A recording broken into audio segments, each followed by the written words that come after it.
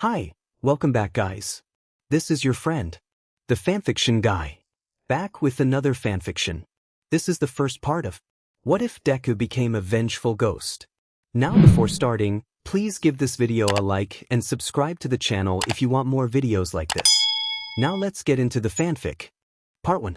Izuku is tired. Izuku has been tired. Katsuki Bakugo does not care for Izuku Midoriya. If he ever did, it's not like he would tell anyone that. So he never did. Izuku shivered, craning his neck to view Aldra Junior High in its entirety. The end of his second term was drawing near, and so were the shorter days and freezing nights. Izuku has recently found relief in this prospect. Nothing lasts forever. He simply had to push through. It was still no easy feat, especially with the accumulating scars and burns on his body that constantly stung. He could have asked for help, but he grew tired of being ignored. He could have fought back, but he never won. In the end, it only ever made things worse for him. The quirkless were undeserving, anyway. After years of teasing, which had hastily morphed into something much more cruel, Izuku learned that time was the only remedy readily available. That and keeping his mouth shut. With a curt sigh and a cautionary glance at his surroundings, Izuku clutched the frayed straps of his dirty yellow backpack a bit tighter before stepping inside. Izuku sluggishly stepped into his homeroom. Luckily, it was early enough that there were only a few students, none of which seemed to care enough to acknowledge his existence. It hurt, but he still preferred it that way, fully knowing the alternative choices. His teacher's desk was vacant as well, meaning Izuku could slip in without being noticed. Before sitting down, he checked his seat to make sure there was no chewed gum waiting for him. He'd learned that the hard way, and checked the screws in his seat. He was tired of being blamed for broken chairs, before he tentatively sat down on the marred wood. The freckled boy stifled a yawn, pulling out his hero analysis notebook, number 13, and jotting down some extra notes from a villain fight he witnessed on his way to school. Lady had made her first debut. It was a bit of a hazardous first appearance, nearly causing some serious infrastructural damage to a populated area when she took out a large villain in an unnecessarily flashy manner. Despite how it may have seemed, Izuku was able to enjoy a lot of things in his life. School was just more difficult to do so. Don't get it wrong, Izuku was a great student. He was intelligent, hardworking, and respectful. He'd even try to turn in all his homework. Still, Kaken would contribute towards his missing assignments more often than not if he decided that ruining his papers was the ideal punishment of the day. Izuku would probably be at the top of his class if it weren't for quirkist prejudice towards him. His teachers were rarely mean to him, but he frequently found himself singled out by them when he did too well for a quirkless on an assignment. He began marking questions wrong on purpose to avoid this, and they were never particularly interested in helping him escape the wrath of his classmates. They were enablers. But what could Izuku do? He was resigned to his temporary fate, but he held out hope for the future the best he could. Maybe, just maybe, he could still get accepted into UA High School and become a hero, just like he dreamed of since he was a young boy. His mother, Inko, seemed wary of his aspirations. She didn't want him to get hurt, and, well, he was always getting hurt, but it would be different. He could actually save people. While he didn't want his mother to worry, she was going to worry about him either way. He made sure to hide his wounds before returning home after school, and she began to fret over him less and less. Granted, he still felt bad about lying, but it was better like this. Even if he and his mother didn't talk as much anymore. Izuku was pulled from his train of thought when his teacher walked in, signifying the beginning of homeroom. The day passed slowly as per usual, but so far nobody has gone out of their way to poke fun at him. Izuku felt relief wash over him when lunch had passed without many issues. He spoke too soon. The teacher stood at the front of the class with a large stack of papers in his hand before he cleared his throat and began to speak. As you all know, the end of your second term is approaching, and as third years, you need to consider what high school you'd like to apply for, he said, a knowing grin on his face. But the answer is obvious. You all want to join the hero course.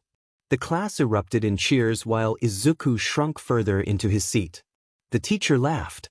Now, I know you're excited, but no quirk usage in the classroom, he reminded gently. Tease, don't lump me in with this bunch of losers, someone said mockingly.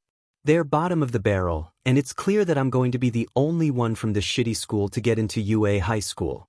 I'm the only one worthy of becoming the #1 hero, the blonde boy said as he stood up, a cocky smile plastered on his face. The class exploded once more, mostly jeers directed at the arrogant boy. Dude, come on. Ugh, you're so full of yourself, boo. I mean, he's probably right, though. Shut up, extras. Bakugo barked. I fucking aced the mock exam, and I'm the only person at this DMN school capable of passing the entrance exam. The teacher sighed. Language, Bakugo, he frowned, looking down once more at the papers in his grasp. His eyebrows shot up in surprise. Midoriya, you're wanting to apply for UA as well? Izuku froze in his seat, internally groaning. He wanted to bash his head in. Ha! Bakugo spat, slowly turning his head to the back of the class where Izuku sat. His rage was barely concealed, face twisting. Not even 2 seconds after, the rest of the class broke into laughter. Midoriya? A hero? Can you imagine being saved by a quirkless? You die in the entrance exam. Oh man, that's actually sad. No way, dude, it's freaking hilarious. You can't get into the hero course just by studying. Izuku scurried to his feet, his palms flat on the desk as he pushed himself up. They got rid of that rule. You don't need a quirk to be accepted NM-. Izuku's words were quickly cut short by a loud yell, accentuated with a boom. Bakugo's explosion hit his desk, splitting it in half. The heat licked at Izuku's face, splinters of wood flying around as the force sent him flying backward and onto the floor with a harsh thud. Hey, Deku! Bakugo shouted, his voice grating against Izuku's already ringing ears. You're below these rejects. You're quirkless. How can you even expect to pass the exam, let alone beat someone like me? Izuku shrieked, still dazed from the sharp explosion as he frantically backed himself into the wall with a shaking hand held out in front of his face. Wait, Kaken. It's not like I'm trying to compete with you or anything. Believe me. Izuku looked down, his tone softening into one of dejection. It's just that. It's been my goal ever since I was little. And well, I won't know unless I try, right? What the F, do you mean, unless you try? You think the exam is a game? Bakugo yelled, standing over him with smoking palms. What the hell could you do? You quirkless little sheet. Izuku's vision blurred as a result of tears and the rising panic inside him. His heart pounded in his head, and everyone spun, distorting into unrecognizable figures that only seemed to smile at him. They jeered and snickered at him while he sat defenseless on the floor. Just like always, nobody helped. Nobody lent a hand. Nobody stood up for him. Nobody cared. The clock ticked by, his scorched and broken desk replaced with another one. Izuku sat in silence, stewing. He should be used to it by now, honestly, but the pain never went away. It wasn't his fault. However, by the time that the end of school rolled around, he had managed to dispel his nasty mood for a more pleasant one using a distraction. The current news was all about the villain fight this morning. He couldn't wait to get home and write more notes on MB Lady. He picked his notebook off the desktop, about to stick it back into his bag when it was suddenly lifted out of his hands. Izuku reluctantly looked up, meeting Bakugo's sneer. We're not done talking yet, Deku, he grunted, waving the notebook around lazily. Behind him, 2 of his lackeys walked up. What's that? One asked before reading the title. Hero Analysis for the Future, number 13? Seriously? He grinned. Does that mean there's 12 more? No freaking way, the other lackey asked in disbelief. Izuku shoved his chair away, reaching desperately over his desk to try to grab his notebook back. Give it back. Bakugo grunted, setting off an explosion with the book between his hands, charring the front and back cover. Kaken, that's mean. Izuku yelped, reaching for his notebook once more. Without a word, Bakugo chucked the notebook over his shoulder and out the window behind him. What? Izuku cried out, frantically watching his notes fall from view. Bakugo exhaled with a huff. Most top heroes have stories about them from their school days. I want to be the only one from this shithole to make it into UA, got it? I mean, I am a perfectionist, he chuckled dryly. Bakugu's hand found itself on Izuku's shoulder, gripping firmly as scorching hot steam billowed from his fingers. The heat sunk through the fabric of Izuku's gakuren, scalding the skin. So, anyway, don't apply to you, nerd. He smiled aggressively. Izuku trembled, the fresh burn throbbing as Bakugu removed his hand. He stood in silence while the three shoved past him, walking towards the door. The lackeys continued to mock him, calling him pathetic and stupid, but that was easier to take. It was easy enough, until he heard their footsteps stop. You know, if you want to be a hero that badly, there might be another way, Bakugu said. Izuku couldn't see his face, but he could hear the smirk in his voice. Just pray that you'll be born with a quirk in your next life and take a swan dive off the roof of the building. Something in Izuku snapped. His blood boiled in response to every fiery explosion that's ever been forced upon his body, every burn and bruise, and every slap and push. It wasn't his first time being told to kill himself, no, not at all. But this one felt genuine. Katsuki Bakugu wanted Izuku Midoriya to kill himself. Izuku whirled his head around towards the door, angry tears welling in his eyes. However, he immediately cowered and averted his gaze when Bakugu gave him a challenging look, holding up a smoking hand. Izuku had almost forgotten that he was never supposed to fight back. The freckled boy trudged down the stairwell. He had visited the roof, which he did every so often when he needed a break or wanted to eat lunch in peace, but he scared himself when his mind began wandering. He had to take a moment to talk himself down. It was a moment longer than it's ever taken him before. Besides, he saw his notebook in the fish pool at the bottom. He tasked himself with retrieving that instead. When he fished his notebook out of the koi pond, it was soggy and damaged. The ink was smudged on the front cover, and he didn't dare open it up to assess the damage. Not yet. Izuku sighed, the familiar swirling rage sitting unreleased in the pit of his stomach. Can't just go around telling people to kill themselves. What if I actually jumped? What would he do then? Izuku mumbled bitterly. Izuku looked down at his ruined notebook. Stupid. Stupid BSU. His mind supplied, repeating it like a mantra. His diary would be getting another visit today. Izuku only grew more tired. Izuku observed his shadow as he stood in front of the overpass. He went this way as a shortcut after school when he needed to save a couple of minutes. He'd left school late and still had to make sure none of his bruises or burns were visible. His mom would worry if she noticed something was wrong, especially if he came home late. Izuku balled his fists and took a step forward. Push through, he thought, just keep pushing. A sickening squelching resounded behind him when he was halfway through the tunnel. The smell of hot sewage burned his nostrils as he spun around, looking up at the mountain of sludge towering over him. "Eh, villain?" Izuku squeaked, watching as two eyes and a large mouth were revealed amidst the dark goo. He turned tail, running for the end of the tunnel, but he was too late. Izuku fell to his knees as sludge crashed down around him, swallowing him whole. His notebook clattered to the ground nearby, but he couldn't see anything. Foul sludge invaded his nose, forcing its way into his mouth and shoving itself down Izuku's throat. The villain was probably saying something, but the gravelly voice fell on dead ears. Izuku couldn't pay attention, not while his chest spasmed desperately for oxygen, not while he weakly clawed at the goop surrounding him, not while his mind raced so hard he was dizzy. "I'm suffocating, I'm going to die," Izuku cried, his thoughts swirling in his head, unable to speak. But if he did die, it wouldn't be his fault. He wouldn't be the reason his mother would cry. He wouldn't be the cause of her suffering. It's selfish, maybe, but perhaps Izuku has been fighting too hard for too long. Cerebral hypoxia is no joke. What if he just... Izuku's body fell limp and he slowly eased his eyes shut before static crept into the corners of his vision. If he was smiling, well, it's not like anyone would see it. Besides, don't you want to be content when you go? He could hear something, it was muffled, but it was definitely something loud and booming. What was happening? Why was the sludge slowing down?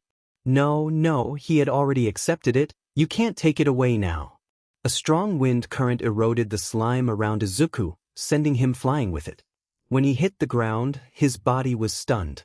He abruptly turned onto his side and vomited, hacking up the rest of the hot sewage in his lungs. Everything went black. Izuku must have passed out, because when he awoke, a giant hand was rapidly tapping at his face in the form of a dozen gentle slaps. His head throbbed, feeling like it was splitting open. Did he hit it when the villain released him? "Hey, oh, good!" a loud voice exclaimed. The hand stopped hitting him as Izuku opened his eyes. It was bright, really bright, and it hurt his skull. When his vision focused, he was staring up at All Might. "I'm glad you're okay, young man," All Might said. Izuku was probably screaming. No, he was definitely screaming. His idol? The #1 hero? The man he's been a super fan of for as long as he could remember. Standing in front of him? "Sorry about getting you caught up in my villain fighting. I don't usually make mistakes like this," the large man smiled. "I was in high spirits while on my day off, so it took a little time to nag. Thanks to you, this guy is safely captured." All Might gestured to 2 large soda bottles that held the sludge villain. No dash. "Don't worry about it," Izuku assured, panicked in the face of his idol. He frantically searched for his notebook. He needed an autograph. He had to, Izuku screamed, opening up his notebook to see a giant signature already sprawled across 2 pages. "Thank you, All Might," Izuku shouted, bowing to him repeatedly. "It was no problem, young man. I've got to get this villain to the police. See you on the other side," All Might said, waving goodbye. Wait. Already? I need to ask you something," Izuku frowned, taking a step forward and reaching out his hand. Before he even realized what was happening, his arm yanked the rest of his body with it. Suddenly, Izuku was in the air, scrambling to wrap around something so he wouldn't fall to his death. Would that still be his fault? Hey. All Might shouted, attempting to pry Izuku off of his leg in midair. "Your fanaticism is too much. I can't let go now or I'll fall," Izuku shouted back, the wind slapping his face and whipping through his hair. All Might stopped shoving Izuku, seeming to rethink his choices. "Oh, true. That would be bad, huh? Very well, shut your eyes and mouth." Izuku complied, burying his face in All Might's pant leg to avoid the air currents. Eventually, they landed on a tall rooftop. That was so scary. Izuku trembled, shaking on his hands and knees. All Might frowned, turning away from him. "Good grief. I'm sure if you talk to the people downstairs, they'll let you down. I am seriously out of time, so I must get going," he announced. Izuku perked up at this, his head still pounding. "Wait, no. I cannot stay any longer," All Might replied, his voice steadily raising in volume. Izuku desperately reached out his hand once more, voices and memories replaying in his mind over and over again. The day the doctor told him to give up on getting a quirk, that same day when his mother apologized to him for that exact reason. Just a few hours earlier when the class made fun of him for being quirkless. His life flashed before his eyes. It wasn't much of a life. Izuku's hand faltered. "Even if I don't have a quirk, can I still become a hero?" Izuku asked, his voice straining to stay steady. "Can someone without a quirk become a hero like you?" Izuku was aware that any response he got from All Might would be his signature smile and a catchphrase he commonly threw at the public, even if they had no meaning, but he needed this. He needed to be told that he could still achieve his dream. All Might slowly turned his head, looking back at the young boy. "Without a quirk?" he repeated, his tone gentler. Suddenly, All Might tensed up, slivers of steam sprouting from his body. "I'm sorry, but no. I must take my leave now," he shouted, catapulting from the roof without. Another word. Izuku watched in utter shock as his idol leapt away, disappearing for good.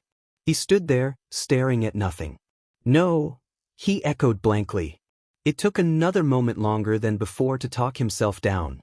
The ground shook as an explosion resounded in the distance. Izuku looked up, seeing a pillar of black smoke rising into the sky. A villain, he wondered aloud. He wasn't really thinking when he sped up his pace, moving straight towards the attack. It was a few minutes away, located in the Tuin shopping district of Mizudafu, and civilians were screaming as they ran away from the area. Izuku's mind wandered. Even a pro hero, the #1 hero, said he couldn't be anything without a quirk. Deep down, Izuku already knew this, but he didn't want to acknowledge what he'd known all along. That would have just made him a nuisance. But he wasn't he? He was just a stupid kid trying to avoid reality. There was a second explosion, and then a third soon after. There was no hesitation when Izuku broke into a run. How could he not recognize those explosions? They had been drilled into him for years since childhood.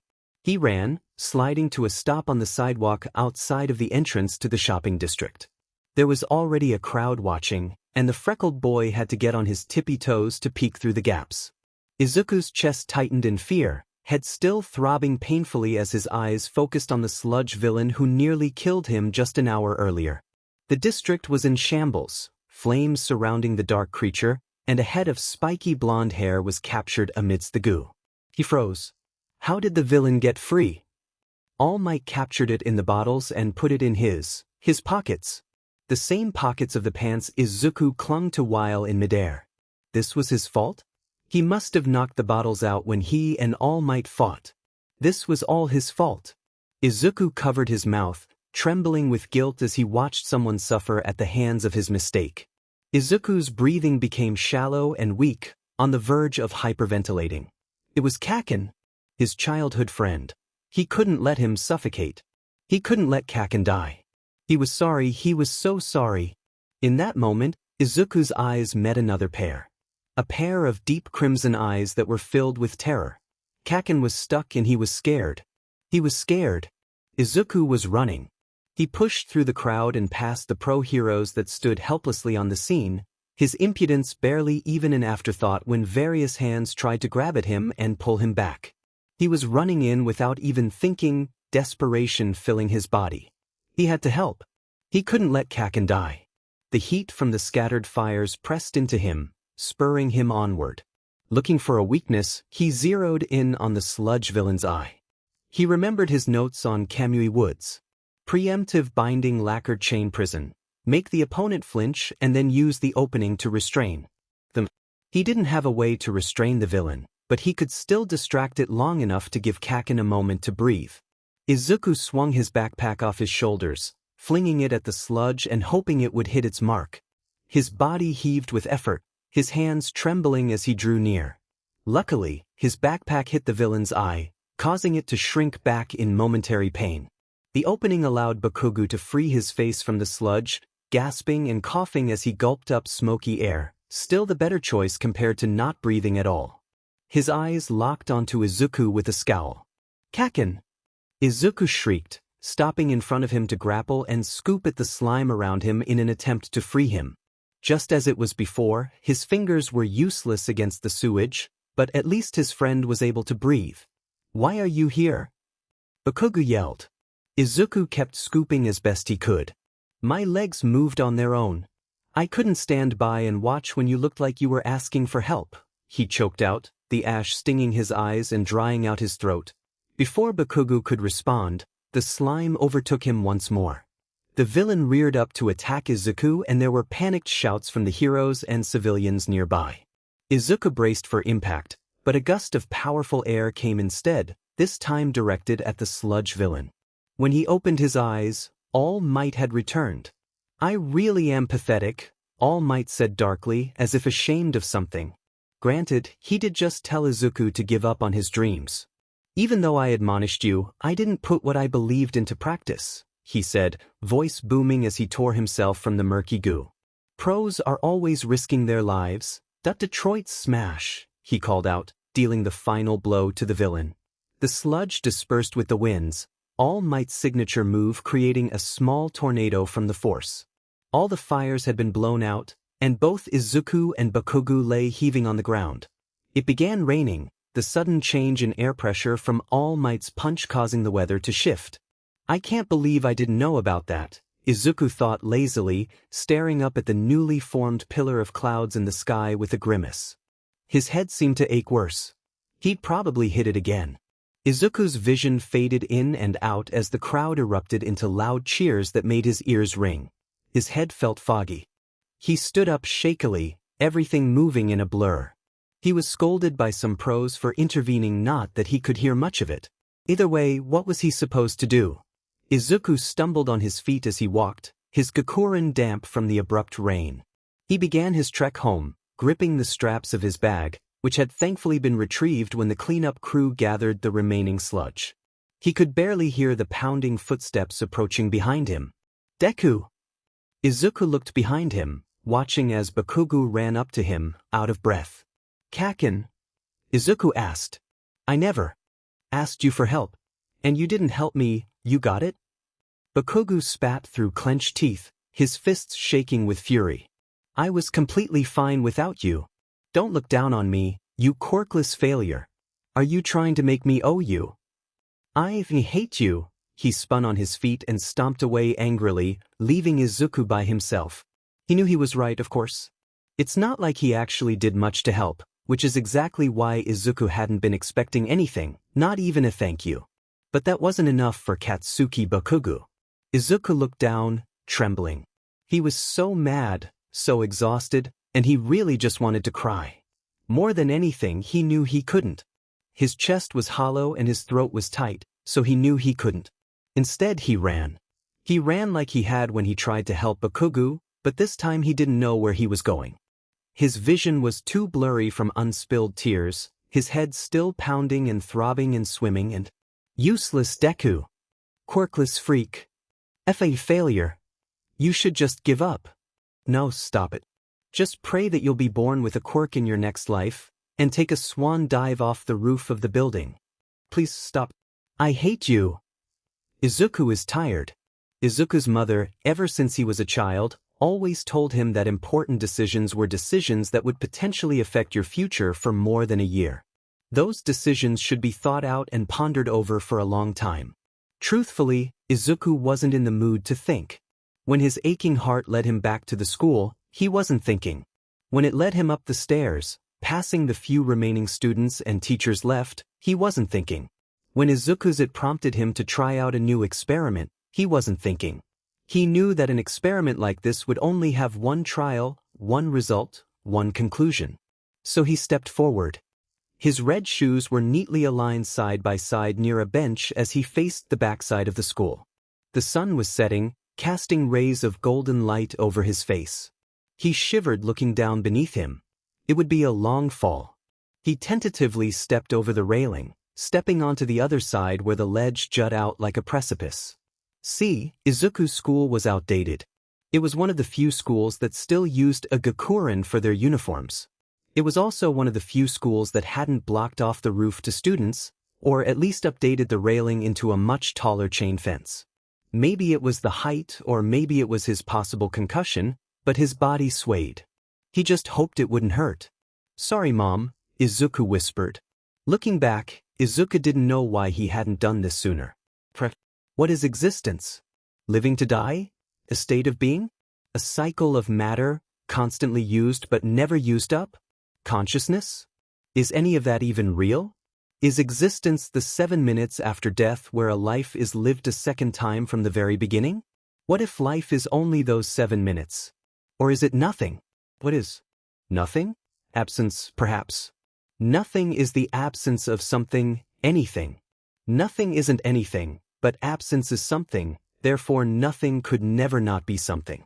And something can be anything. Nothing is anything and everything. You can't have empty without full. You can't have darkness without light. You can't truly live without experiencing death first. Is he even dead or does it just feel like it? Nothing is possible, therefore anything is possible. Izuku startled awake. Izuku startled awake. That was strange. He was pretty sure he wasn't supposed to be awake. At all. He blinked away the soft fuzziness from his sight. He felt light and dizzy, but overall good. Good in a way he'd never felt before. Good in a way he wasn't sure he'd ever feel again. And that was weird to him. It was dark out. If he had to guess, he'd say it's been an hour or two since he... Yeah. So then why was he alive? He was alive, wasn't he? His whole body had a lingering sensation, like it was radiating stale pain. Like it was there but far away. What does that even mean? Izuku hadn't realized just how long he'd been staring up at nothing. He still felt disoriented. Like something had changed. For some reason, his vision was really clear. He could see as if it were daytime despite the dark blue tint on the world surrounding him and the black sky above. Now that he thought about it, there was a soft glow illuminating the area around him. Holy shit! He held up his hand in front of his face, eyes locking onto his shaking palm. It was translucent. He was see-through. What? His mouth moved. There was no sound. He couldn't speak. He couldn't even hear himself. He could think, sure, but not speak.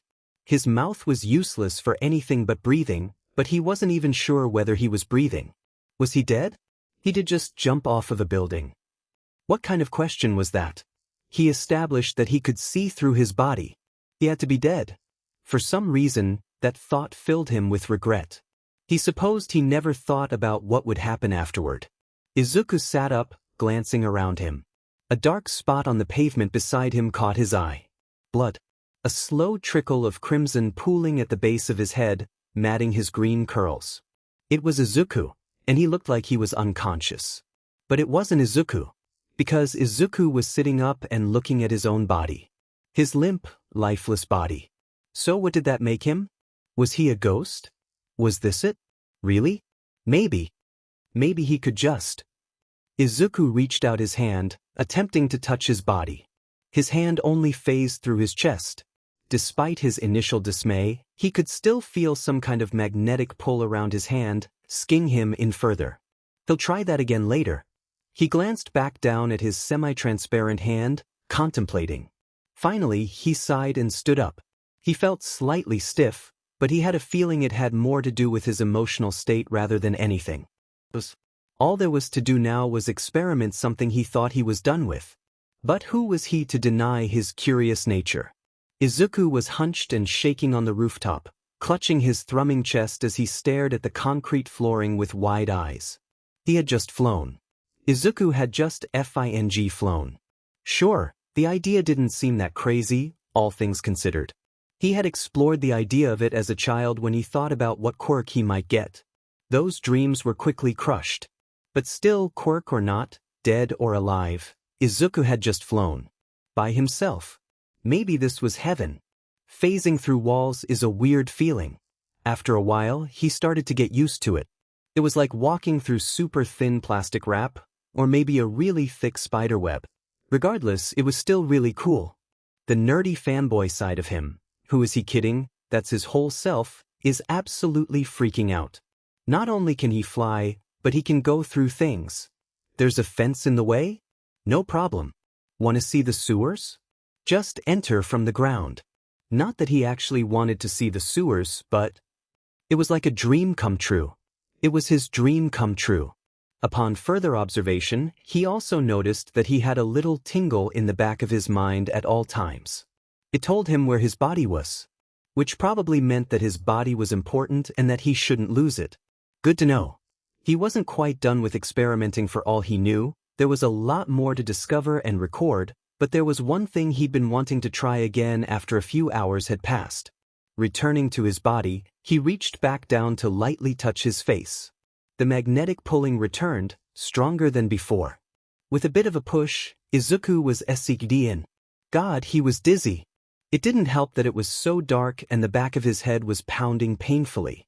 He slowly felt around, patting down his face, chest, legs, and feet. He was alive again. Oh my gosh, Izuku mumbled in shock. He pressed into his skin a little harder, willing it to be true. What should he do? Under the circumstances that he is alive, does he just go home? His mom is probably worried sick. He should get going. He needs to grab his shoes and bag. The trek home took longer than he anticipated. He felt okay for the most part, but he was extremely fatigued as he slowly trudged along the sidewalk, nearly stumbling multiple times. When he finally arrived home, he felt weak and tired and sore. His hand wrapped around the doorknob, pushing it open cautiously. Maybe his mom would be asleep? He didn't want to wake her. The moment he stepped in, arms were flung around his shoulders. A choked sob let loose before him. Izuku! Oh my goodness, where have you been? I've been up all night worried sick. Inko berated. She backed up, her eyes searching his face in the low light. Mama, is that blood? She shrieked, reaching her arm around his head to pat at the crunchy cluster of curls in the back. Forgotten about the blood. Then he should have thought of that. Oh, my poor baby. What happened? She frowned, grabbing his hand and leading him to the bathroom, not even waiting for a response.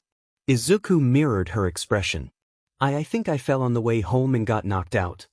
Technically, he did fall. Inko paused to look at him for a moment when she forced him to sit on top of the toilet seat. Are you sure? I'm just so glad you're home and safe now, Inko sighed, chewing on her lower lip. She pulled out the first aid kit and a washcloth. Yeah, I'm pretty sure. I'm sorry, Izuku said, looking at the floor. Guilt flooded his chest. He really meant it. Gently, warm hands cradled his cheeks and moved his head to look back up at her. Don't apologize, sweet boy. I'm so thankful that you're okay. If anything happened to you, she trailed off, her eyebrows furrowed. I just want my baby boy to be safe. Izuku gulped, attempting to swallow the painful lump in his throat. He felt like sheet. Inko's touch was feather-soft when she wiped down his neck and cleaned his hair, making sure there were no serious injuries. She'd gone to medical school for 2 years to become a nurse before she met Hisashi, so she still retained a good bit of what she learned. Okay, I've got you all cleaned up. With how much blood there was, I'm surprised I didn't find anything other than some scratches. I'll want to check again tomorrow for infections, but for now, you should get some sleep. It's 4 in the morning, she chuckled dryly. She cupped Izuku's cheeks in her hands one more time and gave him a kiss on his forehead. Good night, Izuku. Izuku smiled. Good night, Mom. The door shut behind Inko, leaving Izuku alone. It had been a long day. Izuku collapsed in bed and snuggled into the comforter. His home had always been a safe space for him. And he was so tired. He drifted off to sleep. He opened his eyes, feeling light. He had a good dream. He was translucent, he could fly, and walk through walls and solid objects, and it was just a dream. He frowned. He should get ready for another miserable day of school. After getting dressed in his gakuren, it had been washed and neatly folded on his desk. When did that happen? He looked at the still scorched patch of fabric on his right shoulder. There were a few frayed strands sticking out. Kaken, Izuku muttered bitterly, swinging his backpack on.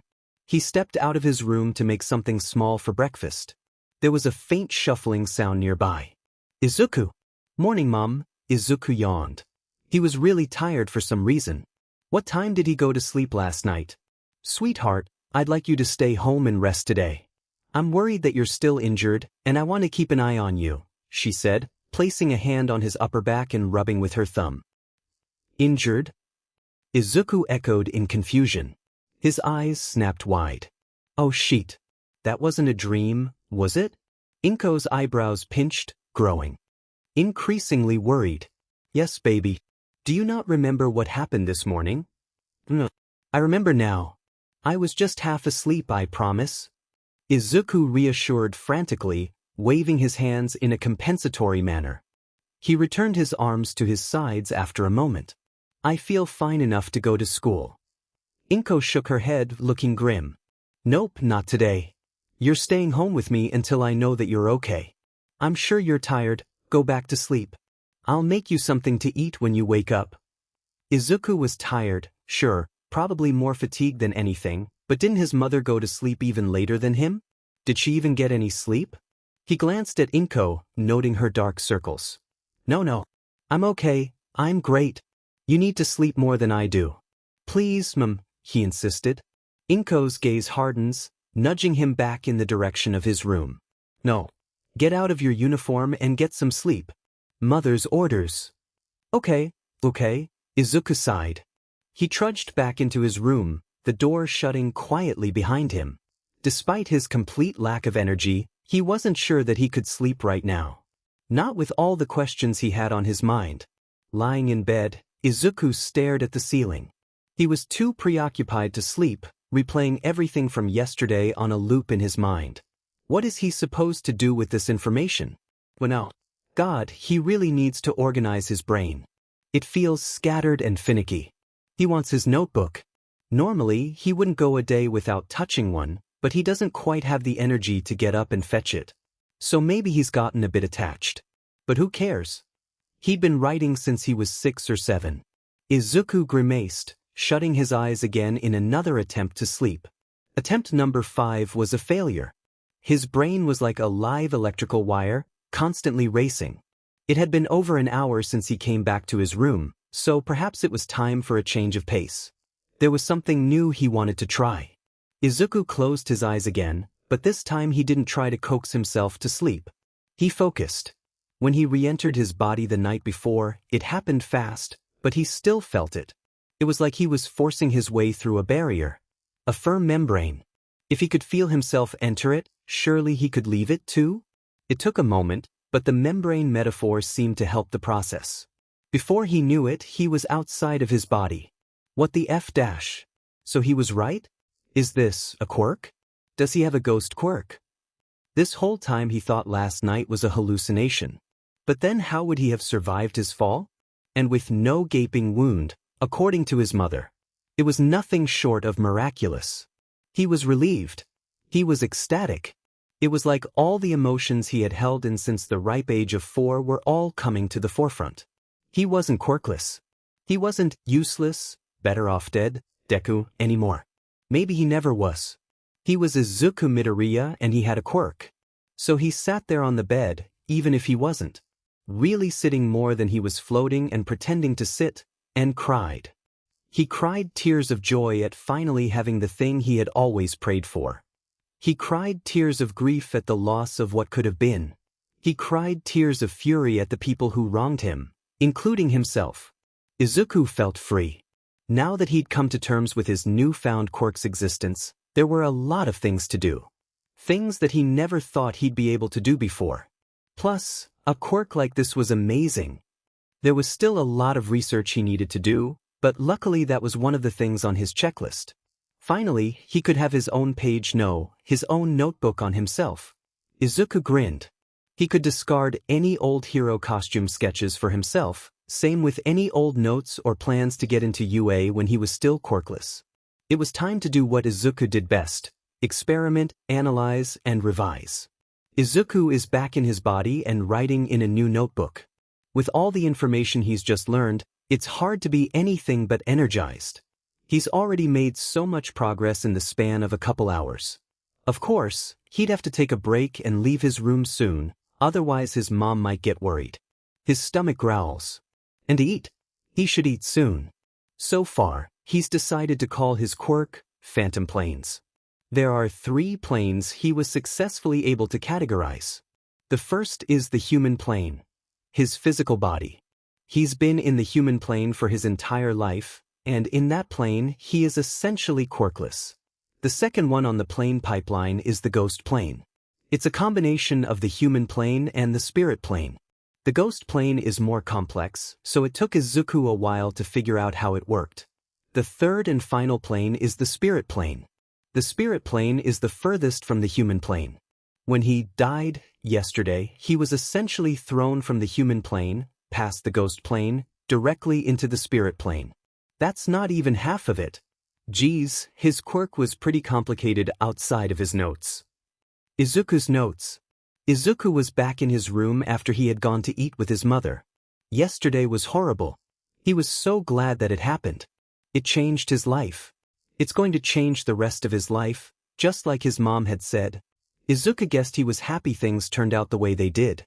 He could do so much. Maybe it was time to plan for some payback. But he wanted to make sure it was good. He couldn't just rush into anything. He didn't have nearly enough experience with his quirk yet. But hey, there's no better time than the present to start training, right?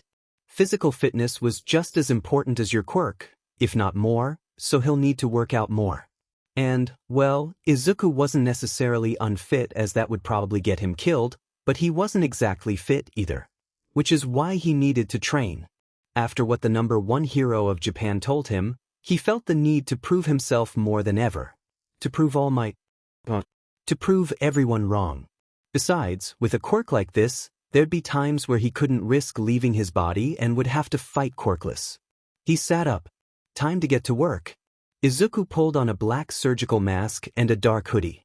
He didn't have an actual outfit like he wanted, but he needed to start collecting experience as soon as possible.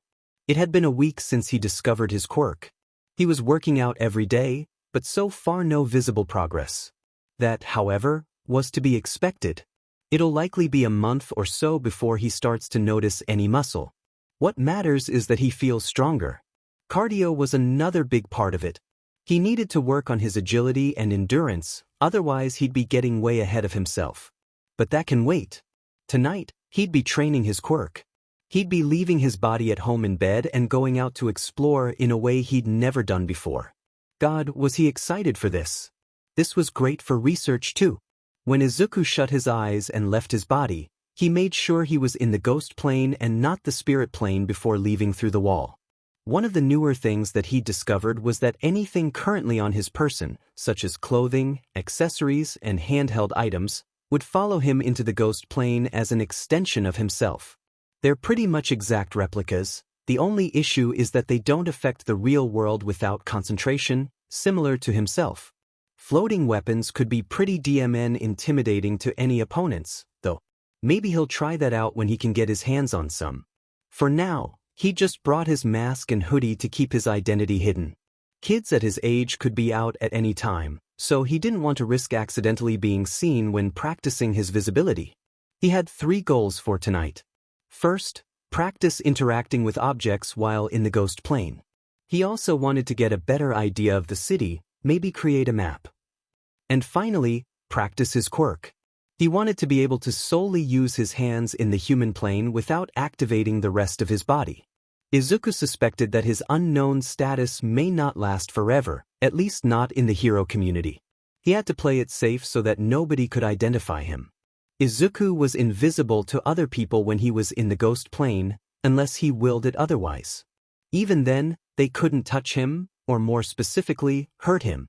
At this moment, he was extremely thankful for that.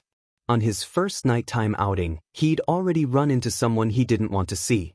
A kid from his class. There were 2 students from his junior high, although only one was in Izuku's class. They were on the ground below him, leaning against the wall of the building Izuku was floating above.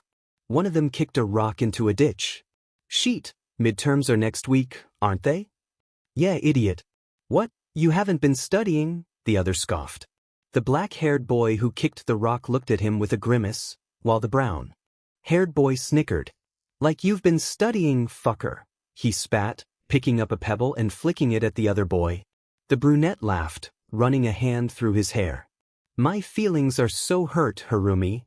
Shut the hell up, Harumi scowled. The friend grinned again. You'll score fine, dude. Harumi glanced up at the sky, seeming thoughtful. Who do you think will score the highest in my class? Probably Bakugu. The little beach, he muttered. Oh yeah, I forgot he was in your class. Isn't that quirkless kid in there, too? I bet that's fun, the brunette mused. But he's a fingy weirdo. It's hard to laugh at sometimes, Harumi shrugged. Izuku's face flushed out of embarrassment, staring down at the 2. Maybe this was a good opportunity to practice his quirk. Really? I thought he was just a nerd or something. He seems like a loser, the friend said. Harumi smirked. Oh, definitely. Imagine being a quirkless and a loser. I almost pity him. Almost. Izuku pocketed his mask and sank through the building below him, sticking his head out of the wall between where the 2 boys stood. He hadn't really tried this, but it was worth a shot. It would work regardless. He concentrated on just making his head visible. Almost. Izuku asked. His voice was no more than a whisper in this form, so he had to concentrate in order to make himself heard. Both junior high schoolers jumped, spinning around towards where Izuku's head was in the wall. Their quirks were activated from instinct.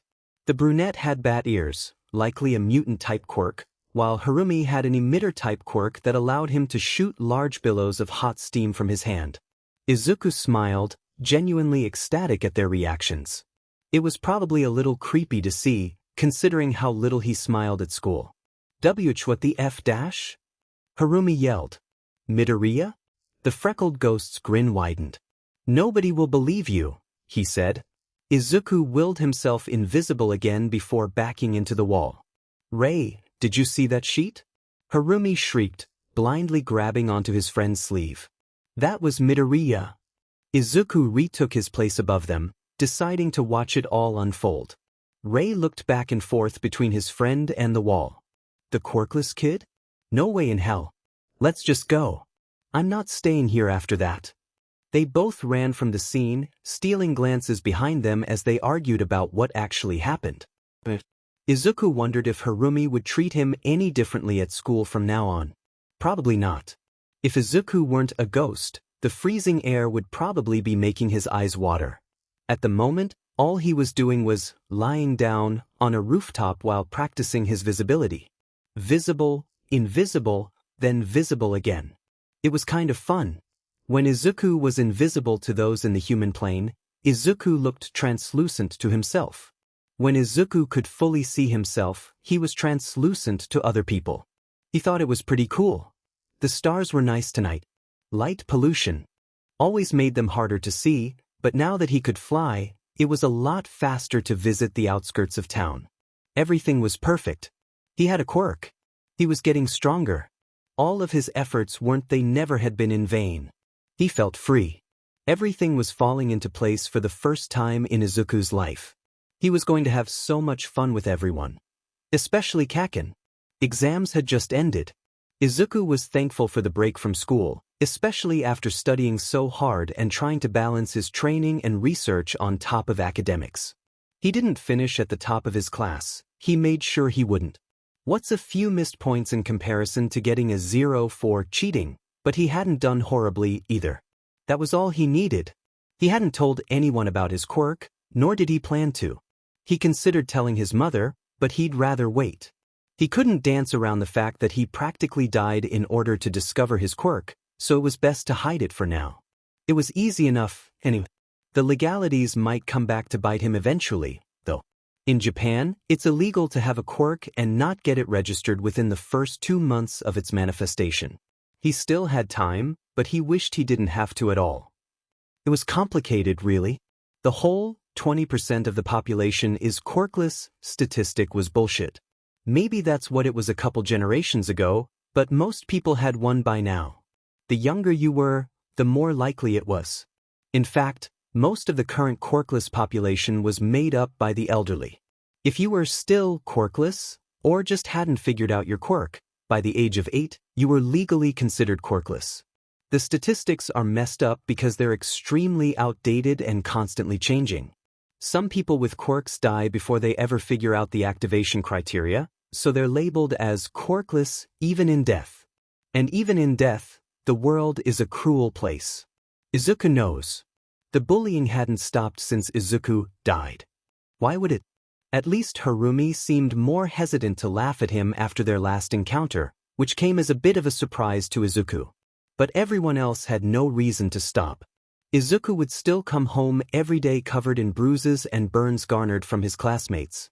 Izuku wondered if Kaken would feel any remorse if he knew that his childhood friend took his advice seriously. Just pray that you'll be born with a quirk in your next life and take a swan dive off the roof of the building. Probably not. Izuku was lonely. He knew that and he felt it every day. It was hard not having anyone to rely on besides his own mother. But he couldn't talk to her. He couldn't make her worry about him more than she already did. He couldn't become another burden on her shoulders. So, that meant he had nobody but himself. Izuku was okay with that. He wasn't. Izuku had plans. Finally, it was time. He was headed straight for Kaken's house right after this. Izuku made sure he was wearing his gakuren. He wanted the blonde to feel sick whenever he saw Izuku in that tattered uniform. He wanted Kaken to feel sick whenever he saw Izuku. Not sick from disgust, no. He wanted him to be sick from guilt. For once, Izuku would be in control. Izuku set the knife down on his bedside table. The blood from his right wrist steadily streamed into the tall cup he held in the same hand, filling with crimson. The cup was stationed on the floor next to his bed with Izuku on his stomach, his right arm hanging off of the bed so he could hold the top of the cup. He waited a little bit until he was satisfied. Then, Izuku went into the spirit plane. Lo and behold, a replica of the cup of blood came with him, an extension of himself. It worked. He'd been a little worried that his grip would fail when he left his body, but the positioning seemed to help. Now he had exactly what he needed. Izuku floated out of his first-floor apartment and all the way to Bakugu's house, filled with anticipation. Izuku found Bakugu in his room on his phone, laying down. Perfect. Izuku decided to wait a few minutes. Think, savor, revel in the silence. He imagined Kaken's reaction, his scream. He was ready. Izuku entered the ghost plane and found himself behind Bakugu, just next to his left ear. "Kaken," he whispered. Bakugu immediately tensed, pausing any movement to listen, as if he couldn't believe what he was hearing. Why would he? "Kaken," Izuku drawled once more. Bakugu's eyes widened and he sat up, slamming his phone face down on the bed beside him. "What the F dash? Deku?" he asked challengingly.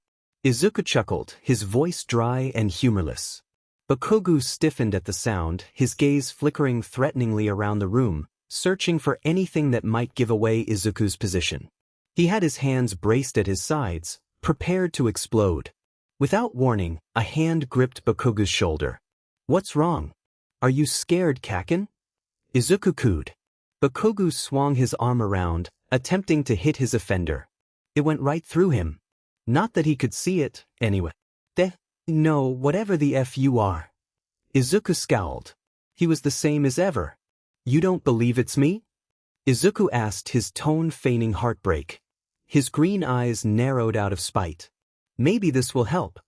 Izuku concentrated on the contents of the cup, dumping it over Bakugu's head without a sliver of hesitation. A slight gasp came from Bakugu as blood rushed from his head and dripped down his body. "Don't act surprised. This isn't the first time my blood has been on your hands," Izuku spat, the petty smirk evident in his voice. Izuku slowly slipped his other hand onto Bakugu's shoulder, using both hands to rub slowly. Izuku made sure that Bakugu could feel his deliberate touch as his clothes became stained red. The freckled boy made himself visible, leaning over Bakugu's shoulder. "I took your advice, you know. It was the best decision I've ever made. Now I'm like this because of you, Kaken." The ghost watched as the color slowly drained from Bakugu's face. God, maybe Izuku was enjoying this too much. A rush of warmth filled Izuku as his face split into a Cheshire grin. In his celebration, Izuku nearly failed to catch the way Bakugu had his head tilted towards Izuku's ghostly form on his shoulder, dark carmine eyes wide with terror. His eyes searched Izuku's own, scrutinizing them with a desperation Izuku hadn't even seen when the sludge villain had him captive. Deep crimson eyes that denied ever having begged for help. Deep crimson eyes that reminded Izuku of blood. The ghost watched Bakugu's throat bob, his voice hoarse when he spoke. "Kaken," Izuku whispered back, gently wrapping his arms around the blonde's lower neck. It was reminiscent of a hug, yet it was meant as anything but. It acted like a chain tightening around Bakugu's throat. "You?" Bakugu's fists clenched. "You weren't supposed to," he choked out. Izuku squinted at Bakugu, smirking. "The suffering won't fade just because time's passed," Izuku replied in a sickeningly sweet tone. "I hope you can live with it, Katsuki." And like that, Izuku willed himself invisible, backing away into the spirit plane and leaving his childhood friend to silently writhe where he stood, drenched in blood. But that wasn't anything new for Katsuki, was it? He had always been alone, soaked in blood that wasn't his own. Izuku had always prided himself with having strong morals, even if the lines had started to blur a bit more recently. Being morally ambiguous wasn't something he knew much about, nor did he want to. At least, that's what Izuku told himself as he floated past the security of a weaponry store. He was looking for some handheld weapons to use in the near future, and he felt the need to up the ante on his training regimen. Not that he had much experience with any weapon whatsoever, but he was going to need it.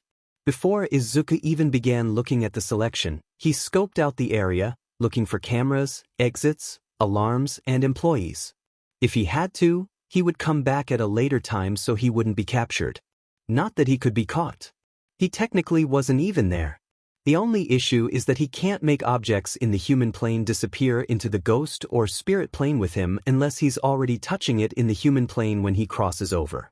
If he were to take a weapon, it would just be floating around in the security footage. Izuku rubbed his wrist. It had healed while he was busy messing with Kaken, but his chronic pain grew worse as a result. Luckily, the pain would eventually grow duller. Or perhaps he just got used to it. Turns out that big or lethal injuries are the only ones that heal when Izuku is outside of the human plane. His wrist seemed to be enough of a threat to his body that it needed to be healed, although none of his older bruises went away. Anything to keep a suicidal boy from death, right? Izuku finished observing the premises. From what he could tell, there were about 3 employees in the building, 2 in the main room where the weapons are displayed and 1 in the back. Part of Izuku felt so guilty for stealing, but he was just a teenager, wasn't he? Half the time his lunch money would get stolen at school and he'd go hungry, so sue him for not paying. At least Izuku had made sure it wasn't a small business he was stealing from. Izuku observed the different weapons on display. There were different knives, swords, even a few guns that were locked up behind some glass casings. Unless you were in the military or police force, or a pro hero, you couldn't own or carry guns in Japan. However, there were a few exceptions made for hunters, so long as they had a license. The freckled boy found himself observing a pair of dual swords. They looked so cool. A couple knives had caught his eye, but he didn't want to take too much. I mean, nabbing some equipment probably wouldn't hurt. Izuku shook his head. No, he had to stay on task. He couldn't get too greedy here. Just because he could, doesn't mean he should. He grinned to himself, making up his mind after another minute of thinking. Switching out of spirit plane and into ghost plane, Izuku approached the fire alarm and concentrated so he could pull it. The building's alarm blared, lights flashing. The workers were quickly alert, rushing out of the building and ushering along any customers inside with them. Izuku carefully snatched the dual swords and a back holster for his new weapons before he flew out of the emergency back doors, which had been left ajar from when the employees fled the scene. If he was fast, he could get high enough into the sky and carry away his new gear without being spotted by people on the ground. So he did. Izuku collapsed on his butt, huffing in irritation. God, none of these tutorials about dual sword wielding were very helpful. Like, he kinda got the hang of some of the basic stuff. Form, some technique. But he had no progress when it actually came to combat. Plus, most videos online were made by foreigners. Sure, he could manually translate it and learn through observation, but it's still esiki. English and Japanese were the only languages he was fairly fluent in. Just another barrier to overcome, Izuku supposed. Maybe he should have thought this through a bit better. Izuku glanced towards the corner of his room, eyeing the hoodie, mask, and sword holster sitting on his dresser. He wanted to be prepared for his first official outing, but was this really worth it? He'd been working out consistently for nearly 3 weeks now. That included eating better and training his quirk whenever he could. There's something that's been on his mind as well. His quirk. What category does it fall under? Mutant, emitter, or transformative? Emitter-type quirks generally mean that the user has the ability to manifest or create something. Someone with a fire quirk, like Pro Hero Endeavor, has an emitter-type quirk. Although, emitter-type quirks have usually stronger physical drawbacks due to their versatility. Mutant-type quirks mean that the user generally has a different build or skill set that they're born with, but sometimes adjusting to more common society is a hindrance. He felt that he fell under this category, although he wasn't entirely sure due to the fact that his changes weren't exactly physical. If he was right, though, that meant Izuku was born with his quirk. It was probably more of an overall state where his soul was more connected to the other planes, rather than a physical state. Physical changes were a common side effect, however. Some people looked like reptiles while others could have wings. Izuku knew he didn't have a transformative quirk, though, that's for sure. Transformative-type quirks had physical changes, but they were also temporary. He had entertained the thought at first, but he knew that he could probably leave his body however long he wanted without many drawbacks, if any at all. His quirk wasn't a temporary effect or something he produced, it was a part of him. That's why he believed it must be a mutant-type quirk. Izuku's fists clenched slightly around his weapons, glancing down at the shiny blades. Maybe it would help to gain live experience? Dangerous. Perhaps necessary. Either way, who cares? It's not like he'll get hurt. Izuku wouldn't complain even if he did. Maybe he's more messed up than he thought. Considering this past month, he probably should have known. It had been a few more days of practicing with the swords and brushing up on some basic self-defense moves. He probably wasn't at the skill level he wanted to be for what he was about to do, but whatever. He had still improved quite a bit. Izuku threw on his hoodie, his face mask, and his holster before tucking himself under the covers. His swords were in his hands, hidden beneath his pillows. Dual swords were shorter than most other swords, so it was easier to hide. He made a pretty good choice. His quirk allowed for a great decoy because it technically was still him. His body. He just wasn't really there. If his mom walked in, she'd just see him, sleeping. Izuku crossed over into the ghost plane holding his weapons. A fresh wave of excitement hit Izuku like a bullet train. Was he about to do this? For real? Yes, he was. After tonight, he could officially call himself a vigilante. Izuku flew into the night sky, doing a quick flip midair out of pure joy. The sensation of freedom overwhelmed him. He had never done any sort of flip before he learned of his quirk. Just another small way his life had changed for the better. He was pretty sure that this feeling would never get old. Izuku wondered if he would ever grow old. The first hour and a half had been pretty uneventful. Not to say that he wasted it, he pretty much just wandered the city and practiced with his swords. He had even spent a little time picking up some litter in one of the rougher parts of town. He felt bad whenever he saw trash, especially when he only lived a few minutes away from the garbage-infested Takoba beach. Perhaps that could also be another way to train? Izuku was steadily floating above the city, scanning the ground for any disturbances. The interesting thing about being out at night is that most civilians were at home sleeping or working night shifts at their job, so it would probably be easier to pick out crime like this, although he definitely couldn't jump to conclusions whenever he saw someone outside in the evening. Vaguely, Izuku made out two figures in an alley, standing by themselves. Something felt wrong, but he couldn't quite place his finger on it. Maybe it had something to do with the fact that Izuku had been cornered in the exact same way so many times before. He floated down, stopping overhead to observe the situation, prepared to intervene.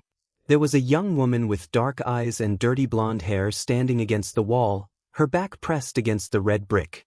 She didn't look outwardly threatened, but her posture was stiff and unnerved. An older man with dark gray hair and a large build was standing in front of her, blocking her exit. He had a relaxed posture and small smirk occupying his face, staring her down. Izuku tensed when the man took a step forward. "Come on, do you really have much of a choice here? It'll be for a good cause, I promise. We'll take care of you," he smiled charmingly. The woman glanced away, her brown eyes scanning her surroundings for an escape. What did you say you needed me for, specifically?" "Relax. We need you because you're quirkless, alright? You want a quirk, don't you? I know a place that's working towards giving people like you a chance. It's all paid testing," he said, voice taking a sing-song tone. "Come on, it's good work." "So you need me because I'm quirkless?" I thought. The woman stuttered. Izuku's brows furrowed. What was he hearing about testing and quirkless people? His stomach sank and he felt sick. It was quirk experimentation. He'd read about this in a public safety announcement a few months back. Apparently, abduction rates in the past few years had spiked, specifically targeting quirkless people. Quirkless people were like a clean slate, a control group. Easily manipulated. Thinking back a couple years ago, there had been a big story that went crazy in the media about a little boy that had been kidnapped and had his quirk taken, as well as showing physical signs of human experimentation. Izuku shuddered. This woman was going to be a victim unless he did something. The man took another step forward, attempting to seem non-threatening as he closed in on her. Izuku dove into the alley and stationed himself between them. He concentrated, forcing the gray-haired man back with a sharp push. He stumbled back a few feet from the sudden, unexpected force, nearly toppling over. "Tubby, was that you? Fuckin', did you lie about being quirkless?" he grunted, his surprise dissolving into anger. His hands clenched into tight fists at his sides. No. I'm quirkless, I promise. Please dash, the blonde woman screamed. The man stormed towards her while a mysterious glow surrounded him. You little bee. Izuku's heart rate spiked and he reacted on instinct, reaching for one of his swords. He focused and slashed, aiming for a leg to throw the guy off balance. F dash. The man cried, keeling over as his shin was sliced open, blood flowing from the wound. His silvery glow dimmed. It was likely an effect of his quirk, but what was his quirk? Strength enhancement? Something reflex-related? Izuku's mind raced with possibilities, his heart nearly pounding out of his chest as he stared down at the person he'd just attacked. Oh God. What was he doing? He just sliced someone's leg open. He wasn't qualified for this. Out of the corner of his eye, Izuku caught sight of the trembling woman behind him. Behind him? He was the only thing standing between an innocent girl and what was likely death. Izuku's brows furrowed and his resolve steeled. No, he couldn't just leave when he was the only one here to help. What would that solve? He eyed the man, who was slowly making his way back to his feet, shaking from what was likely a mixture of adrenaline and fury. Haha, he laughed dryly. I'm going to kill you, the man spat. Izuku slashed again, hitting his other leg. The goal was to neutralize him, not kill him. He could leave the rest to the police. If he could just get the man to stop fighting. The man briefly faltered after the attack, but his chemical rush kept him upright and aggressive. Gray hair briefly enveloped Izuku's vision when the older man passed straight through him, headed directly towards the blonde. A flash of fear filled Izuku, knowing that smaller attacks wouldn't work against someone like this without utilizing blood loss, and he didn't have time for that. He had to immobilize him. Izuku's hands darted out, gripping flesh by the neck. Blood roared in his ears, his vision narrowing as he watched the man choke. Izuku was lifting the larger man above the ground as he floated, enough so that his feet were dangling. He couldn't tell how long he was holding on for, but his entire body was laser-focused on keeping his grip in the human plane. He had to protect her, he had to protect her, he had to protect her. There was a slight spasm in Izuku's grasp and a sickening choking sound. The man fell limp. Izuku gasped, immediately dropping him to the ground. His hands ached from the effort he had just expended. He quickly fell by the man's side, checking his pulse to make sure he was still alive. Izuku was scared. Izuku was really scared. The weak thrum of blood against his fingers were enough to help soothe his anxiety, and Izuku relaxed. He had done his job, albeit not as cleanly as he would have liked. Izuku straightened. He needed to. A soft sob broke his train of thought. He turned his head, watching the shivering blonde and scrutinizing her for injuries or any sign that she might not be okay. Well, besides the fact that she had possibly witnessed a homicide after nearly being kidnapped. Izuku inhaled deeply. He had time. He should make sure she was okay. Taking a leap of faith, Izuku made sure he looked presentable and concentrated on making his entire body visible. A hitched breath followed by another short sob. Izuku raised his hands in a placating manner, slowly turning his body toward her with a nervous smile. She couldn't see his lower face, but he hoped the smile reached his eyes. "Are you all right?" he asked, his voice strained with effort. "Who are you?" the woman screamed. Izuku bowed his head, averting his gaze to the ground. "I knocked him out, and I'll make sure the police get here. You're going to be okay, I promise." Her brows were pinched with distrust, but ultimately, she took his words, still keeping a safe distance away. Izuku got to work, setting the man upright against the wall and restraining his wrists and ankles with zip ties, better than nothing, right? Before pulling out his phone and using the number he had saved. Cheap burner phones were pretty useful, huh? It was ironic that his new crime phone was in better shape than his personal one. It was the police department. He wasn't sure that he wanted to use his voice in a phone call, lest he give them something to identify him with, so he just texted. Attempted kidnapping on Block 6. Offender is injured, restrained, and unresponsive. Victim is without harm. Please come. If worse came to worst and there was no response, he could probably carry the man to the station and leave him outside. He should probably stop referring to him as the man. Izuku patted him down, pulling out the wallet in his back pocket before identifying him as Akashi Hino. He put the wallet back. Glancing at the woman, he thought maybe he could calm her down with some loose conversation to distract her. Hey there, do you mind me asking your name? Izuku tried. The blonde had been quietly sitting tucked into herself on the ground for a while now. She glanced up, her eyes red with tears. Kyo. Izuku smiled softly. Well, Kyo, you're going to be just fine. The police are on their way and I won't be leaving your side until they get here. She nodded, looking back at the ground. Her legs were scrunched to her chest with her arms crossed on top. Defensive posture, likely self-soothing, Izuku noted. He couldn't blame her. Nobody should have to go through what she just did. Delayed anger rose in Izuku's chest. It was okay. He had saved her. He had just saved someone. Maybe Izuku really could be a hero. Izuku reverted back to invisible the moment he heard sirens nearby, but he never really left the scene. He wanted to make sure everything went well, especially for Kyo. He had to hand it to them, really. The police took it all in stride. They got Akashi into the car while he was still out cold and made sure Kyo was okay, even managing to get a statement out of her. Izuku wasn't thrilled by the fact that she readily gave away his description, but it wasn't enough information that he had to be worried. He thanked himself for his mask and hoodie. He exhaled in relief as the area was cleared. Kyo was taken to the station with the police in a separate car from Akashi, of course, and the police swept the area for evidence. They found none beside the streaks of drying crimson and some signs of struggle. All that mattered tonight was that everyone was okay, more or less, and that Izuku had saved someone. He was definitely doing this again. Katsuki had long since scrubbed the blood from his hair and cleaned his clothes, but every time he looked at himself in the mirror, he still saw it. What's worse, he still saw Deku right behind him, smiling. It was the same bone-chilling smile he had seen when Katsuki had looked over his shoulder, directly at the apparition clinging to him. It couldn't be Deku. That smile wasn't his.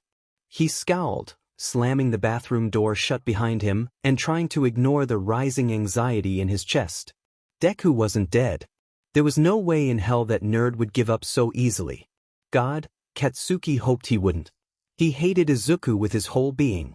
Deja vu hit Izuku like an explosion to the head. Probably because it was an explosion to the head.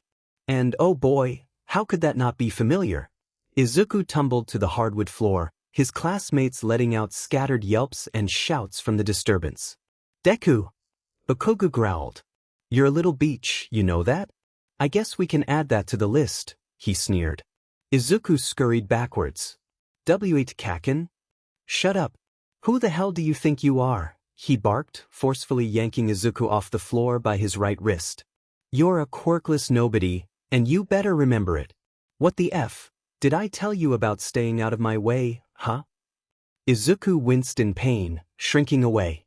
Whoa, what did Deku do to piss you off so bad? Someone asked. Bakugo's head snapped toward them. None of your fucking business, extra, he spat. Izuku had a feeling that he knew what it was.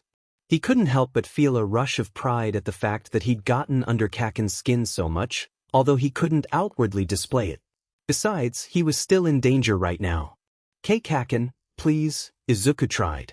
Scalding, white-hot pain spread throughout Izuku's wrist. He felt like the skin was melting directly off of the bone. Izuku screamed. A mangled sob forced its way out of Izuku's throat as he cradled his hand against his chest. He was on his knees, choking on his own tears. Burns, it burns, it burns, it burns, it burns, it burns, it burns. The room was spinning and everyone's voices were like nails on a chalkboard. Only he couldn't decipher a single thing. Izuku could feel nothing but radiating pain. One moment he was on the floor of his classroom and the next he was in the infirmary. He sat there in a daze, his burn already rinsed, treated with an ointment, and then bandaged. His wrist still throbbed, but it was nowhere near as bad as before, even if it hurt to move around. The nurse had told him it was just a nasty second-degree burn, but it would heal within the next month or so. None of that really mattered to Izuku though. What he was really worried about was scarring. It wasn't in a place he would easily be able to hide it, even with long sleeves. Not only would his mother notice it, but it would make him easier to identify if a hero ever got a good look at him. The saying is, whenever one door closes, another door opens. But Izuku is starting to think the opposite goes for him. The moment he finds something fulfilling, something that might make things worth it, his dreams are nearly crushed. God damn it. Izuku's chronic pain was much worse now whenever he left his body. His entire being ached, still adjusting to the result of the burn. It had only been a few days since it happened, so he hadn't expected much anyway. His mom, however, was alerted to the incident at school the same day. As soon as Izuku was in her sight, she pulled him into a crushing hug and began fretting over him like only a mother could. The worst part about his injury was that he knew he couldn't go out at night for his usual patrols like he had been for the past week. God, what he wouldn't give to go out again. But he couldn't. Not with the current pain and the possibility of scarring. It would make him vulnerable and put his identity at risk. Additionally, his mom had made a habit of randomly checking on him overnight to make sure he was okay. If she found her child limp and unresponsive, she would probably have a heart attack. Izuku couldn't do that to her. The only solution was to wait. He'd do what he could where he could, but for now, he was on temporary leave. Izuku sighed. This was going to take a while. Thanks, Kaken, Izuku mumbled, frowning. Even after all of that, school had remained moderately shitty. On the bright side, Bakugo had gotten a week of in-school suspension. It also seemed like the administration was keeping an eye on Izuku, which was much more than anything they'd done in the past. He had a feeling his mother had a large part in that, perhaps threatening legal action. Izuku had gotten bad injuries in school before and had to learn how to take care of them himself. The difference here was that it happened in class with witnesses, and not isolated in the back of the school or after everyone had left like it normally was. It wasn't something he could hide and figure out himself. Honestly, he preferred it when nobody knew. Nobody would be worried, nobody would be mad, nobody would get hurt. That's how he'd been living for years. What's one more? Shoyuta Izawa was a man of little sleep and lots of caffeine. He could expect to get even less sleep after being asked to assist in a new case by his police detective comrade, Naomasa Tsukachi. Something about a new vigilante with an unknown quirk popping up in the area. Shoyuta sighed. He'll ask Hisashi to pick up more coffee on his way home. The days felt extensive and drawn out, each vivid sunset marking another day in which he couldn't go out on patrol. On the bright side, each sunrise meant he was another day closer to going back out. His wrist had pretty much healed and his mom had calmed down a bit. Additionally, her nighttime checkups had become infrequent, much to Izuku's relief. He had continued training while he was out of commission. Over 2 weeks had passed and his swords were getting easier to use. He had to be careful to keep them and his holster hidden from his mother's sight, though. He was steadily building muscle, improving his skills, and learning more every day.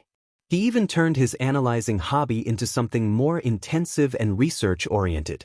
He found that the more he analyzed, the better he was at it with people who weren't just pro-heroes. And, oh man, Izuku was practically having a field day whenever he went online to do research. No hero could omit information from him if they tried. All of it ended up jotted down in his notebook one way or another. He did his best to analyze each person with the info he had, things like strengths and weaknesses, values, quirk usage, techniques, fighting style, and so much more. Even Kaken hadn't had much chance recently to put anything other than smaller burns and injuries on him. Then one night, around 3 weeks after the burn, he finally decided it was time to put himself back out there. The excitement he was missing out on each night was the only thing his mind seemed to circle back to. He tried not to think about the people he couldn't save while he was gone. The thought of letting innocent people down and subsequently making them suffer a terrible fate made Izuku's blood run cold. He crawled into bed with his usual outfit on, swords in their designated spot underneath his pillow, and left his vessel. He shot into the sky, inhaling as if he could somehow breathe, before sheathing his swords into their places on his back. God, I missed this, he grinned. Izuku began to survey the surrounding city, keeping an eye on the ground for anything amiss. He really needed to get back into the swing of things after this. He had been constant in his efforts for about a week, catching whatever crime he could in that time before he had to stop for almost a full month. He planned to stay consistent this time around. Izuku rolled up his right sleeve a bit, staring at the distasteful scar. He had a feeling it wouldn't be going away. He frowned slightly before pulling the fabric back down to conceal it.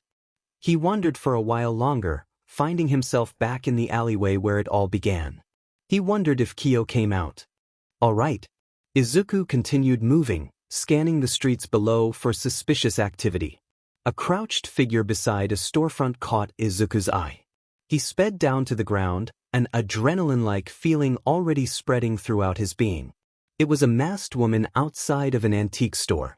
She had something in her hands, but it was hidden by the shadows. Izuku was still in the spirit plane when he approached, trying to observe before making a move. It was clear that she was about to break in or rob the store, but he needed to figure out more. What was her quirk? Was she working alone? Is she doing a job for someone? What is she trying to steal? Izuku leaned in. The woman was holding a knife. This wasn't just a robbery. Yuta leapt from rooftop to rooftop on his nightly patrol. It had been fairly quiet. He stopped an assault and got a civilian to the hospital after a car crash, but that was pretty tame compared to some of his worst nights. Bad nights were rare nights, but he'd still seen far too many of them. Villains, death, terror, screaming, destruction. They would all combine into what became a fraction of living hell on earth. A fraction of which he'd experienced too many times to count. Yuta shook his head. He wasn't going to let those thoughts spoil a pleasant evening. On the bright side, there had been no signs of that new vigilante he'd been assigned to nearly a month ago. It was probably just some kid in over their head that realized that they couldn't keep it up any longer. Radio silence wasn't unusual for something like this, but he hoped it wasn't because they got injured or killed. In all honesty, vigilantes didn't matter to him, so long as they weren't murderous like Stendhal, more recently rebranded as Stain, the hero killer. Although, exemplifying good morals and staying out of the way of the actual heroes were pretty much the only ways a vigilante could get on Shuta's good side. Speaking of heroes, the new school year was rapidly approaching with the start of the third term. It made him wonder if the upcoming batch of UA's newest hero students would have more potential than this year's group, whom he had promptly expelled after a brief evaluation. The brats needed a reality check, anyway. Of course, just because he had expelled this year's class didn't mean he had no duties. Hero work kept him busy on top of the fact that Nizu would rather keel over dead before allowing Yuta to rest during teaching hours. Hell, even outside of teaching hours. Yuta jumped across another building top. He glanced down to see a stray cat slinking down the sidewalk, casting a long shadow against the streetlight that illuminated the surrounding area. Warm light washed over brick and glass. He gave a slight smirk beneath his scarf, tempted to take a detour to pay the feline a visit. He decided against it. His breath billowed into the cold night air. For a moment, everything was still and calm. Just him and the wind in his. Until a shrill scream rang through the air. Yuta bolted in the same direction. Izuku gaped, watching as the woman suddenly darted out from her hiding spot in the shadows, tackling an innocent woman to the concrete and brandishing her knife.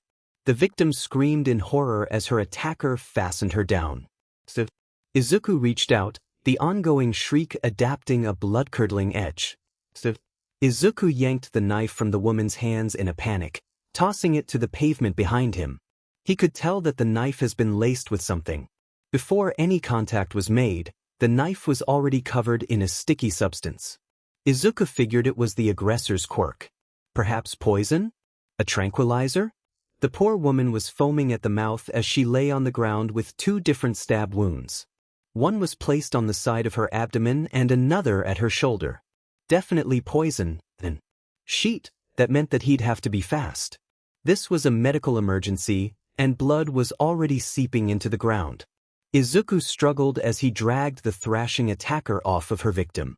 He pinned her and gave her a sharp jab in the jaw with his elbow, consequently knocking her out cold.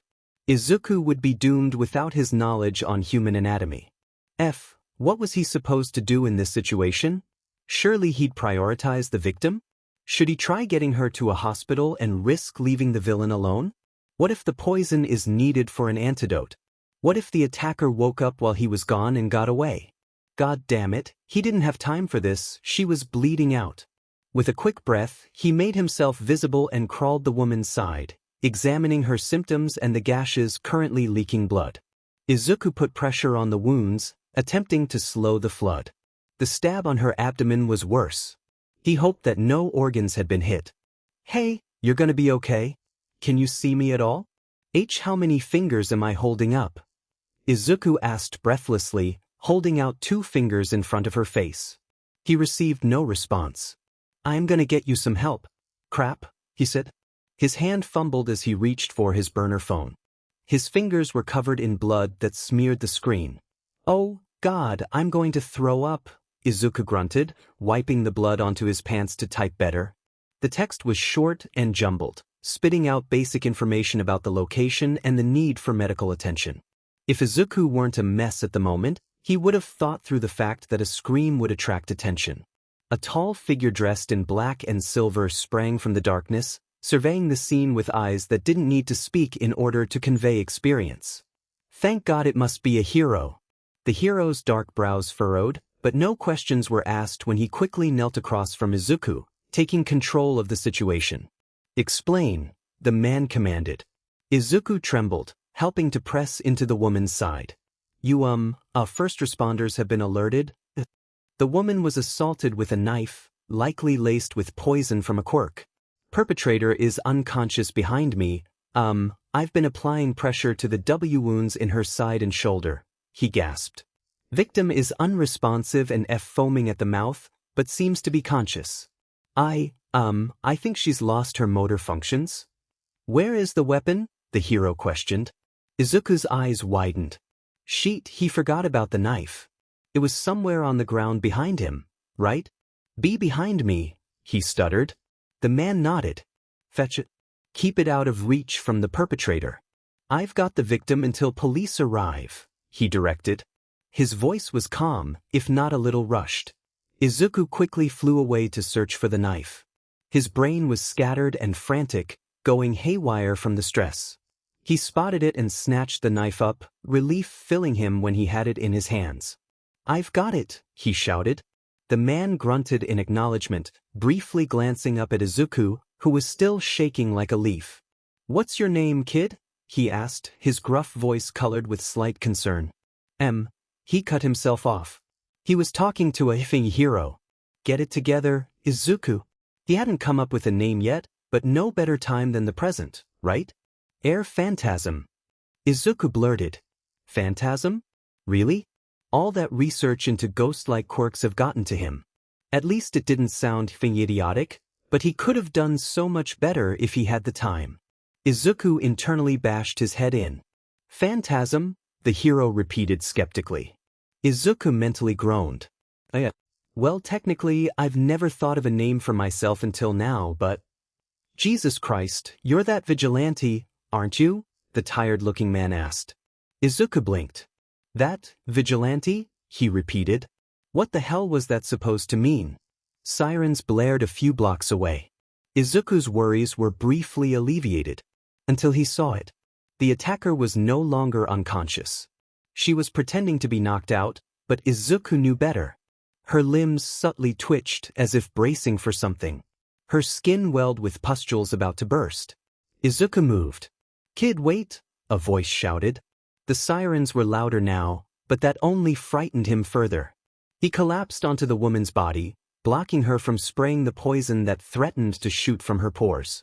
He couldn't obstruct the entire spray with his body, so he made his goal to shield the victim, especially while she had open wounds. Izuku focused, keeping his entire body solid so none of it would phase through. Unfortunately for Izuku, the woman was going feral, thrashing and hitting and grabbing and pulling and scratching at him like a wild animal. Thankfully, it seemed that the poison had no effect on him since he had no real body to react to it. He was essentially just a wall right now, but her violent strikes resonated in his soul. He winced, flinching back before remembering the purpose of this in the first place. He had to protect. The sirens weren't far, But Izuku literally couldn't care less about running away and concealing his identity right now. Not when he had people to save. Izuku tried and failed to grab onto the woman's wrist, maybe create an opening for himself to get a free hit in, but she was relentless in her battery. "I'll kill you. I'll kill you all. I'll kill you," she wailed below him, repeating it like a mantra. He shook with effort, struggling to stay tangible and avoid her hits, all while trying to be a human ghost shield. Thankfully, her torrent of poison had lessened into a harsh mist that clouded around them. He stood fast for as long as he could. It took a while for Izuku to realize he had been yanked off of the perpetrator by some gray cloth that was squeezing around his waist. A flash of movement caught Shuta's eye. "Kid, wait," he warned. He watched as the child jumped onto the criminal, selflessly using his body as a barrier against the spray of poison. A child. He has been distracted and let his guard down. Shoyuta had known that the criminal's quirk had something to do with poison, and he had known that she'd been knocked out a few minutes prior by the same kid protecting them. He should have noticed the way her fingers twitched or the small uptick on the corners of her mouth. On instinct, he nearly activated his erasure to stop the poison, but he knew the effect wouldn't be immediate if it was a transformation-type quirk. He didn't even know if it was a mutant-type quirk, in which case he would have no effect on. Plus, the kid was in the way. He didn't know his quirk, nor did he want to deactivate it when he was in such a dangerous situation. God, he was an idiot, wasn't he? The boy was obviously young, much too young to be a vigilante. He was probably a year or two younger than the first-year students at UA, yet here he was doing Shuta's job for him. He was Eraserhead. He was a hero. But he didn't feel like a hero. He didn't want to be the reason for someone else dying when he could have saved them. Someone else far too young to die. As soon as the paramedics screeched to a stop and had their attention on the victim, Shoyuta shot up and gripped his capture weapon, sending it forward. This kid was just that, a kid. He didn't deserve this. So Shoyuta tugged him away. The body weight of a young vigilante never found him. Why was the kid weightless? Shoyuta quickly stepped in front of him and activated his quirk on the woman. The production of toxic waste slowed and fizzled out. Thank goodness it was a transformative quirk, and he swiftly knocked her out before restraining her. When he turned back around, the woman was already being lifted into the back of the ambulance and the kid had disappeared, a puddle of poison and small amounts of blood mingling where he had stood. God damn it. Izuku switched to spirit plane. It was a good way to make himself invisible and intangible at the same time without having to focus too hard. He watched as the layer of poison and the sheen of blood that had coated his form dropped to the ground into a small pool. He had gotten slight whiplash from being pulled back so suddenly, but the moment he caught up, he realized his help wasn't needed anymore. Maybe if Izuku had stuck around, he would have seen the subtle disappointment on the hero's face at his own disappearance, but Izuku was too preoccupied worrying about the woman who'd just been loaded into the ambulance. He considered following her to the hospital, but that felt like he would be overstepping, especially after failing her so badly. If he had just paid more attention, she wouldn't have gotten stabbed. It was Izuku's fault. Maybe he should just continue patrolling for now. That was dangerously close. Plus, he couldn't risk getting his identity figured out. Sleep deprivation is a real thing. Izuku has been going out pretty much every night for a week now. He usually tries to be back in his body and asleep by 2 or 3 in the morning, but he had a busy night last night. He stopped 2 drag deals and a robbery, which quite frankly, took a lot out of him. On top of that, he saw a mother and her teenage son getting mugged when he was on the way home, so that held him up even longer. Izuku felt his face tingle in embarrassment as he remembered what happened. Izuku made a total fool of himself during the mugging. He didn't think that memory would be leaving his mind anytime soon. When he flew in, he made a corny line that you'd only expect from a poorly written movie or an awkward teenager. "Phantasms here, fantastic," he had exclaimed, right before nailing the mugger with a graceful kick to the chin. He felt like throwing up after saying something so stupid. Izuku had decided to stick with Phantasm after telling that hero his name a while ago. The damage was already done, wasn't it? Might as well be consistent in his failure. Usually he wasn't too drained after patrolling. His body was basically resting whenever he wasn't using his energy or interacting with the human plane, but the sheer length of some of his encounters last night had left him tired even after getting back home to his body and sleeping for a couple hours. Izuku trudged to school with his legs feeling like lead. He kept his head down to avoid drawing attention to himself. The less he stood out, the less he got hurt. Izuku trekked up the school's stairs to his class, deep in thought. Some words have lingered in his mind since last week. That hero he met seemed to have an idea who he was. He hadn't been doing vigilante work for too long, but it seemed that the police were already building a file for him. It made Izuku nervous. Was he sloppy? Did he not cover his tracks well enough? Izuku grimaced, clenching his jaw. He'd been rapidly improving through field experience. His sword technique had gotten better, he was getting great at combat and live analysis. Was that not enough? He'll just have to be more. Besides, when he's a ghost, he can't actually get captured. He would just have to make sure his identity wasn't discovered. That's simple enough. Izuku was on defense here. He would be okay. Izuku slid the classroom door open, making a gentle rumble against the floor. He stepped in and shut the door behind him. His lethargic mood made him a little later than usual, so the classroom was nearly full. The students seemed to be buzzing with more energy than usual. Everyone was talking excitedly about something. It made Izuku curious. Was it a villain attack? If everyone was talking about it, it must have been on the news, right? When he sat down, he pulled out his cracked phone and began looking at recent headlines from this morning. Izuku's face paled. He was staring at himself. Breaking news. New vigilante known as Phantasm caught on camera. I'm assuming this is because of what's on the news? Shoyuta sighed, entering Naomesa's office with a coffee cup in hand. It was early in the morning, sunlight filtering through the windows. Usually Shota would be at home sleeping or at school working, but not everyone gets what they want, do they? Naomesa didn't look up from the desk drawers he was sifting through, frowning. Yeah, and it's giving me a goddamn headache. You got any pain medicine on you? He grumbled. No, Shoyuta said. Great, thanks, the detective mumbled dryly, standing up straight. Moving on. We don't have any new leads besides last night's leaked footage. It's going viral online, so we're making sure to analyze the source material. The black-haired pro paused. Have you considered opening the line to tips? Now that the case has received some public attention, you might as well take advantage, he said. I figured as much. We'll be making our own announcement this afternoon. I still want you on the case, though, got it? You've had the most luck so far with your encounter last week, Naomesa said. Yeah, I know, Shoyuta frowned. SCKS that he's just a kid, though. Naomesa eyed Shoyuta knowingly, a pointed look on his face. We gotta get Phantasm off the streets. He'll end up dead before he gives up, based on what you told me. Detective, Shoyuta started. It's too dangerous, we talked about this. I don't care if his quirk keeps him from injury. He's young, breaking the law, and going to get himself killed one way or another, Naomesa asserted. At the pro's silence, Naomesa sighed. Look, I get it you're worried. We're not going to lock him up, we just need to keep him from sticking his nose where it doesn't belong. I get that, I really do, but isn't there a better way to do it? If I'm already on his case, I might as well try to talk to the kid. It's evident by now that he's not just going to turn himself in. He's stubborn, Shoyuta reasoned. Just let me try this, Tsukachi. Naomesa's eye twitched. I don't think I could stop you even if I wanted to, he finally sighed, exhaustion edging his voice. Just be careful.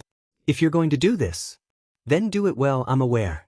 Build a connection, establish trust, gain information. Keep him safe, Shoyuta mumbled the last part to himself. The detective nodded curtly. Fine. Good luck, Eraserhead. Thanks. Shoyuta turned and left. This was not good. Izuku scrutinized the video that was currently being rapidly spread online. He was able to determine it as last night's mugging with the teenage boy, the one he happened to make a corny catchphrase on. So that's how they knew his name. Ugh, kids and their phones. Izuku wished his past self had more forethought, but hey, at least he had still been wearing his mask and hood. However, a glimpse at his burn scar and he'd be done for. Izuku was going to have to make a stop for some long-sleeved compression shirts later today. They might be a little uncomfortable on his burn, but it was worth it. Izuku would also need to limit the time he is visible, especially in public. The future felt unclear, but Izuku knew that he didn't want to give up vigilantism. He still had a job to do as long as there were people to save. Izuku felt a bit lighter after another visit at Kaken's house. He didn't do too much for the sake of being inconspicuous, mainly just whispering insults, but it was enough to unnerve the blonde. That was more than satisfactory for Izuku. He flew through the night sky, enjoying the sight of moonlight melting on the rooftops. Izuku's dual swords sat comfortably on his back. The handles had finally grown familiar to him. In fact, the grip was nearly instinctive by now. His technique had gotten so much better compared to when he first picked them up. He was ecstatic. He continued flying, getting lost in his thoughts. His thoughts happened to lead him to where it all began. He stood on top of the school roof, past the fence and on the ledge. How nostalgic. To think that suicide, meant to end a life, had given him another chance at it. Sometimes he still hated it, but sometimes, just sometimes, it was bearable. The only thing to make him happy was no longer just his mother's smile or a glimpse at a hero who would never recognize him. It was himself too. He always wanted to save people with a smile on his face. Now he could. With a real smile. Izuku pretended to crouch, teetering on the edge of the concrete. He made himself visible, watching to see if he'd have a shadow where he sat. He didn't. Izuku zoned out for a while, thinking. It's dangerous to be up here, especially in the dark, a familiar voice said behind him. Izuku vanished immediately, swinging around to look at whoever spoke. How did he not notice them? His hearing was much better in the ghost plane. The vigilante froze. Staring at him was the pro-hero from a week ago. The man kept an oddly stoic expression, seemingly unperturbed by the sudden disappearance. That's a pretty cool quirk you got there, kid. I don't believe it's been registered, has it? The pro continued. Izuku's brows furrowed. What was this? What was he trying to do? Is he investigating Izuku like he'd thought? The silence seemed to drag on long enough for the black-haired man to keep speaking unprompted. I never got to properly introduce myself when we last met. I'm Eraserhead, an underground hero. I'm assuming you already knew that, though, he said. Eraserhead's hands were tucked loosely into his pockets, but he didn't move. He seemed quite confident that Izuku was still there and listening. And Izuku didn't like that he was right. Izuku floated around the hero in slow circles, observing him. Black hair falling a bit past his shoulders in crumbly waves. Tall, likely just above 180 centimeters. A thick gray support weapon on his neck, the one that has been used on Izuku when they first met. Yellow goggles sat above his forehead. Eye bags, he was clearly sleep-deprived. The support belt too. Sheet, was that a knife slotted in the back of it? Smart. Now that he got a good look at him, it really was Eraserhead. It took a lot to not freak out on the spot, because holy crap, this was a real hero. Not just that, but they had temporarily partnered up. His quirk was insanely useful by itself, but when it wasn't applicable, he fought quirkless. Izuku was shaking in excitement. Technically, Izuku wasn't supposed to know who Eraserhead was. He was an underground pro for a reason. But Izuku wasn't just anyone now, was he? He'd learned a lot of things he probably wasn't supposed to know these past few weeks. You know, I'd appreciate a response if it's not too much to ask for, the hero sighed. Izuku's face fell into a scowl. What did he expect? He appeared behind him without warning and started overloading him with personal questions. He gently floated down until his feet were level with the rooftop, stationed on Eraserhead's right. He made himself visible after making sure his burn scar was hidden by his sleeve. What do you want? Izuku questioned cautiously. The pro turned to face Izuku with a nonchalant expression. You're a wanted vigilante now. You'll probably have to get used to heroes coming after you. The freckled ghost bristled. So you're going to try to arrest me? I never said I was, Eraserhead scoffed. Izuku's expression turned bitter. But you are still planning to? Dodging my questions won't help you. He sighed. Technically I'm supposed to arrest you, but I won't unless you give me a reason to, the man said. Izuku huffed dryly. How comforting. I get it, you don't trust me, I wouldn't either if I were you. I just want to talk. You don't even have to answer anything I ask, Eraserhead elaborated, his tone slightly gruff. Izuku raised an eyebrow, crossing his arms and staring directly into his dark eyes. Why would I answer anything that you ask? I told you that you don't have to, the pro replied simply, shrugging. Izuku's brain nearly short-circuited. He blinked. So you just want to talk? Eraserhead flashed a brief smirk. We already are. Izuku still hated that he was right. Nothing set Katsuki off more than irrelevant headlines. Actually, that was a lie.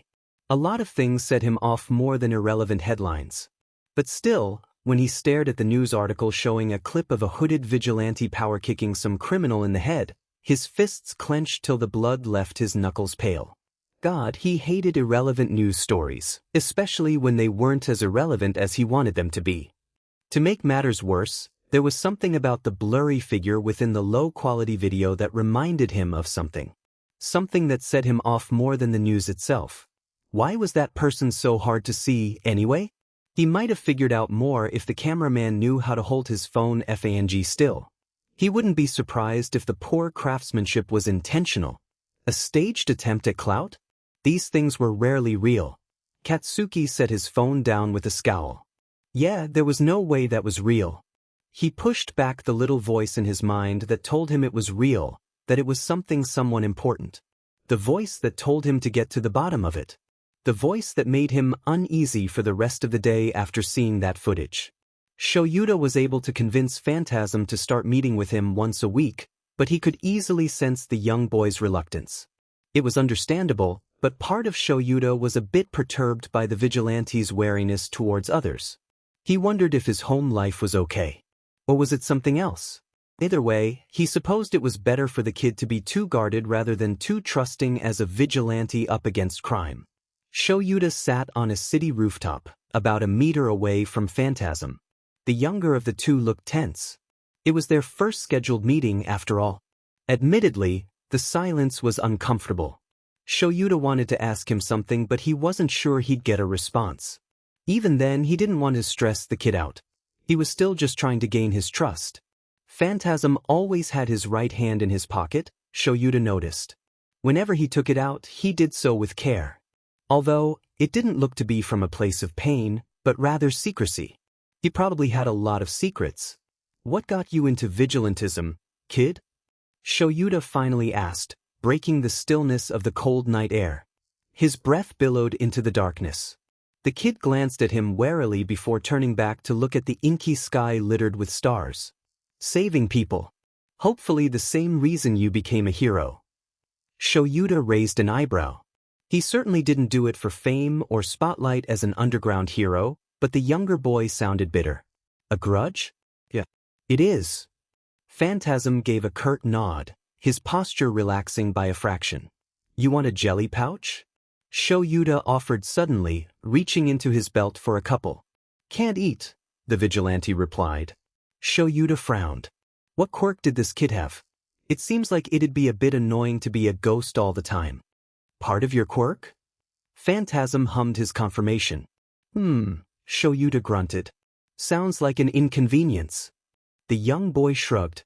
Whatever. The hero glanced at him, gesturing to his back as he spoke. Where'd you get those swords? Phantasm shot him a sharp glare. Definitely not legally, then got it. Shoyuta backed off. The space between them was occupied with uncomfortable silence once more, lasting a few minutes as Shoyuta ate his jelly pouch. He'd already eaten a small takeout dinner earlier that evening, but it was late, so this was often a snack he would pack to eat on early morning patrols. That knife on the back of your belt. It's smart, the kid said suddenly. Shoyuta looked at him, trying to suppress a smirk. Thanks, he grunted. A long pause resumed. You were pretty brave last week. When we first met, the hero said, I was impressed. Plus, you'd only really been doing vigilante work for, what, a week? Phantasm nodded. He said. Shoyuta wasn't sure what else he could say or do to fill the quiet when they weren't talking. Maybe he could ask the vigilante to patrol with him? That would be a good way to gain trust and information on him while on the job. The kid would probably be more comfortable working too. You teach at UA, right? The boy asked. The underground hero looked at him, his eyes slightly wide. Yeah. How'd you know? Research, Phantasm grunted, clearly favoring vague answers. Research? Shoyuta repeated. The kid shrugged, looking in the opposite direction. It was hesitation. He was nervous if the fidgeting said anything. Research? I wanted to go to you. But not anymore, Shoyuta inferred. Phantasm hummed indefinitely, effectively dodging the question. He sounded unsure of himself, but he likely used past tense for a reason. He'll have to remember the kid's interest in UA. Maybe that'll help him down the line. Or even better, help the kid. Shoyuta couldn't help but feel the need to watch over Phantasm. Phantasm, as much as he tried to hide it, was clearly in need of help. Yeah, Shoyuta thought children were annoying morons, but he couldn't help the surge of protectiveness he felt for the future generation. Or the wave of pride whenever he saw them overcome an obstacle. Or the closeness he felt as he observed them over the years. He didn't like kids, no, but sometimes he couldn't stop himself from loving them and doting on them like a father. Not that any student he taught would ever get to know that. He'd sworn that side of himself to secrecy ages ago. But maybe some would need to know. To feel appreciated. In due time, of course. Shoyuta glanced at the vigilante, observing his small translucent body as it sat slouched on the concrete. His eyes were big and green, and he expected to see sparkling innocence within, but instead they screamed of pain and yearning. It told him that Phantasm had seen and felt too much for a child his age. Maybe that time was approaching a lot sooner than Shoyuta thought. Izuku had no real reason to agree to the meetings with Eraserhead. Perhaps curiosity got the better of him. He could feel the man scrutinizing him constantly, trying to discern any information on Izuku that he could. But Eraserhead wasn't the only one who was good at analyzing. Izuku had already found out that the scruffy man was probably married. He was a bit surprised by that. He was also probably pretty bad with emotions despite the fact that he deeply cared for people more than he let on. He was also overworked, but nonetheless, enjoyed being a hero in spite of his dry and sarcastic personality. But above all, he had good intentions. He was a hero in order to save. Izuku didn't want to believe it, because what if he was wrong? What if he lets his guard down and gets thrown in jail because of it? He couldn't trust anyone, not while he was a vigilante. That's just common sense. Why are you so interested in me? Surely it's just because I'm a criminal? Izuku blurted, fidgeting with the hem of his hoodie. Eraserhead seemed a little taken aback. That's part of it, sure, but I can also tell you don't do it for yourself. You're not a bad kid. Izuku scoffed.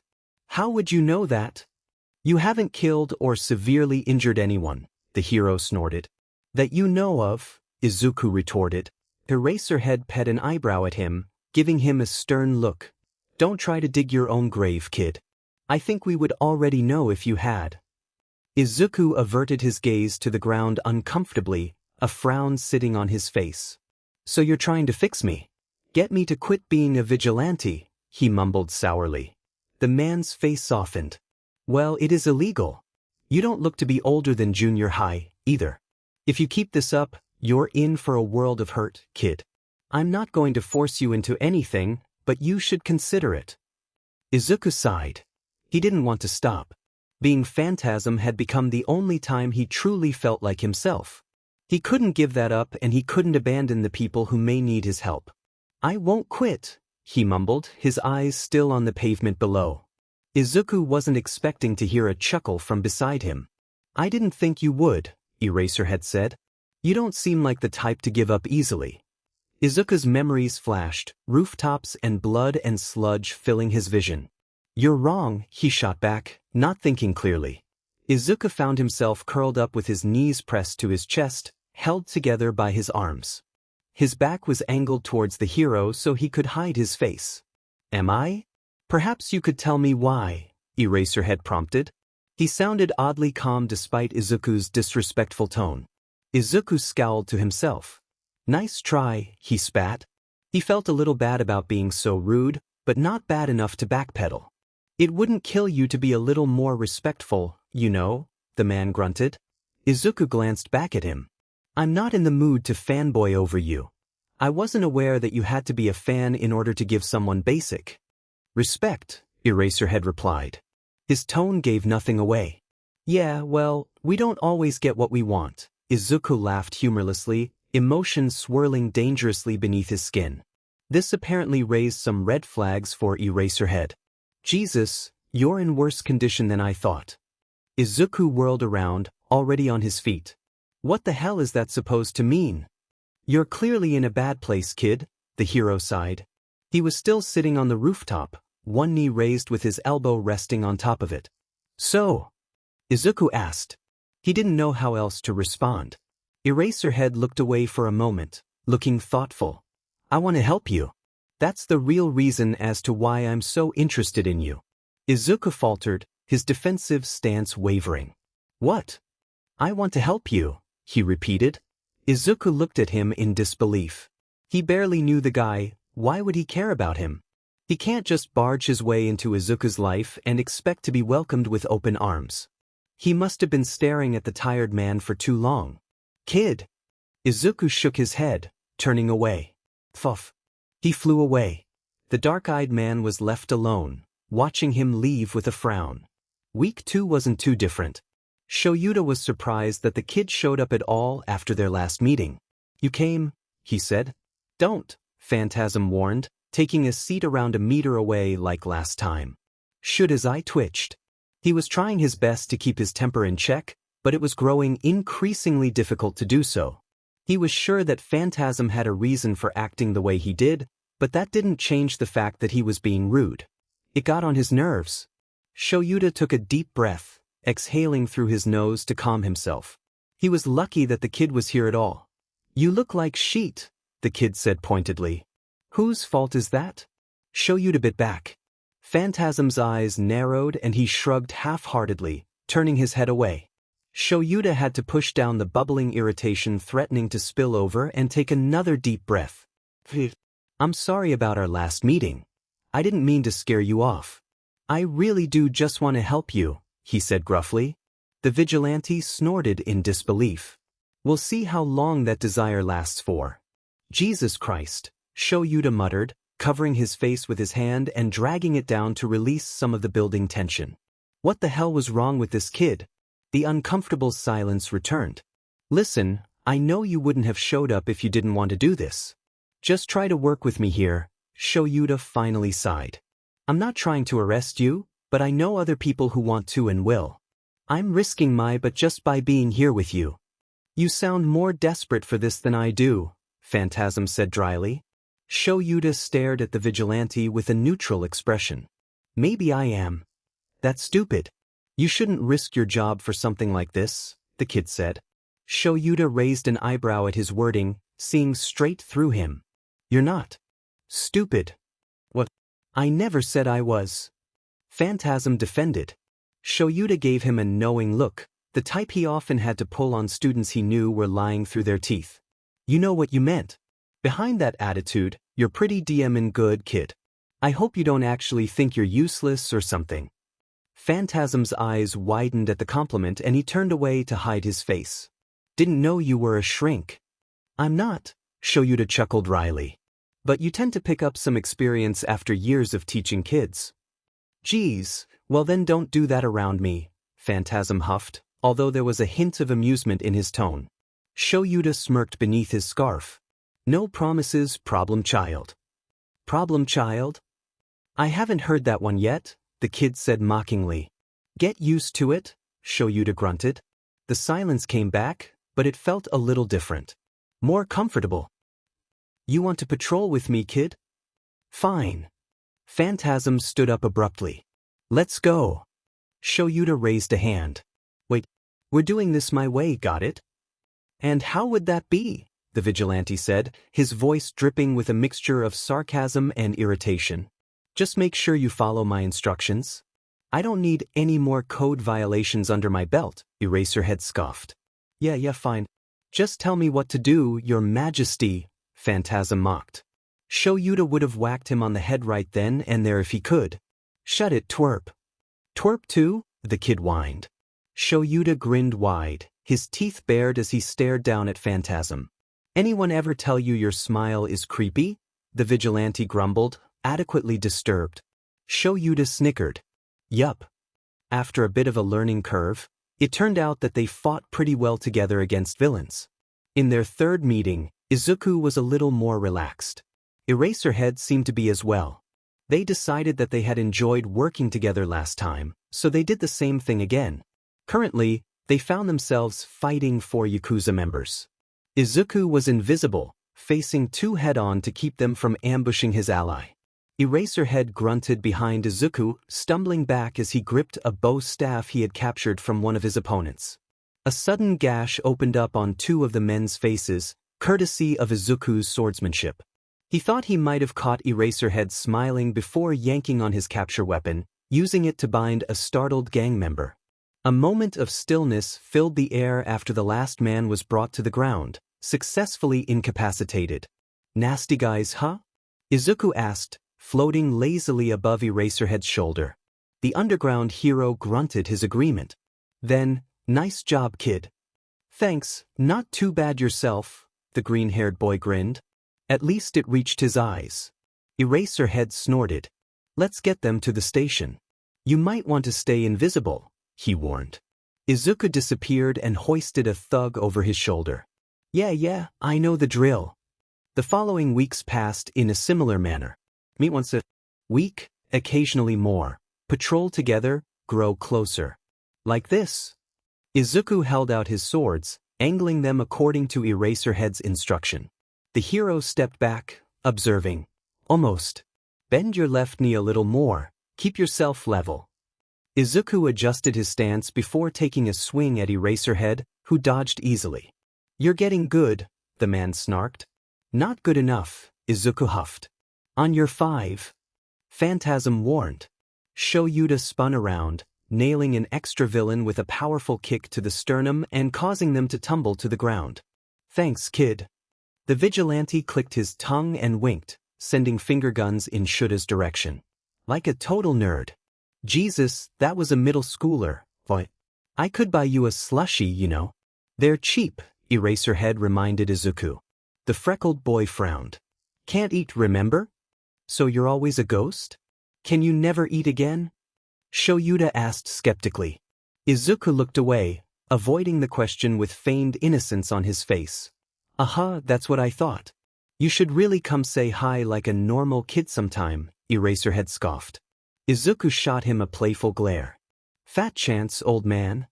Manners, Eraserhead scolded, hiding a smirk beneath his scarf. Shoyuta eyed the kid. He hadn't figured out too much about his identity in all the weeks that he's known him. Part of that could directly be attributed to the fact he hadn't really pushed for information, but he figured it was time. He took a deep breath. How come you always hide your wrist, kid? He questioned. Phantasm glanced up at the hero beside him, hesitating slightly.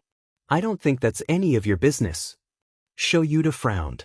You know that I'm not going to force it out of you, but we can't keep doing this forever. There was a tense pause. I don't see why we can't, the vigilante said simply. I'll tell you why. It's illegal. I'm a hero and you are a vigilante. Breaking the law, he grunted. Does that ring any bells? You've ignored it up until now. Phantasm argued. Shoyuta sighed, pinching the bridge of his nose between his fingers. I know that, but I'm supposed to enforce the law and set an example. What happens if I get caught with you? The vigilante glanced away, a flash of guilt in his eyes. I can just disappear, I don't know. I just thought. He trailed off. He shut his eyes. Forget it. I'll see you next week and we can talk about it then. Phantasm, Shoyuta urged. Bye, the boy grunted, flying away. Shuta's eyes followed him until they couldn't any longer. Frustration seethed beneath the surface of his skin. Why was he so stubborn? Why did he always run when someone was trying to help him, but never when he was helping someone else? He was going to get himself killed. This kid is going to be the death of me. Or someone else. After last night with Eraserhead, Izuku felt the need for routine and to blow off some steam. Visiting Kaken to mess with him had become a bit of a weekly if not daily. With that though, it meant hell was raised whenever he was spotted by the blonde at school the next day. Sure, the severity had lessened as they both grew used to the routine, but it still made Kaken upset enough to target him more than usual. He wasn't surprised one bit. In fact, Izuku thought he'd push his luck and try something a bit different than usual. It was probably messed up how giddy Izuku got while tying a noose. Did anyone really deserve to see a hallucination of their childhood best friend hanging themselves? Not really. But Kaken wasn't just anyone, was he? Katsuki pushed open his bedroom door, focused on the light carpet beneath his feet. Something moved in the corner of his eye. His gaze flickered up to look at Izuku. Katsuki breathed, his voice cracking in delayed dismay. This wasn't anything new. This was just another hallucination. He was imagining things. It was just another hallucination. Ice-cold blood roared in his ears and flooded through his veins, his mind screeching to a halt. His heart was pounding out of his chest, throbbing painfully.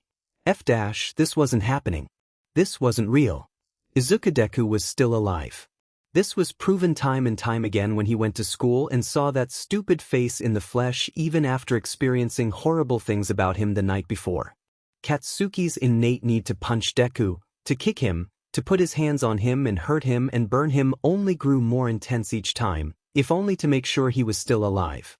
Only feeling the quirkless boy's skin flinching against his own soothed his anxiety. He knew it was unhealthy. Of course he knew that. But violence was all he knew when it came to Deku. What else could he do?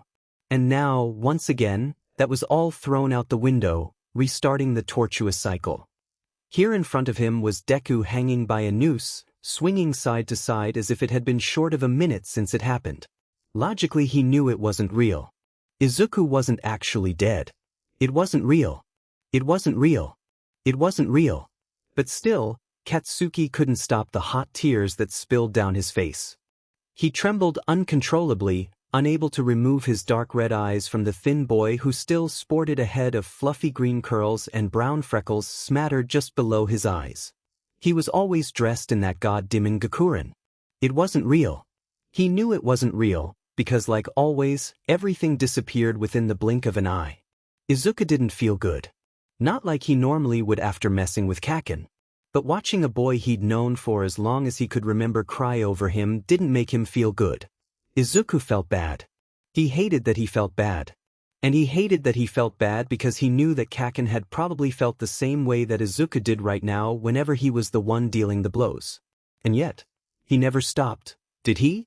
Did he ever truthfully feel empty or polluted after bullying Izuku? Did he ever experience turmoil after burning him? Or breaking his bones? Did Kaken ever care? After that, though, Izuku wasn't so sure that the answer was actually no. He wasn't so sure like he was before. Not after hearing his real name fall from Kaken's lips. Hisashi Yamada, professionally known as Present Mike, had a little extra spring in his step as he browsed through the convenience store's selection. After all, it wasn't often that he and his husband could sit down to eat a real meal together when they had 5 jobs shared between the two of them.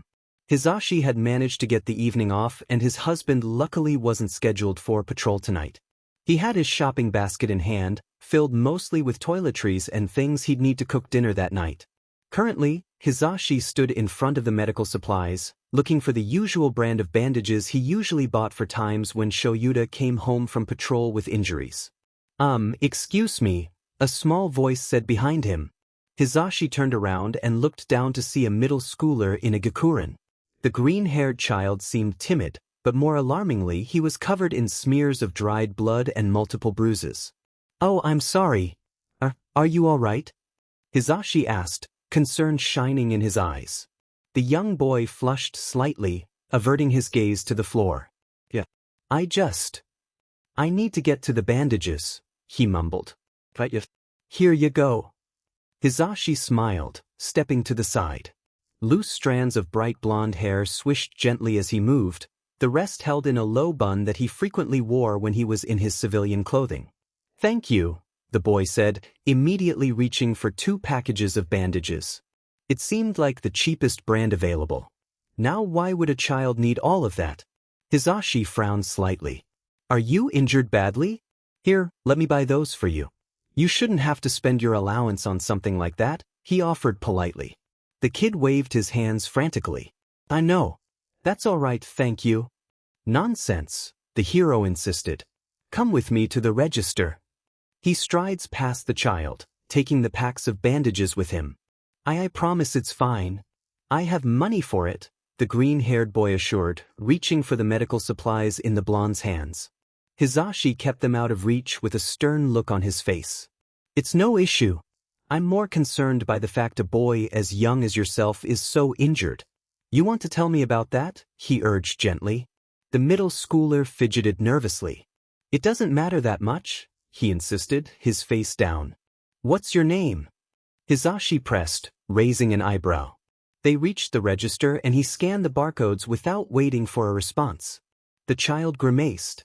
It's Izuku Midoriya, he frowned, rubbing his left shoulder with his opposite hand. Hisashi eyed the pink scar peeking out of the young boy's right sleeve with growing worry. Well, Midoriya, are you safe at home?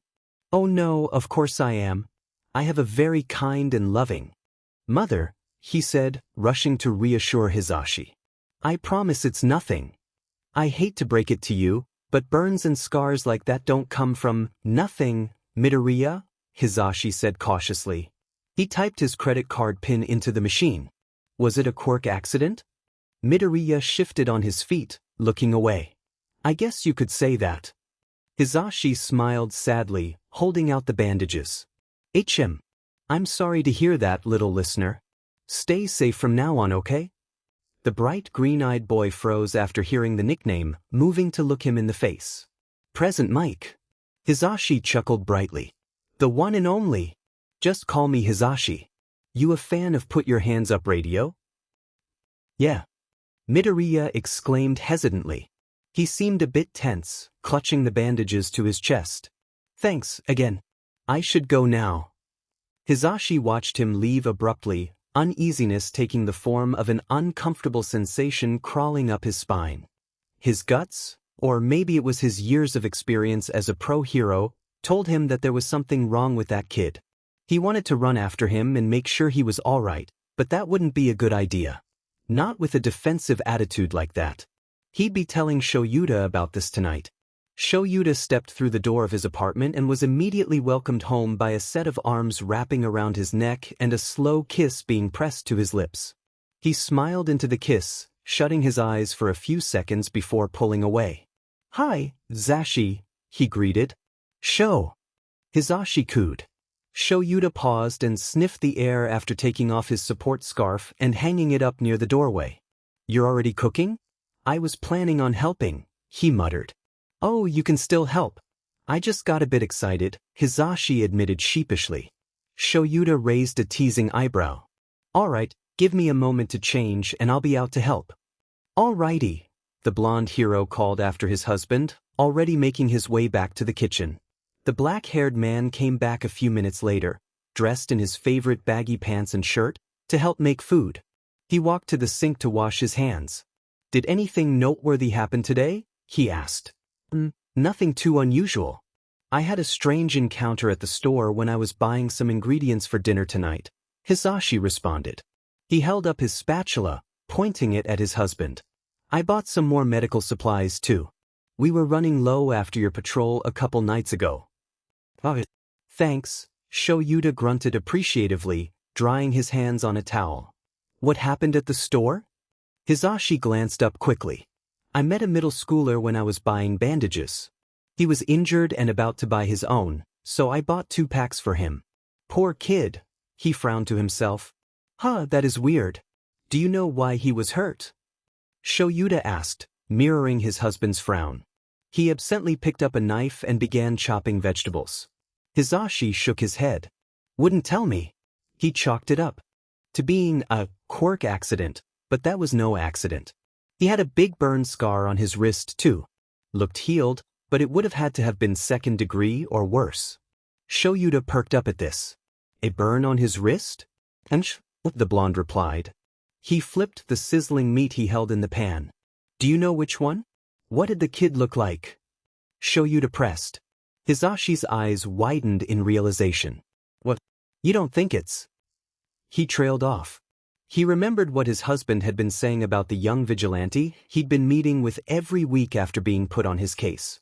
I don't know yet. Which wrist was it? Did he have green eyes? Shoyuta asked, his tone growing increasingly urgent. Hisashi panicked slightly, searching his memory. I think it was his right? And yeah, he had green eyes and green hair. He even had some freckles, he said, setting down the spatula to turn and look directly at Shoyuta. What do you think? The underground hero chewed on his lower lip thoughtfully, worry flashing in his eyes. You said he was a middle schooler? How did you know? He was wearing a gakuren, Shoyuta. The only schools that still do that are the middle schools in the Shizuoka prefecture, Hisashi explained, waving his hands. Oh, did you happen to get a name? I'm sending the information to Tsukachi, maybe Nizu, too, Shoyuta stated, walking out of the kitchen to fetch his laptop. Hisashi nervously picked at a scab on his hand. I think he said it was Midoriya? I remember thinking that it was ironic because of his green features, but I can't quite recall his given name, he sighed. Good. Give me a minute, Shoyuta called from the other room. Even if it's not him, it's a good lead. Hisashi smiled bittersweetly as he turned off the stovetop and set aside the pork tenderloins. He was glad they found a lead. Having a young vigilante around was dangerous for everyone involved after all, but he hoped that their long-awaited date night wouldn't be ruined by work. There was the quiet clicking of keys for a minute or two before it halted, followed by the laptop slamming shut. Done already? Hisashi asked, his voice adopting a hopeful edge as he sauntered into the living room and leaned over his husband's shoulder. Shoyuta smirked. Yep. For tonight. Now let's get back to cooking, he said, standing up from his chair at the dining table. No need, Hisashi grinned. It's almost done anyway. Stay here and I'll get it plated in a minute. He put a hand to his husband's chest to slowly push him back into his seat, ignoring the light-hearted glare sent his way. They ate a delicious meal together, and before he knew it, Hisashi woke up the next morning in bed with his husband close to him. That was a good date night. The next morning, Shoyuta and Naomasa were called to Principal Nizu's office at UA for a meeting. Apparently, the rat had done some research of his own after hearing from Shoyuta about his possible lead. He wasn't surprised at all, given Nizu's uncanny intelligence and aptness. Shoyuta trudged through the door, Naomasa trailing in behind him. He nodded to the detective in acknowledgement and received a curt one in return. Hello, gentlemen. Thank you for coming, a high-pitched, chipper voice said. Nizu was stationed at his desk with a teapot and 3 cups on a platter within his reach. His paws were clasped together neatly. Nizu, Shoyuta grunted, meeting the anthropomorphic rats. He could also probably be a bear, beady eyes. Naomasa moved to take a seat in one of the 2 free chairs across Nizu's desk. Good morning, he said. Shoyuta followed and took a seat beside him. Tea either of you? Nizu asked. Both men shook their heads and the furry creature shrugged delightedly. More for me, I suppose. Do let me know if you rethink your decision. Thank you. Unfortunately, I'm on a schedule, so let's cut to the chase, Naomasa pressed. This is about Phantasm, isn't it? Nizu poured himself a steaming cup of tea. Indeed. After receiving the intel from Shoyuta last night, I dug up a few results that I believe will be useful in his capture, but we will save the details of that for later. Nizu smiled sweetly. Hold on, capture? Shoyuta grimaced, slightly alarmed. Nizu calmly held up his paw. I said we will discuss that in a moment. Have patience, Shoyuta. Shoyuta reluctantly obliged. Now, I have successfully found a young boy matching your description. His name is Izuku Midoriya. He attends Aldra Junior High, and he has both green hair and green eyes, as you've mentioned, Nizu announced, taking a sip from his teacup. Perfect, I'll send someone over to retrieve him for interrogation, Naomasa began. Nizu held up his paw once more. Forgive me for my interruption, but there is a slight issue. Shoyuta raised a brow. Which would be? Midoriya is legally registered as quirkless, the rodent stated. Quirkless. Both men repeated. Nizu nodded. Yes, quirkless. Shoyuta, you said Phantasm had a ghost-like quirk, correct? A mutant type, nonetheless. From what I have gathered, yes. I've also confirmed that there's a large possibility that he can re-enter his body, like it's a vessel. Does that mean his registration status is false? I previously suspected that his quirk was unregistered, but I had no way to tell, Shoyuta stated. Nizu blinked, his beady black eyes unreadable and devoid of emotion. I've considered that as a viable option, which is why I want someone to trail him for a few days to gather evidence that he has an unregistered quirk. Shoyuta and Naomasa both seemed a bit hesitant. That seems unethical. Who do you have in mind, anyway? Shoyuta asked suspiciously. Nizu grabbed something from one of his desk drawers. He set the envelope on the desk and slowly slid it toward Shoyuta. Shoyuta, I'm giving you paid leave from UA for 7 days, starting tomorrow, if you will take on this task. 7 days? To watch the kid, the underground hero asked in disbelief. To watch a suspect, Nizu corrected gently. He may not be Phantasm, but given your relationship, you would be the best choice for discerning his character. Shoyuta bristled at his wording. My relationship? He echoed warily. Don't worry, Shoyuta. Your secret will not be shared elsewhere. Isn't that right, Tsukachi? Nizu asked. Naomasa scoffed. Of course not. You should already know that I'm the one who put him up to this. The rat chuckled, taking a sip of his tea. Indeed. You don't have anything to worry about, Shoyuta. If anything escapes into the grimy hands of the public, I will be sure to take care of it. Do we have an agreement? Fine. I'll start tomorrow, the black-haired man acquiesced. He pocketed the envelope, likely containing this week's paycheck. Wonderful. Nizu clapped, grinning widely. I look forward to hearing about your findings. Shoyuta stood up abruptly. Wait, what do you gain from this? I understand that I involved you in this case when I sent you the information, but I can't understand why you're so interested. Do you actually want him captured? Yes, forgive me for my slip-up. In all honesty, I would like Phantasm to be in next year's hero course class. His skills and quirk are indispensable to the future of Japan, Nizu explained. I believe that can be arranged, yes? I will take care of his criminal record and quirk registration. Should you discover his true identity, the rodent smiled eerily, his paws steepled in front of him. Shoyuta looked thoughtful. I'm not against trying it, considering he's shown an interest in UA, but we would need both his parents' consent, wouldn't we? Nizu waved a paw dismissively. Oh please. I'm already aware of the logistics. I'll take care of the rest. Thank you, Shoyuta and Tsukachi, for your assistance. Both men bow in return before taking their leave. I'll send you addresses via encrypted email. Nizu sang loudly behind them. Shoyuta had a long week ahead of him. Izuku wondered if the high school he would go to would be any better. Although, considering he wouldn't be able to get into a more than decent high school, it probably wouldn't. Izuku's legs acted as weights as he left his home, beginning the journey to school. It was still pretty chilly, but the weather was beginning to heat up now that the early weeks of spring were here. The final term was coming closer to an end.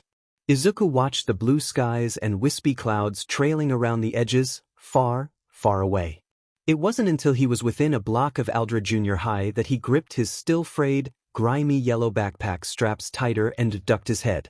He locked his eyes onto his dirty, bright red shoes, praying that nobody would mind him as he approached the gates. A foot darted out in front of him and he stumbled on it, thankfully catching himself before he face-planted on the pavement. Whoops, sorry, a girl said mockingly, pulling her leg away. One of her friends snickered. Beside her, quirkless, he loudly fake coughed. Izuku gave them a fleeting glare before speed-walking towards the entrance. He was still tired. Shoyuta had only just started his observation that morning. Luckily, being spotted wasn't something he was worried about, especially as an underground hero. Stealth was his strong suit, after all. The suspect, Izuku Midoriya, left his home pretty early to go to school. He traveled by foot, walking for about 15 minutes before arriving at his destination. It was what happened after he arrived that upset Shoyuta. Honestly, he wasn't surprised that the kid was getting picked on if he was actually quirkless. It seemed to be a daily occurrence as well. This society wasn't really set up to be inclusive, quirk or not. Heteromorphs and people with mutant-type quirk features were also discriminated against, hence the massacre targeting them a decade or two ago. Shoyuta watched Midoriya dash inside the school, consequently obstructing his view of him. So far nothing had been too out of the ordinary. Although, he still hoped that the young boy would be okay. Nobody deserved the treatment he was receiving. He couldn't say whether or not this boy was phantasm or not. His body language and behavior was completely different from the vigilante, which, in hindsight, made sense. He had been walking on eggshells his whole life when going to school or while being out in public. Hisashi mentioned that he was hurt, so that indicated some pretty harsh bullying too. Shoyuta didn't want to acknowledge the fact that this was the same school he had found Phantasm standing on top of when they met for the second time. It tied things together more than he liked. For the majority of the day, Shoyuta found a pleasant rooftop across from Aldra to try and watch the kid through his classroom window. Izuku glanced out the window drearily, watching the ground below. The first half of the day had gone by slowly, and he really just wanted to go home. He quickly lowered his head when the kid who was sitting beside him, closest to the window, glanced at him uncomfortably. They probably thought he was staring at him. Jesus, he's not a creep. Izuku shrunk in his seat, laying his head on his desk out of embarrassment. Behind him, a foot started repeatedly kicking at his chair. He ignored it. It was never worth causing a fuss over if he was just going to be the one getting in trouble, anyways. The rest of class dragged by, the final bell being all he needed to quietly slip out of the classroom. He wasted no time before merging with the sea of students in the hallway. Kaken had been eyeing him all day, looking for an opening to get back at him. Izuku wasn't about to give him one. Deku! A furious yell echoed in not-so-far distance. Izuku took this as his cue to speed up. He sprinted around a corner and practically flung himself down the stairs to get to the front doors. "Get back here, Deku!" Kaken boomed, drawing too close for comfort. Izuku bounded forward, bursting out of the school and racing haphazardly onto the sidewalk. The blonde was in hot pursuit, disregarding both school rules and the law by using his explosions to propel himself forward. Izuku stumbled slightly before continuing to sprint as fast as he could. He, unfortunately, hadn't made it far before being yanked back by his collar. "Ak!" Izuku choked. Kaken wrapped a hand around his neck to keep him in place, his palm emitting a light heat. Izuku's back was pressed against Kaken's chest. "Where the hell do you think you're going, Deku?" he sneered. Izuku was frozen in his grasp, like prey caught in the claws of a predator. He trembled, his eyes stretched wide as he stared back at Kaken. His throat bobbed instinctually, briefly rubbing up against the blonde's palm. "Don't gulp at me," he barked. "You're lucky I haven't hurt you." "Kaken, please let me go." "Shut it," he shouted, his grip on Izuku's throat tightening slightly. It wasn't that rough. More so just a show of power to keep him from trying to escape. "You piss me off so effing bad," Kaken grunted. Izuku flinched at his sharp tone. Of course he already knew why he was doing this, but that didn't make it any easier to go through. He already felt bad about last night's prank. "Do you think you're better than me?" Kaken gritted.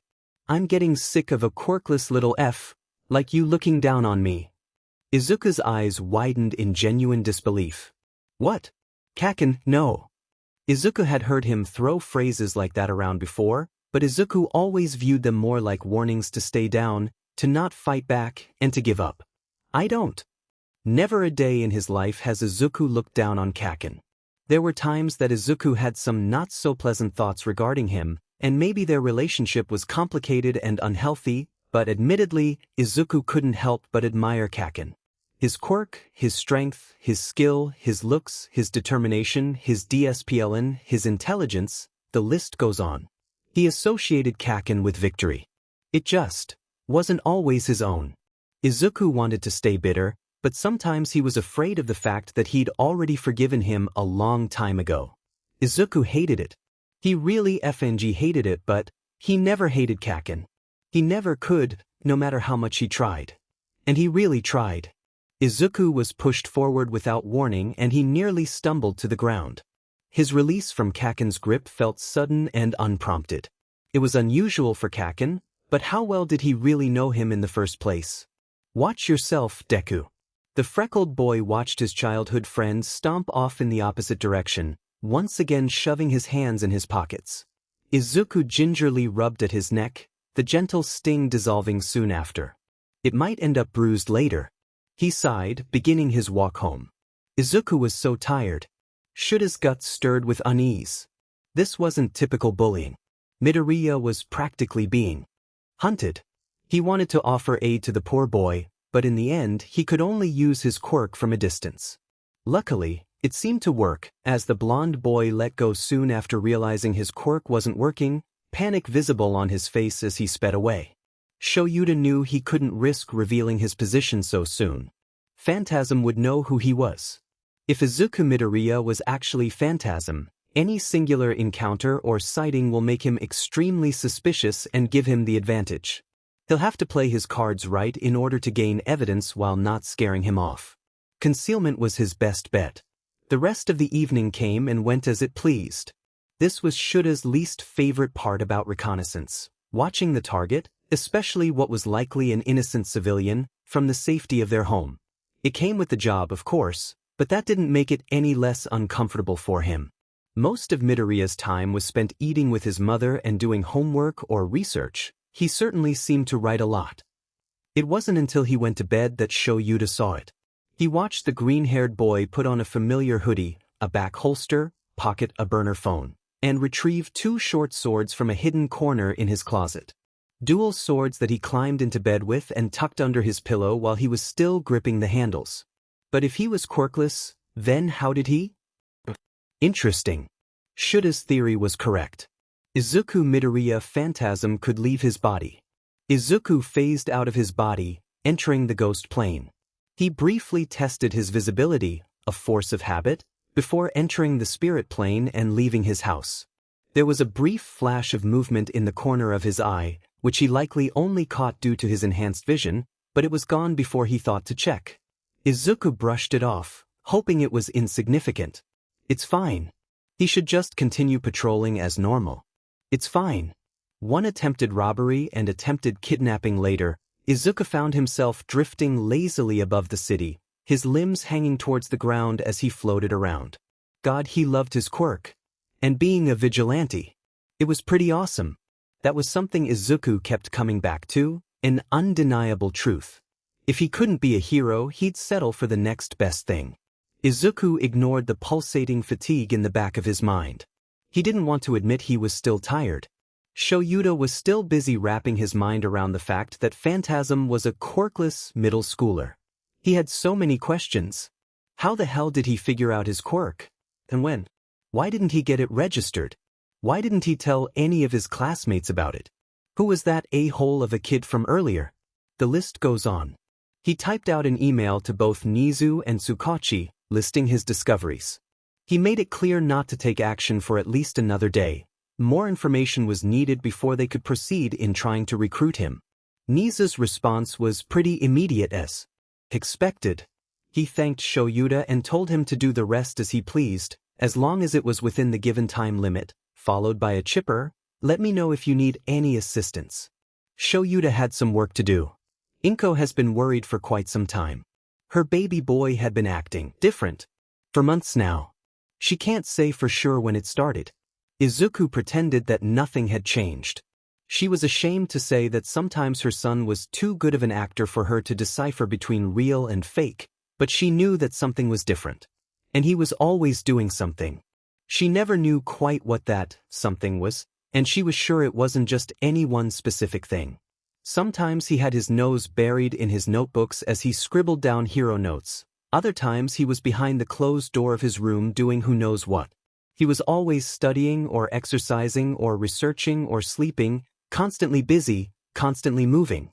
It was as if he was afraid that he would stop moving altogether if he slowed down to just be. However, Izuku seemed to have more life in his eyes, more than she's seen in years. On one hand, she was overjoyed that he at least appeared to be more jovial, robust, even. But on the other hand, they didn't talk anymore. She never had a clue what he was doing or thinking about or feeling. There was so much she didn't know. She wasn't sure if Izuku was still who she once thought he was. It scared her. Inko just wants her baby boy to be okay. Izuku was having a rough day. Rougher than usual, anyway. He was distracted, which meant he was vulnerable. People saw vulnerability. They fed on it like rabid dogs that haven't eaten for days. Izuku had become a bit more of a cat person lately. The bullying was worse today. All because he was vulnerable. Izuku stared at his bloodied face in the school bathroom's mirror, gingerly pressing the pad of his index finger below a small gash on his cheek. What a hassle. He'd been thinking a lot today. That's what led to all this. His distraction. He'd been thinking of death again. He didn't want to die so much. Not anymore. He probably couldn't even if he tried. But he was yearning for the feeling he had when he woke up in the spirit plane for the very first time. There was a piece of himself that had been restored at that time, and he'd felt calm and content and whole. He didn't want to die so much anymore. But he did want to die. He wanted the pressure in his head to go away. He wanted his heart rate to slow to a steady pace. He wanted to feel in control of himself. He wanted to stop looking behind his back out of paranoia or flinching at every movement in the corner of his eye. He just wanted to be. And that was the housewarming gift that the sensation of near-death gave him when he stepped within its threshold. He ached for it once more. Still, even in the pedagogic throes of death, the world is crushing and vicious. But not death itself. Always the world, but never. Izuku resented that fact, especially after being taught the exact opposite his whole life. He couldn't tear his eyes away from the wounded figure in the mirror. He would tell himself to leave, to go home, but he wouldn't listen. Was that even him? His reflection teetered. He didn't look like himself. When was the last time he had? Izuku's reflection shattered when he finally glanced away, down to his backpack. He didn't look back. Shoyuta was starting to get worried, and maybe a tad bit frustrated. It was only his second day of observation and the kids still hadn't left school despite classes ending over 30 minutes ago. When Phantasm No, Midoriya finally emerged, he was covered in bandages. Shoyuta continued his silent monitoring on the way home. He felt terrible for him. Midoriya was such a bright young child and his potential was being wasted in tandem with his deteriorating mental health. It was Shuta's job as a hero to make sure he was okay, and not just physically either. This responsibility, this need to protect, was the exact reason why Shuta's heart dropped to his stomach when he caught the boy slipping out of his apartment room through his window late at night, carrying only one of his swords. He wasn't a ghost. Izuku wobbled slightly, nearly losing his balance as he pushed himself to trek onward, making his way towards the woods behind the apartment buildings. One of his swords dragged behind him, leaving a thin trail of marred grass in its wake. His eyes drooped against his will, the darkness lulling him to sleep despite his hyperactive mind. His heart wouldn't stop racing. His head wouldn't stop pounding.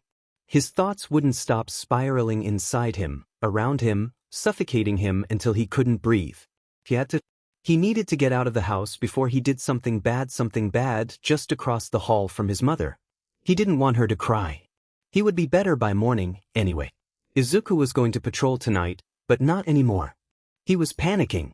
Badly. A panic attack, probably fueled by his thoughts and the relentlessly stinging wounds he possessed. The attack was worse than they normally were.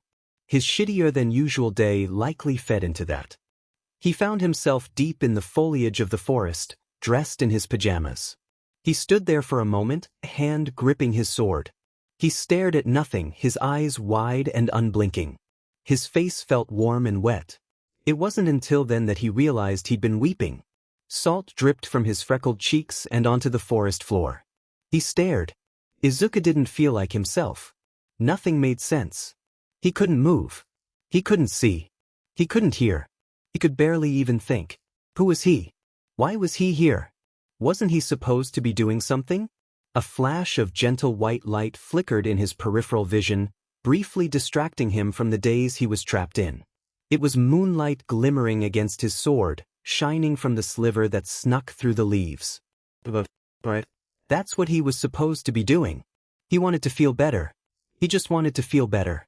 With a shuddering breath, No deeper or slower than any he took in the past 10 minutes, he raised his weapon to his neck. His hand shook. His bruised neck quivered from the sharp touch. His very bones trembled. He was numb. Useless Deku, Izuku muttered to himself, almost as a taunt, daring himself to go further. He pressed the sword a little bit more against his neck, feeling the sharp chill. It almost felt like a shard of ice on his skin. He pressed further. What actually happens when a quirkless boy gets a quirk? And what happens when that quirkless boy only has a quirk when he isn't himself? Or at least, doesn't feel like himself? He will always be quirkless at heart. His heart and his soul will have divided into two alter egos that contradict so much they may never merge into one. Izuku is quirkless. Phantasm is not. They are not the same. They may never be the same. Shuda's heart was brutally hammering against his ribs, threatening to burst. He had to stay calm. Adrenaline coursed through his veins. A familiar feeling due to his hero work, but it didn't comfort him. Not this time. Right now, he held a violently sobbing middle schooler in his arms. Midoriya wasn't okay, but he was safe nonetheless. That's all that mattered. Before Midoriya could harm himself, Shoyuta rushed in and bound him with his scarf, tearing the sword out of his grasp. He wasn't even sure if Midoriya recognized who Shoyuta was. The boy looked strangely distant, detached. It only took a tight hug and a few whispered words before his kid broke down. It stayed his way for nearly an hour, off and on bawling, sniveling, and incoherent apologies. Shoyuta felt awkward. He wasn't used to this, as feelings had never been his forte, but he still did his best to reassure Midoriya and snuff out any guilt he was feeling during this. He truly deserved his undivided attention. For all Shoyuta knew, this was the first time in years that his kid had been able to let go like this. Actually let go.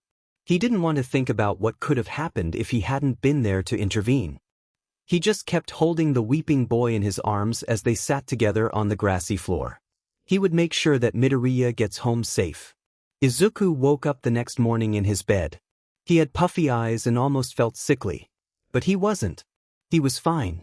So, he got out of bed and got ready for school. He vaguely remembered last night. It was a blur that he could barely decipher. Maybe it was all a dream. Did he even go patrolling? Why couldn't he remember anything concrete? Izuku rubbed his eyes before stepping out the front door and into the morning light. He avoided saying goodbye to his mother, lest she worry about his swollen eyes. Was it because he cried in his sleep? He looked to the pale blue sky as he walked through the city, which was now beginning to bustle with energy. The freckled boy felt a little bit lighter than usual, which was strange to him. Today wasn't any different from the rest, so what changed? Izuku shook his head. Not the time. He couldn't afford to be distracted for the second day in a row. He went about his day as he normally would, doing his classwork, listening to the lessons, and keeping his distance from the other students. Sometime after lunch, the classroom phone rang. Izuku watched his teacher pick up the phone, and after a brief pause, scrunch his face up in confusion before glancing in his direction.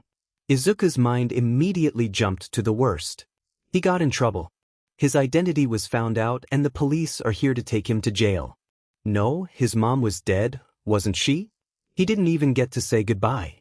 Izuku snapped out of his anxious thoughts when the teacher spoke. Midoriya, someone is here to pick you up. Go down to the front office and take your stuff with you. Izuku stared blankly at his teacher for a moment before scrambling to his feet and throwing on his backpack.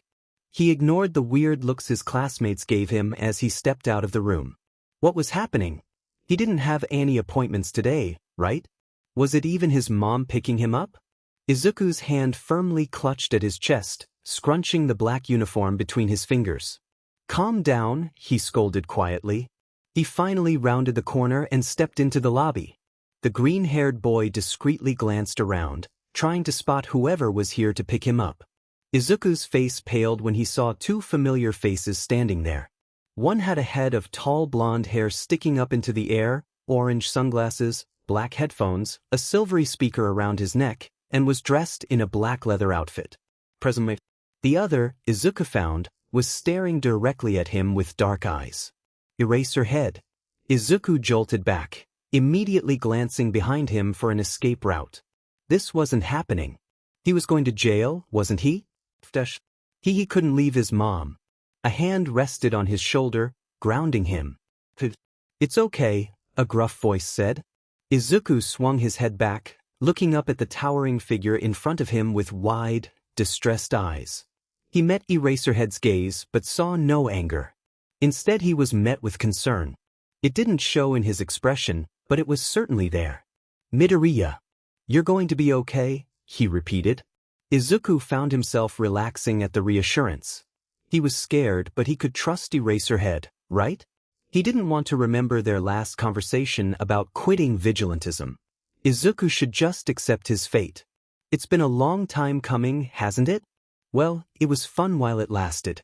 Izuku was guided outside to a sleek black car and sat in the seat directly behind the driver's seat, which was promptly occupied by Present Mike. Eraserhead stayed in the back with Izuku, taking the seat beside him. Izuku fidgeted with the seatbelt before clicking it into place. He could feel both men watching him carefully, and it unnerved him. Izuku glanced up at the rearview mirror and was met with a smile by Present Mike's reflection. He immediately looked to the floor. A moment of awkward silence passed. Hey, little listener. It's nice to see you again, he greeted. Izuku tensed, his hands clasped tightly together in his lap as he stared down at the car's flooring. Sweat beaded on his skin and he felt clammy. What was he supposed to say? Oh, hey, I remember seeing you at the store when I was all beat up. Yeah. He was being taken somewhere, probably jail, with 2 pro heroes as an escort. Mike, Eraserhead gently warned. There was no more small talk after that. Around 10 minutes later, the car came to a stop. For the first time since he got in, Izuku took a peek out of the window. Holy shit. He nearly fainted when he saw UA High School right outside. Izuku looked back at Eraserhead imploringly. Was he imagining things? What was he doing here? The underground hero only smirked at him before gesturing for him to get out of the car. Izuku hastily unbuckled himself and practically threw himself out the car door, looking like a wild animal as he took in the massive building that was UA in its entirety. He was quivering in excitement as the 3 of them stepped through the front doors. Shoyuta kept an eye on Midoriya as they tread silently through the hallways. He could tell that his kid was trying his best to contain his emotions, even if it was pretty obvious how thrilled he was to be here. They finally reached Nizu's office, where Shoyuta could hear indistinct conversation on the other side of the door. Hisashi gave a couple knocks followed by an enthusiastic, "We're here." Shoyuta could feel his kids. When did he start calling him that? Nerves skyrocket exponentially. "Come in," a muffled, chipper voice replied on the other side. Shoyuta mentally steeled himself for whatever may happen next. They didn't rehearse this, so it could very quickly turn to shit. Nizu could be a bit unorthodox at times like this. Here goes nothing. Izuku entered the room behind Present Mike, while Eraserhead trailed in after him. He was immediately greeted by a familiar head of long, dark green hair and a motherly smile. It seemed like the weight of the world was partially lifted from Izuku's shoulders. "Izuku." "Hi, sweetheart," Inko said, beckoning him over to where she sat comfortably with a cup of tea. "Meet Principal Nizu." Izuku glanced across from her, where a stout white critter smiled in his chair. "Hello, Midoriya. It's a pleasure to meet you," he chirped. "Oh, you are Nizu. Hello. I'm a big fan, sir," Izuku bowed. "There's so many pro heroes at this school." The mouse-like creature chuckled. "Thank you very much. Please, take a seat if you will." "Tea," he offers. Izuku freezes up, waving his hands frantically. "Oh no, I'm all right," he insisted. Bowing apologetically, he quickly sits in a chair a bit away from his mother's own. He's stiff as a board, his hands fidgeting in his lap. Both Present Mike and Eraserhead are standing silently towards the back of the room, their presence looming in the back of Izuku's mind. "Very well. Proceeding onward, let me tell you why I brought the 2 of you here today," Nizu began. His tone was smooth and professional, even a little bright. "Izuku, please forgive me for this." Izuku is suddenly filled with dread. Sorry for what? Why did he use his given name? What's about to happen? Mrs. Midoriya, your son is the vigilante phantasm. I would like to. He's what? She yelps. But Izuku is quirkless. What in the world do you mean? Izuku's blood turns ice cold, a product of shame and trepidation. How did they find that out? Plaintive realization dawns upon him. Of course they figured it out. Nizu is a genius and Izuku has met both of the pro-heroes standing behind him as either Izuku Midoriya or Phantasm. If they all work here, then they were bound to connect the dots eventually. Well, true to his prior thought, it was fun while it lasted. Nizu raises a palm placatingly. Mrs. Midoriya, I understand this is a shock, but please listen for a moment, he said. When Inko responds with tight lips, he continues. Yes, your son is Phantasm. It appears that his quirk manifested late and he kept it hidden as a result. Izuku's mom turned to him in disbelief, her eyes wide and shining with hurt. Izuku hung his head, filled with guilt. Izuku, is this true? Izuku's mind raced with potential responses. Is it possible that this is all a bluff? A ploy to get him to admit it himself? His mother was here before him and it seemed like they'd already been talking, so it's a viable option. But if they already have evidence, lying might only dig him a deeper hole. Regardless, his body language is probably speaking for him right now, damn it. Yeah. It's true. I'm sorry, Mom, Izuku admitted. She held up a finger, silencing him. Hold on. Inko turned back to Nizu with a determined look on her face. Please, continue. What is the point of this meeting? Nizu breaks into a smile, leaning forward and steepling his paws in front of him. Of course. As principal of UA, I would like to offer your son a position in next year's hero course class as a recommended student. Both Midoriya's jaws drop. Am my son in the hero course? Inko asks, her face paling. Isn't that a bit dangerous? She pressed, gnawing on her lower lip nervously. Nizu smiled, seeming to have prepared for any questions she might have. Your son will be secure under our supervision, Mrs. Midoriya, I can promise you that. Our entire staff is made of licensed pro-heroes who will stop at nothing for their students' safety. I see. Forgive my attitude, I just wasn't expecting this, she said with a light-hearted huff, gesturing to everything around them. That's perfectly fine. I realize it must be a lot to process. However, I must insist that you consider the offer carefully.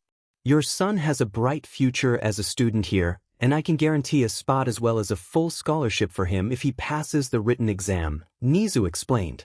Why only the written exam? Izuku blurted. Nizu's grin widened, his sharp teeth showing. Wonderful question, Izuku. The staff here, myself included, are already aware of the bulk of your physical capabilities. You've taken out enough criminals and villains to prove as much. All we need now is to test your mental capabilities. Izuku felt his cheeks flush. It's so weird to be recognized for something he's been doing for months now without recognition. Even after that teen caught him on camera, it only caused a few headlines before dying down. Although, oddly enough, some people did create an online forum centered around eyewitness accounts of the elusive Phantasm. So if I passed the written exam, I'd be guaranteed a spot in the hero course as a recommended student? Izuku asked, still processing the gravity behind those words. Correct. Full scholarship, Nizu reminded. Izuku glanced at his mother, who still seemed awfully shell-shocked. And what about my record? He inquired cautiously. Nizu's expression became more eerie, his beady eyes darkening with intention. Wiped clean, he said. Izuku mirrored Nizu's gaze, the rest of his face remaining neutral. He could tell there was information Nizu was omitting. What was the catch? I'll do it. I'll take the written exam, Izuku finally said, his tone firm. Inko looked at him with wide eyes. Are you sure, baby? Izuku hummed his confirmation before turning to Nizu. When do I take it? As soon as possible. Should we schedule you to come to the school, say, this Saturday? Nizu proposed, still grinning. If you pass, you can still choose to not join the hero course, but I would like you to really think about it. The stout critter's smile sent a sharp wave of unease down Izuku's spine. Geez, Was he always this unnerving whenever he appeared on TV? Okay, he agreed. Nizu straightened in his seat, leaning back slightly. Wonderful. I will send you the details. Thank you too for coming, he said. Izuku had a feeling that it would be far from his last time seeing him. The room was now devoid of any members of the Midoriya family, guided out of the room by Shuta's husband. He slowly stepped forward from his place in the back of the room, eyeing Nizu suspiciously. You were going to blackmail them if he refused, he inferred. Threatened to turn him in if he didn't want to take the exam. Nizu's expression flickered. Sharp as always, Aizawa, he replied, his tone bright.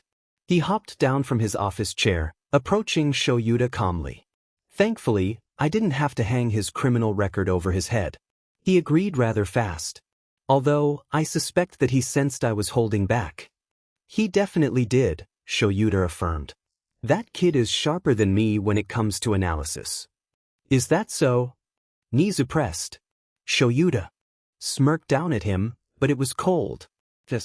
The difference is that I have years of field experience to make up for his inexperienced, albeit honed, talent. Indeed, Nizu nodded thoughtfully. There was a pause, silence filling the space between them. What are you planning? Shoyuta asked. Nizu chuckled wryly. I'll tell you if you let me into your scarf. Fine, Shoyuta huffed, crouching to his knees and watching Nizu shimmy his way into the silver support scarf. The rat was far too fond of making deals. So, Shoyuta prompted, feeling the stout settle in. He exits Nizu's office, steadily roaming through the halls now that classes had been dismissed for the day. I want him to have private training from the two of us. You will assist in combative, quirk, and physical training, while I will teach him how to utilize his brain on the battlefield and sharpen his analyzation skills, Nizu explained gleefully. Shuta's eyebrows shot up. Why me? You've worked with him the most already, correct? I don't see why it's so surprising, Nizu said. Yeah, we've patrolled together but… Shoyuta trailed off. Maybe it wasn't a bad idea. It was an opportunity outside of his future classes to learn more and hopefully connect with his kid. And also make sure he stays safe. Shoyuta frowned. Are we planning to set him up with Hound Dog if he makes it in? Oh, he'll get in, Shoyuta, don't fret. And yes, I believe that we can arrange some sessions between our star student and his counselor, Nizu replied. We can't have Midoriya harming himself, He chuckles lightly. Shoyuta grunts at the use of his first name. Nizu only ever uses it in private. What makes you so sure he'll get in? I've already accessed his school files. On the surface, his grades are nothing spectacular. Every single grade he has are mid-BS, Nizu answers. And? Shoyuta questions. A sly smirk crosses Nizu's face as he shuts his eyes and lifts his head to the ceiling. It's come to my attention that all of it is calculated. I believe Midoriya is holding back as a method to avoid discrimination. It's hard to gauge just how much he knows, but I'm planning to incorporate some additional questions into his written exam. An IQ test, if you will, he said, mischief flickering in his beady eyes. Shoyuta huffed, mildly intrigued. I knew he was smart, but do you think he's a genius or something? I suppose we'll see. Izuku sat at the dining room table, his head hanging low as he stared down at his hands sitting in his lap. I just can't believe you do that. This isn't a superhero film where you have a secret identity, Izuku. This is real life, and you are putting yourself at serious risk by breaking the law and choosing to interact with heroes, Inko scolded, pacing around beside him.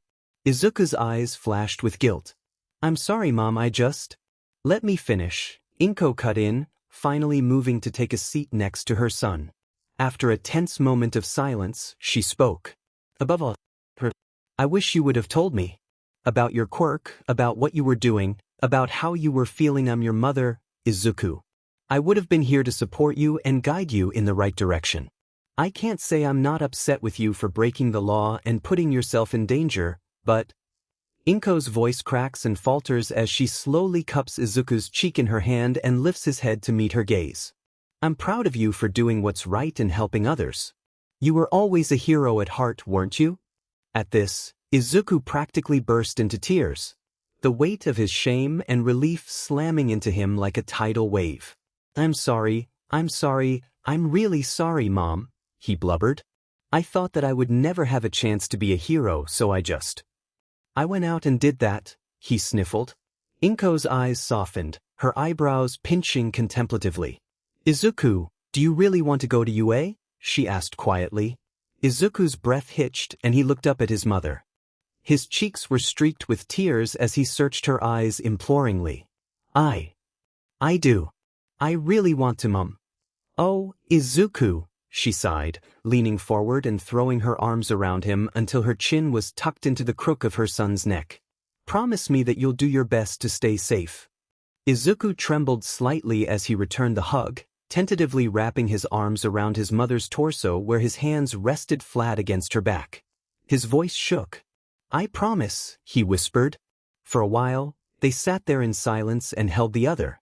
An embrace that, for once, didn't feel so crushing. Izuku had forgotten what one of those felt like. Izuku had been studying for hours each day after getting home from school, usually until his hands were cramped and his eyes burned. He had no idea what was going to be on the written exam, so he had only a few days to review basically everything he knew and more. He was left with practically no time for patrolling, not that his mother wanted him to or would let him go out for that anymore.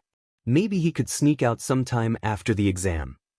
Izuku frowned at the traitorous thought. He didn't want to betray her trust again, especially since she seemed to let him off so easily. He'll just have to wait and see how things play out. Additionally, he hadn't had much of a chance to mess with Kaken in a couple of days. Not that he was sure he wanted to anymore. He was still feeling guilty about his last visit. Izuku wanted to believe it was odd for him to sympathize with his tormentor, but he wasn't exactly heartless, was he? Izuku shut his textbook, his brain feeling like it was being deep-fried in oil. Leaning forward over his desk, he put his head in his hands and let out a long sigh. That was probably enough studying for today. It was already late on Friday night and he was supposed to be at UA tomorrow by 11 for the exam. He needed to rest in order to perform well. Not to mention just how anxious he was. He'd probably end up needing to take twice as much melatonin in order to get any sleep tonight. He was so scared of failing this test. He would embarrass himself in front of a bunch of pro heroes and Nizu. Izuku shut his eyes and took a deep breath, attempting to steady the uneven rhythm of his pounding heart. He can do this. It was an important day that could change his life, but he had prepared for this to the best of his ability. He would be okay. Izuku sat at a desk, staring down at the paper as he waited for the timer to begin.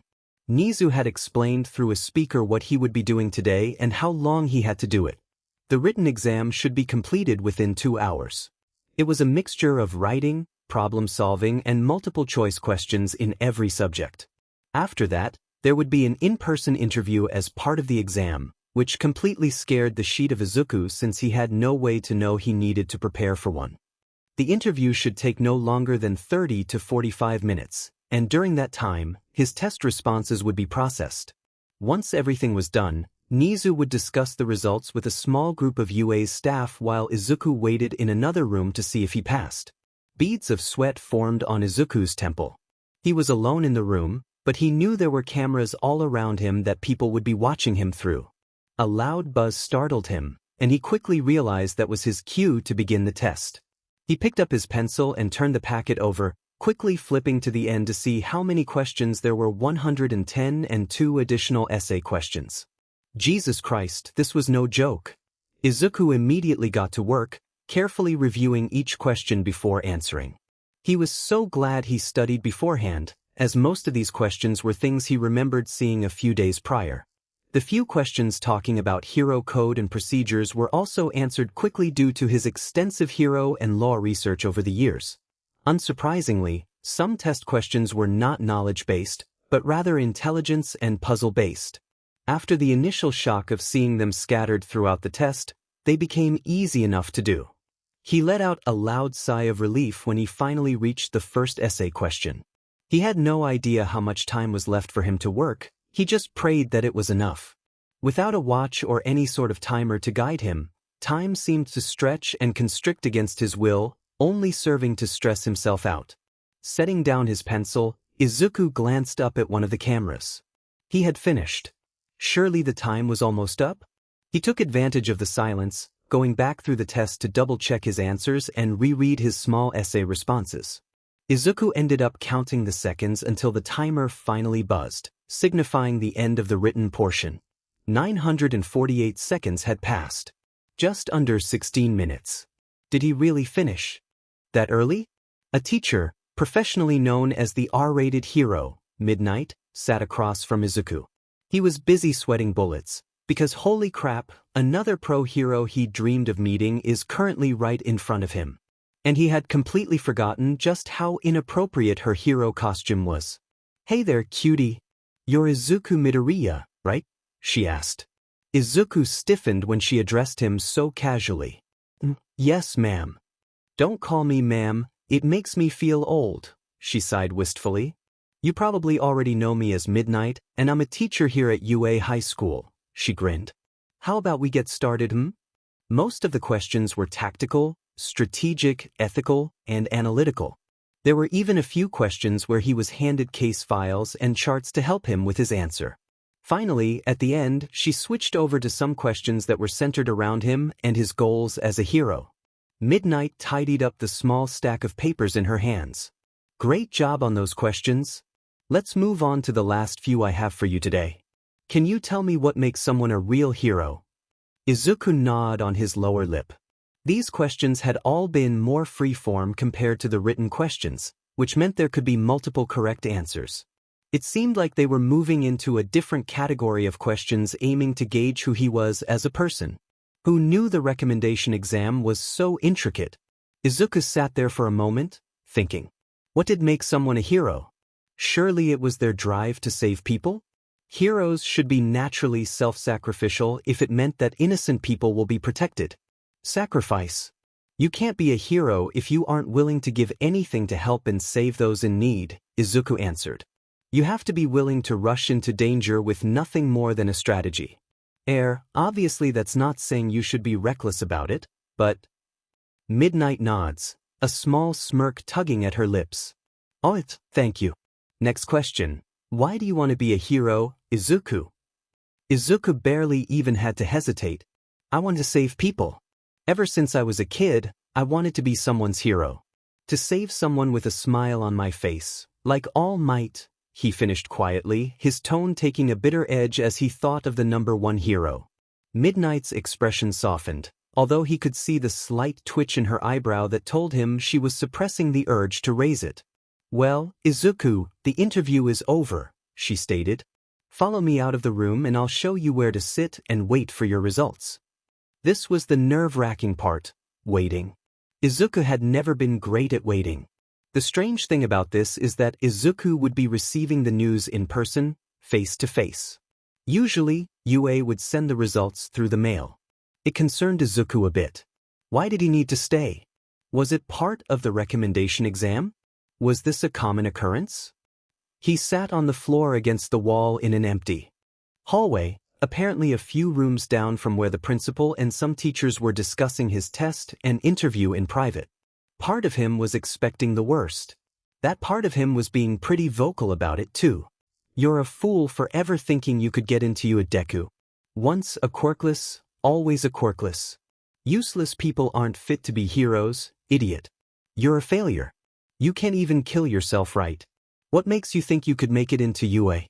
They'll regret ever seeing anything in you." Izuku felt his eyes grow wet with tears, one slipping out and managing to roll down his cheek when he blinked. His lower lip quivered as he pushed those thoughts away and wiped his face with his sleeve. Whatever happened, happened. Shikata GA9. It cannot be helped. Suddenly, he heard the smooth rumble of a door sliding open, not far from him. Present Mike was grinning, his torso sticking halfway out the door as he gestured for Izuku to follow him inside. "Come on in, little listener." Izuku shot up, stiffening from nerves all over again. This was it. The answer he got would change the course of his life forever.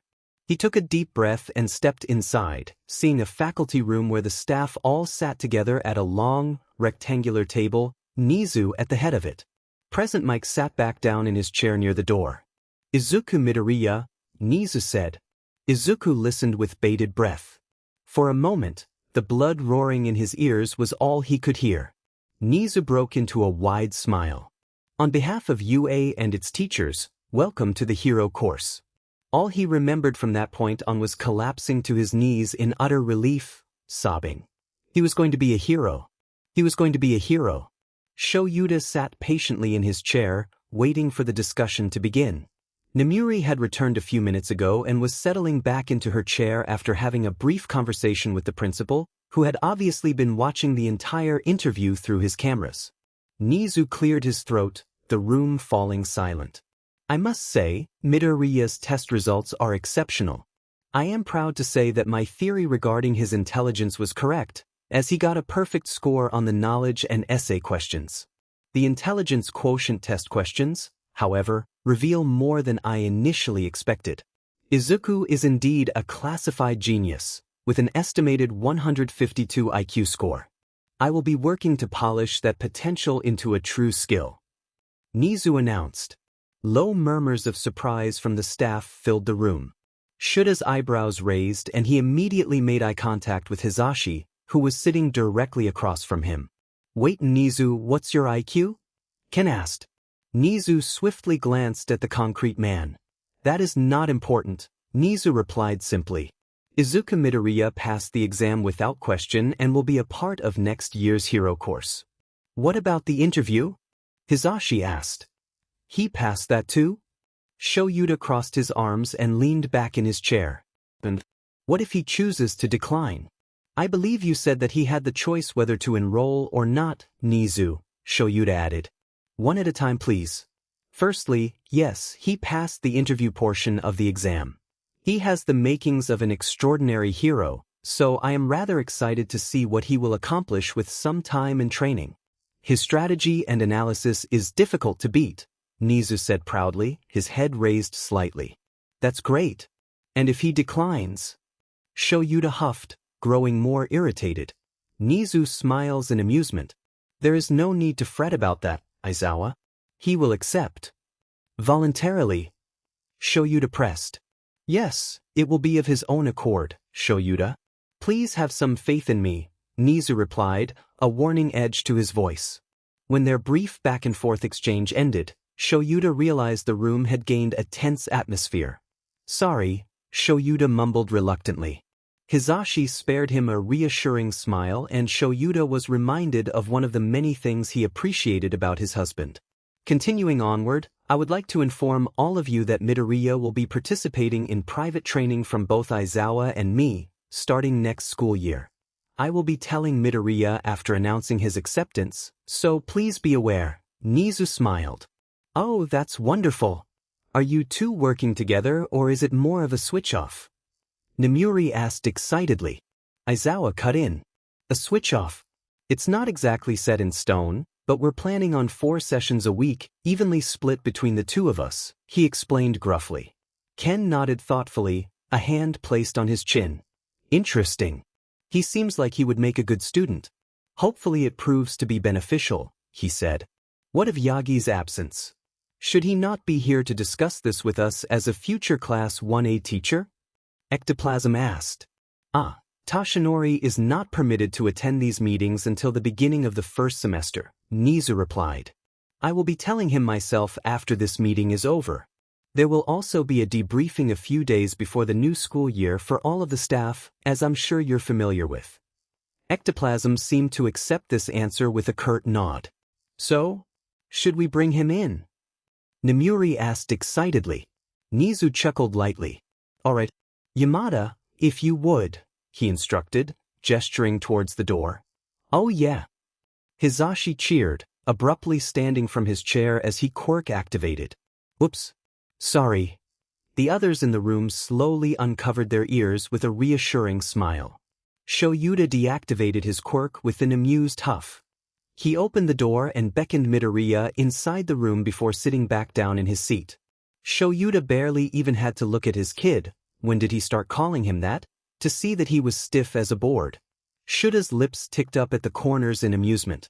Izuku Midoriya, Nizu smiled. On behalf of UA and its teachers, welcome to the hero course. Midoriya collapsed to his knees, and in that moment, Shuta's heart dropped to his stomach. He was immediately out of his chair, Hisashi following close behind him, as he knelt to check on the sobbing child. God, he looked so young like this. Hey kid, you okay? He asked. Midoriya sniffled, wiping away his tears and turning red. Amazing, he replied. His voice was just a whisper, but he was smiling impossibly wide.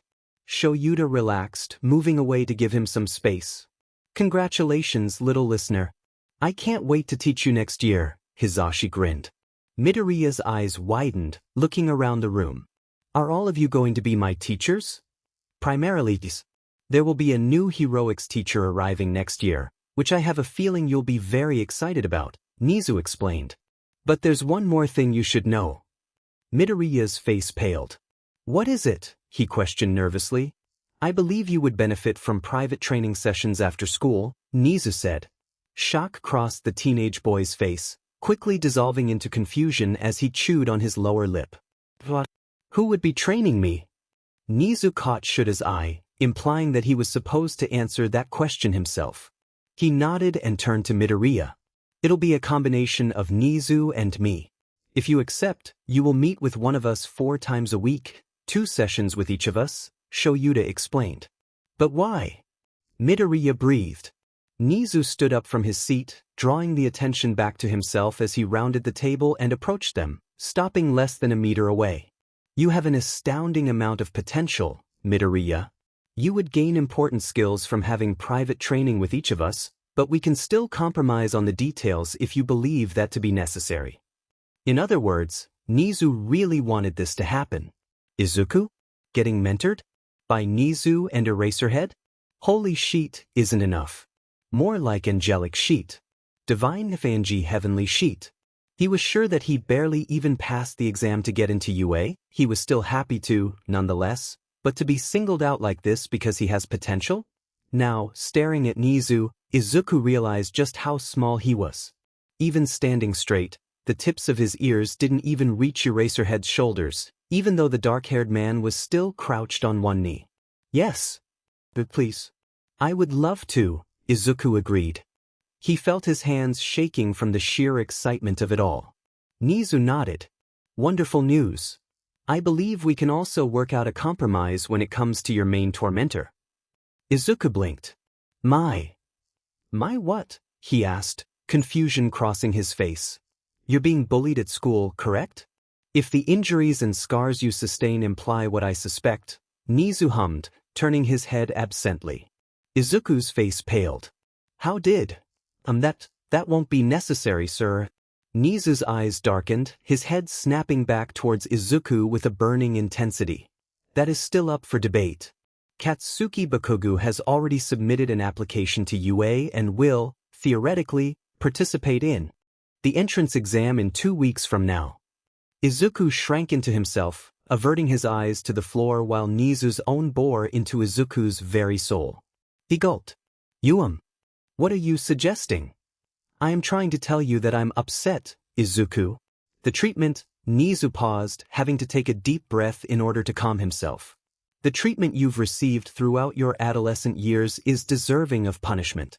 Unfortunately, I cannot serve much use against Aldra Middle School's discrimination as a whole, but it is within my jurisdiction to have Bakuga's application to UA rejected, regardless of how he does in the exam. Izuku felt like his heart was about to burst out of his chest. He felt dizzy and overwhelmed. Most of all, he felt guilty despite himself. Kaken? He could make Kaken get rejected? From UA? His mouth must have been hanging open for a while, making him appear like a fish out of water. Kid? Eraserhead asked, lightly nudging him on the shoulder. One of his brows was furrowed as he stared down at Izuku with masked concern. Izuku realized only then that he must have looked terrified at the idea. The entire room could easily see the utter horror on his face at the proposition of interfering with, possibly ruining, Kaken's future. I couldn't do that, I'm sorry, Izuku whispered. Izuku wanted to hate Kaken. Maybe someday he would, probably not. But he couldn't bring himself to do something like that. Nizu's face softened to soothe Izuku, albeit reluctantly. His jaw was still clenched. Fine. He will take the exam as usual. Depending on his performance, he may pass, or he may not. However, I ask that you alert me or the staff immediately if anything should occur while you're under the protection of UA, as it will be handled at once. Izuku quickly nodded in agreement, relieved at the less extreme compromise they had managed to decide on. Nizu sighed. Very well. I would like to warn you of the possibility that he could end up in the same class as you. It's all performance-based, so the roster will shift accordingly. Okay, thank you, sir. Izuku exclaimed, bowing low until his head was nearly touching the floor, despite already being on his knees. He wasn't thrilled with the idea of being in the same class as Kaken, but even then, it wasn't guaranteed.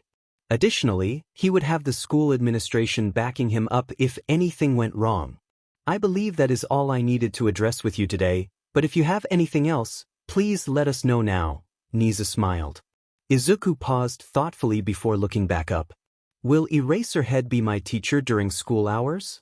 Correct, he will be the Class 1A homeroom teacher, but most everyone else in this room will be teaching you your other subjects, Nizu explained. As he spoke, he made his way back to his seat at the head of the table, and both Izuku and Eraserhead seemed to take this as their cue to get up off of the floor. Izuku brushed off his legs as another question popped into his head. Sir, is it possible for me to come to school in my ghost form? Even if it's just for the first day. For what reason? You should know well that public quirk usage is against the law, Nizu pressed, his lips flattening into a thin line. Was he mad? The thought made Izuku's heart rate pick up. Especially since I've only just cleared your criminal record, I'd rather not have to do that a second time. You're right. I just thought, maybe, never mind, Izuku stuttered, fidgeting with the hem of his shirt. Nizu frowned, as if contemplating something. Excuse me if I was harsh. Please explain your thought process, Izuku. Izuku grimaced, unsure of what to say. Well, I would feel safer leaving my body at home. It's just an extra layer of security for me, even if it's just for the first day. The principal seemed to consider this for a moment. I will allow you to do it on the first day as a safety precaution. Stay out of sight on your way to and from school so civilians won't spot your uniform. And speaking of uniforms, that reminds me to give you yours, Nizu said. Izuku's eyes grew blurry, threatening to spill tears. His own uniform for UA? Well, it makes sense, but still. He felt a light tap on his shoulder, causing him to jolt out of his thoughts. Present Mike was smiling at him, holding out a folded uniform. Izuku briefly marveled at it before growing embarrassed and gently taking the uniform with a quick bow. Thank you. Anytime, kid. Present Mike grinned. His voice dropped down to a whisper and he leaned in with a mischievous smile. Also, just between you and me, I think Shoyuta really likes you. Feel free to stop by after school sometime and say hi to us, he winked. Izuku blinked. Shoyuta? Shoyuta Aizawa Eraserhead. He remembered that now. It had been a while since Izuku had done research on him, and he never felt quite comfortable calling the hero his real name, so he just stuck with Eraserhead. Sheet, did that mean he was going to become Mr. Aizawa? Good. Thank you. Izuku beamed, a light huff of amusement following. Present Mike slipped him a sly smile before being tugged to the side by Ira's heir, Aizawa. The black-haired man was scolding his husband for whispering what he did so loudly when he was such a bad whisperer. Izuku stifled his own laughter, returning his attention to the uniform in his grasp. It was soft and made of good quality fabric. Underneath it sat the blue pea uniform. Midnight sauntered over to him from his left. Hey cutie. I know it's a bit early, but since you've been accepted to the school, you need to email your hero costume design to Nizu by the end of the month, okay? I'm sure it'll look adorable, she exclaimed. The way she spoke was almost infantilizing. Izuku just smiled and nodded despite himself. Finally, on his way home, he found that everything was rushing back to the forefront. He was going to be a student at UA in the hero course, nonetheless. He was going to have 2 pro-hero mentors training him every week. He might even be able to make friends for the first time since he was 4. And most importantly, he was going to be a hero. He was going to do exactly what it meant to be a hero, save. It was likely going to be a tough 3 years, but nothing that he couldn't handle. Izuku was going to make a name for himself outside of Phantasm. And this time, it wouldn't be Deku. Katsuki was uneasy. The nerd seemed a bit happier recently. That wasn't inherently bad, even if he wouldn't admit that himself, but it was more so the air of confidence Deku carried. He had no reason to be confident, did he? Deku was still a weak, quirkless motherfucker that would decidedly die in a fight against Katsuki. But he didn't want that either, now did he? He still saw that smile behind him in the mirror. He still caught glimpses of rope hanging from his ceiling. He still saw green hair and freckles in his peripheral vision. He was still drenched in his blood. But he had nothing to worry about. That pathetic little quirkless would stop following him around eventually. Katsuki would get into UA and would never have to see Deku again unless he happened to be walking home from his miserable third-rate school at the same time. He would never have to compete against someone so far behind him because he would be too busy skyrocketing ahead. Katsuki sat at the gym while curling dumbbells. He'd been working out consistently for years, sure, but he had to work even harder, get even stronger, and build even more muscle if he wanted to get the absolute best score at the entrance exam. It definitely wasn't because he had noticed the nerd had gained some muscle in the past few months. That was impossible for a shrimp like him. Katsuki would always be ahead. He didn't even have to try. Katsuki's brows furrowed and he huffed, pushing himself to lift each weight faster, to do just a few more reps. He wasn't about to lose. There was no way in hell he'd be anything other than the best. Katsuki didn't need to be saved. It was a bit early to go out, but Izuku was restless. It had been over a week since he'd last gone on patrol, but now that he succeeded in getting into UA, he figured that he at least deserved one final goodbye to Phantasm. After all, he didn't want to keep breaking the law and cause more trouble for everyone. Nizu, Izawa, his mom. They would all be inconvenienced if he continued. One more time couldn't hurt, right? The wind roared in Katsuki's ears. What the F are you doing? Katsuki screeched. Like, actually screeched. It sounded like nails on a chalkboard. He would have normally been embarrassed after having the kind of voice crack that screams, "I'm going through BGMI," but right now, fleeing from some deranged creature, flying through the air at breakneck speeds while hanging by his wrists, he literally couldn't care less. The grip on his wrists tightened. "Shut up and hold on, idiot. I'm trying to help." Phantasm hissed. Katsuki needed to get down. For all he knew, this puny beach was trying to kidnap him. He had just been walking home from the gym, a bit later than usual since it was a Saturday night, when he got snatched up. "Like hell I am. Put me down. I don't need your help, motherfucker," Katsuki shouted. He set off explosions and pried himself free of the vigilante's grasp, crashing down and somersaulting directly onto a rooftop just a few feet below them. Shit, that landing hurt like hell. He could have dislocated his shoulder or something if he weren't more careful just now. There was no time for that. He needed to get down and get away from those freaks, or else he may end up in trouble. Katsuki quickly scrutinized the rooftop for a fire escape or a low-rise area he could jump down from. The flapping of wings alerted Katsuki of his second pursuiter's arrival. He scrambled to the edge, seeing that he was on a second-story building with limited ways to get to the ground without breaking his neck. Loud grunting and caterwauling resounded behind him. Katsuki looked back in alarm, seeing Phantasm wrestling with the owl-like heteromorph that initially tried to attack him before the vigilante swooped in and flew Katsuki away.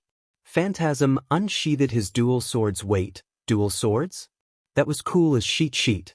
Katsuki just barely managed to catch himself before he fell right off the ledge. A large gust of air from the owl heteromorph's wings had knocked into him, nearly causing him to lose balance. Use the pipes. They're rigged securely, so they should support your weight. Hurry up. Phantasm instructed, his tone snapping roughly towards the end. The vigilante didn't even spare a glance at Katsuki as he fought with the mutant to keep it distracted. Katsuki glanced at the pipes on his left that led to the ground and scowled. He really thought that Katsuki was about to run away like a wimp? At the very least he could fit in a hit or two. He wasn't weak. Die, fucker, he screamed, propelling himself into the air and crashing down on the mutant. Katsuki narrowly avoided getting cut by a stray sword. He landed on the owl's back, locking an arm around its neck. Phantasm hopped back in alarm, forced to stop slashing his swords. "What the hell are you doing? You're getting in the way, you'll get hurt, idiot," the vigilante scolded. The owl mutant's talons, in place of his fingers, reached up to scratch at Katsuki. He swiftly kicked it away and the mutant shrieked in pain. "I'm fine, Extra.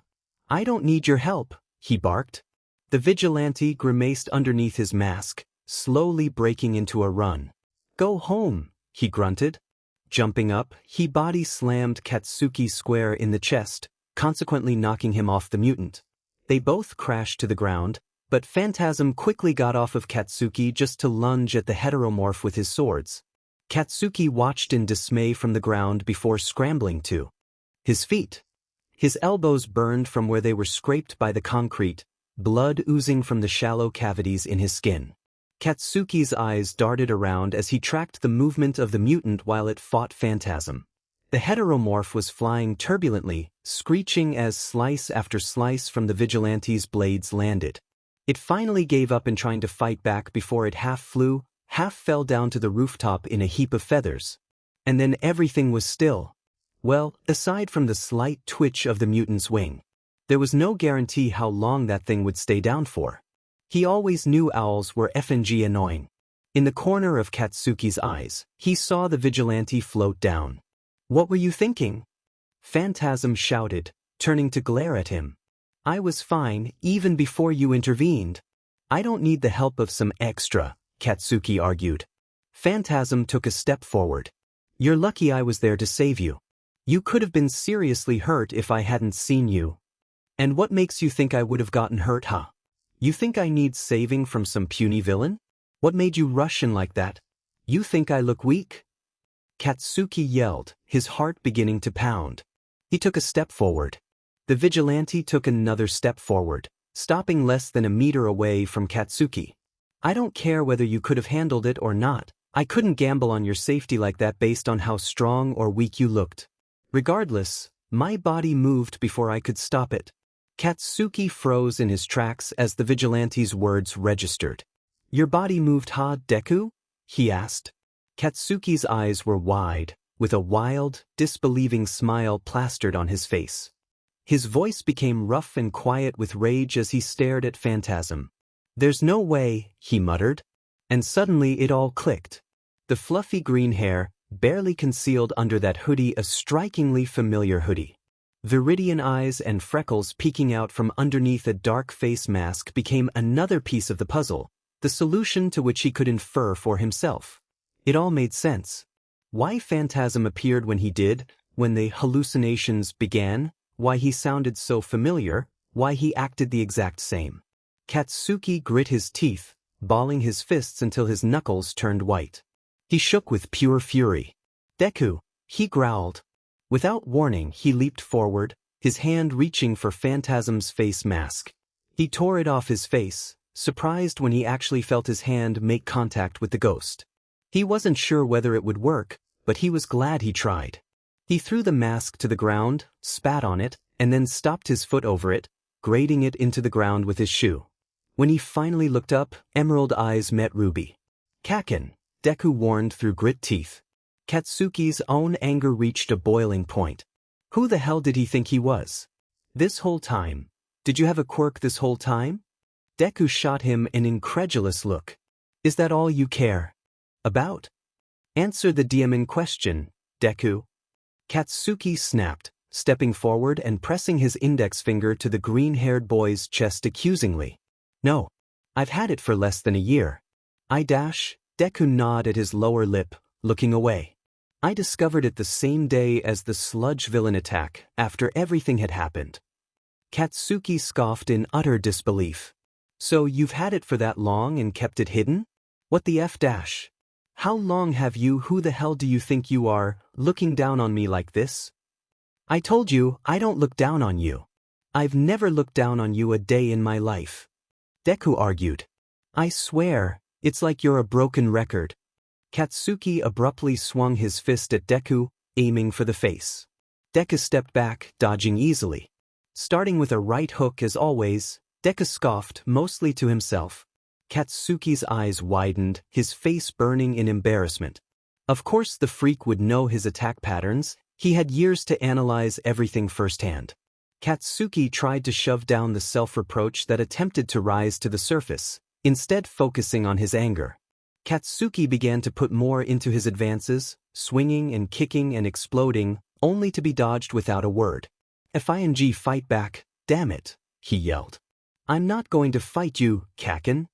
Deku shouted, flying further back to create distance between them. Katsuki rushed forward, aiming to tackle Deku, but was immediately caught off guard when he went straight through his opponent's body. How the hell did that DMN quirk work, anyway?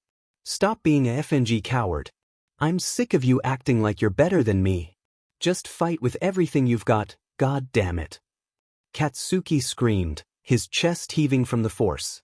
Deku's gaze hardened. This is not the time nor the place. Good luck at the entrance exam.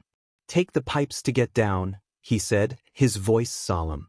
Deku hauled the owl mutant, still lying injured on the rooftop, into his arms before flying away. Katsuki was left by himself, panting and hunched on the rooftop. But why wouldn't he fight back? He was scared, right? Katsuki was stronger, so he had to have been scared of fighting him. But then why didn't he look scared? He didn't tremble, he didn't lie down and take it, he didn't cower. He just dodged. That confidence. It was that same confidence he noticed on him earlier. It set Katsuki off. If Deku wasn't scared of him, then why wouldn't he fight? If he thought he was stronger, he surely would have chosen to fight back, right? So that means he didn't because he knew he would lose. Which meant that Deku was weaker than Katsuki. Katsuki's jaw clenched, his fists growing numb as his nails dug into his palms.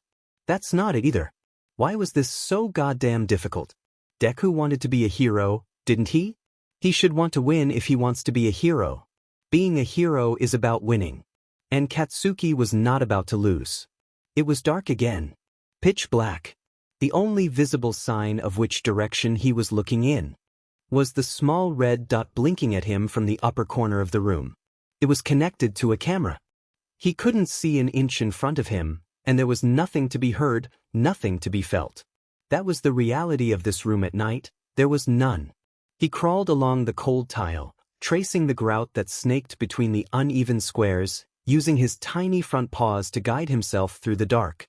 He already knew where in the room he was after memorizing the intricate pattern of the tile.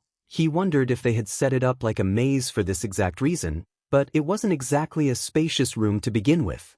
His room had grown derelict over the many weeks he'd been held here, the furnishings of the room bereft and worn. He only had a few things accessible to him. A couple of scratchy felt blankets, some old newspapers and tattered children's books for reading exercises, and a bin with a thin layer of litter for him to use. He may be an animal, but here, he was treated as less than even that. Nizu hated it here, but he wasn't supposed to know that yet. They didn't know that he still remembered a time before this, a time where he was free. That all changed when the humans found him and took him away. They said he had a quirk and that animals weren't supposed to have quirks. And yet he did, because somehow he could understand them. His body ached from the accumulated bruises and pinpricks across his skin. Sometimes he thought he was tired. They told him he wasn't. But they told him a lot of things. He didn't think they always told the truth like he once naively believed. Perhaps he was still naive for believing anything they said. Nizu's very existence conflicted with the knowledge they had of theirs. An animal with a quirk should have been impossible. But they, too, were naive, believing that anything to fall from their own lips was theory, fact, and therefore law. The flicker of lights sparked above him. A familiar, unnerving buzz emanating from the artificial lights set him on edge. The barren room, now illuminated, burned his eyes before they finally adjusted. Everything consisted of an off-white hue, including Nizu. Well, everything except for the dark glass square on the wall by the door. He couldn't see inside it, but he had a feeling that whoever was on the other side could see him quite well. Nizu waited. He always knew what came after this. The door creaked open, quickly clicking shut behind the tall figure. "Hi, little guy. Are you ready?" the human man cooed gently, infantilizing.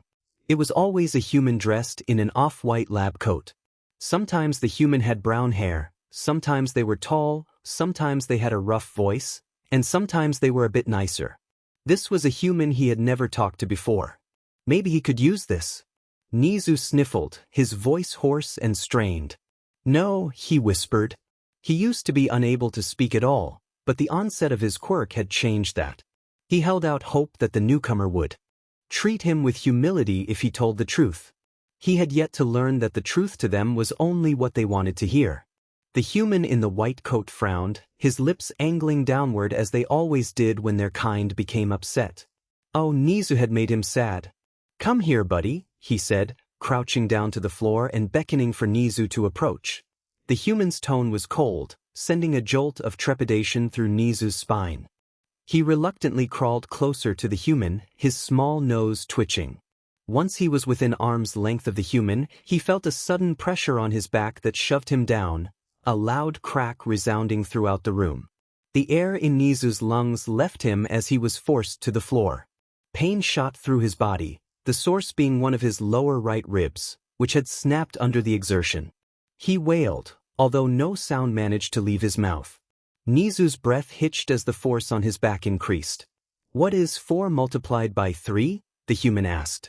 T12, he rasped, voice crackling painfully as he forced himself to speak. The pressure disappeared. Nizu was left panting on the floor. Good job. Now, let's patch you up and then we can get started, okay? The human said. Nizu nodded weakly. The human's off-white lab coat brushed against Nizu's trembling form when he stood up from the floor. Demon pest, the human muttered under his breath. Come on, get up or else I'll make you, the man warned. Nizu clambered, trying to get back onto all fours, his paws scratching at the tile in an attempt to upright himself. A few seconds of wasted effort passed. He saw the glint of something sharp and silver in his peripheral vision as he continued to try to stand. Nizu, last chance. Stand up. Nizu woke up in a cold sweat, his small chest heaving as he lightly touched a paw to the scars stretching over his right eye. Even still, years later, it burned. Do you have everything? Inko asked, chewing on her lower lip anxiously. Izuku nodded. Yeah. My body is staying in my room for the first day, but I'll be going in person tomorrow. I just made sure to wear my actual uniform to school instead of the ghost copy, he explained excitedly, trailing off into a mumble. Izuku, slow down, okay? Inko laughed. You're excited, I am too, but stay safe, alright? I'm so proud of you, sweetheart, she said, cupping both his cheeks and planting a kiss on his forehead. Thanks, Mom, I'll be safe. Love you, Izuku grinned. Inko smiled back, giving a small wave as her son opened the door and floated out. I love you too, Izuku. Eat a good lunch. Don't get hurt, she called out after him. Mom, I can't get hurt when I'm a ghost. Izuku groaned. Inko huffed. Oh, quiet, just be careful. Have a good first day, baby. She waved more broadly as Izuku's form retreated into the sky. Izuku flew high in the air until the people below were the size of ants swarming around the city. UA was pretty easy to spot considering its size and the fact that it was placed on top of a large hill. He was cutting it a little close, but he was sure that he'd make it to class on time. Izuku shuddered when he remembered who was waiting for him. It was weird knowing that he was going to have so many pro heroes as teachers, including Mr. Aizawa and Principal Nizu as his tutors. When he reached the front of the school, he went in through the main entrance, mainly because he couldn't phase through the walls when he had his physical uniform on, and began searching for Class 1A.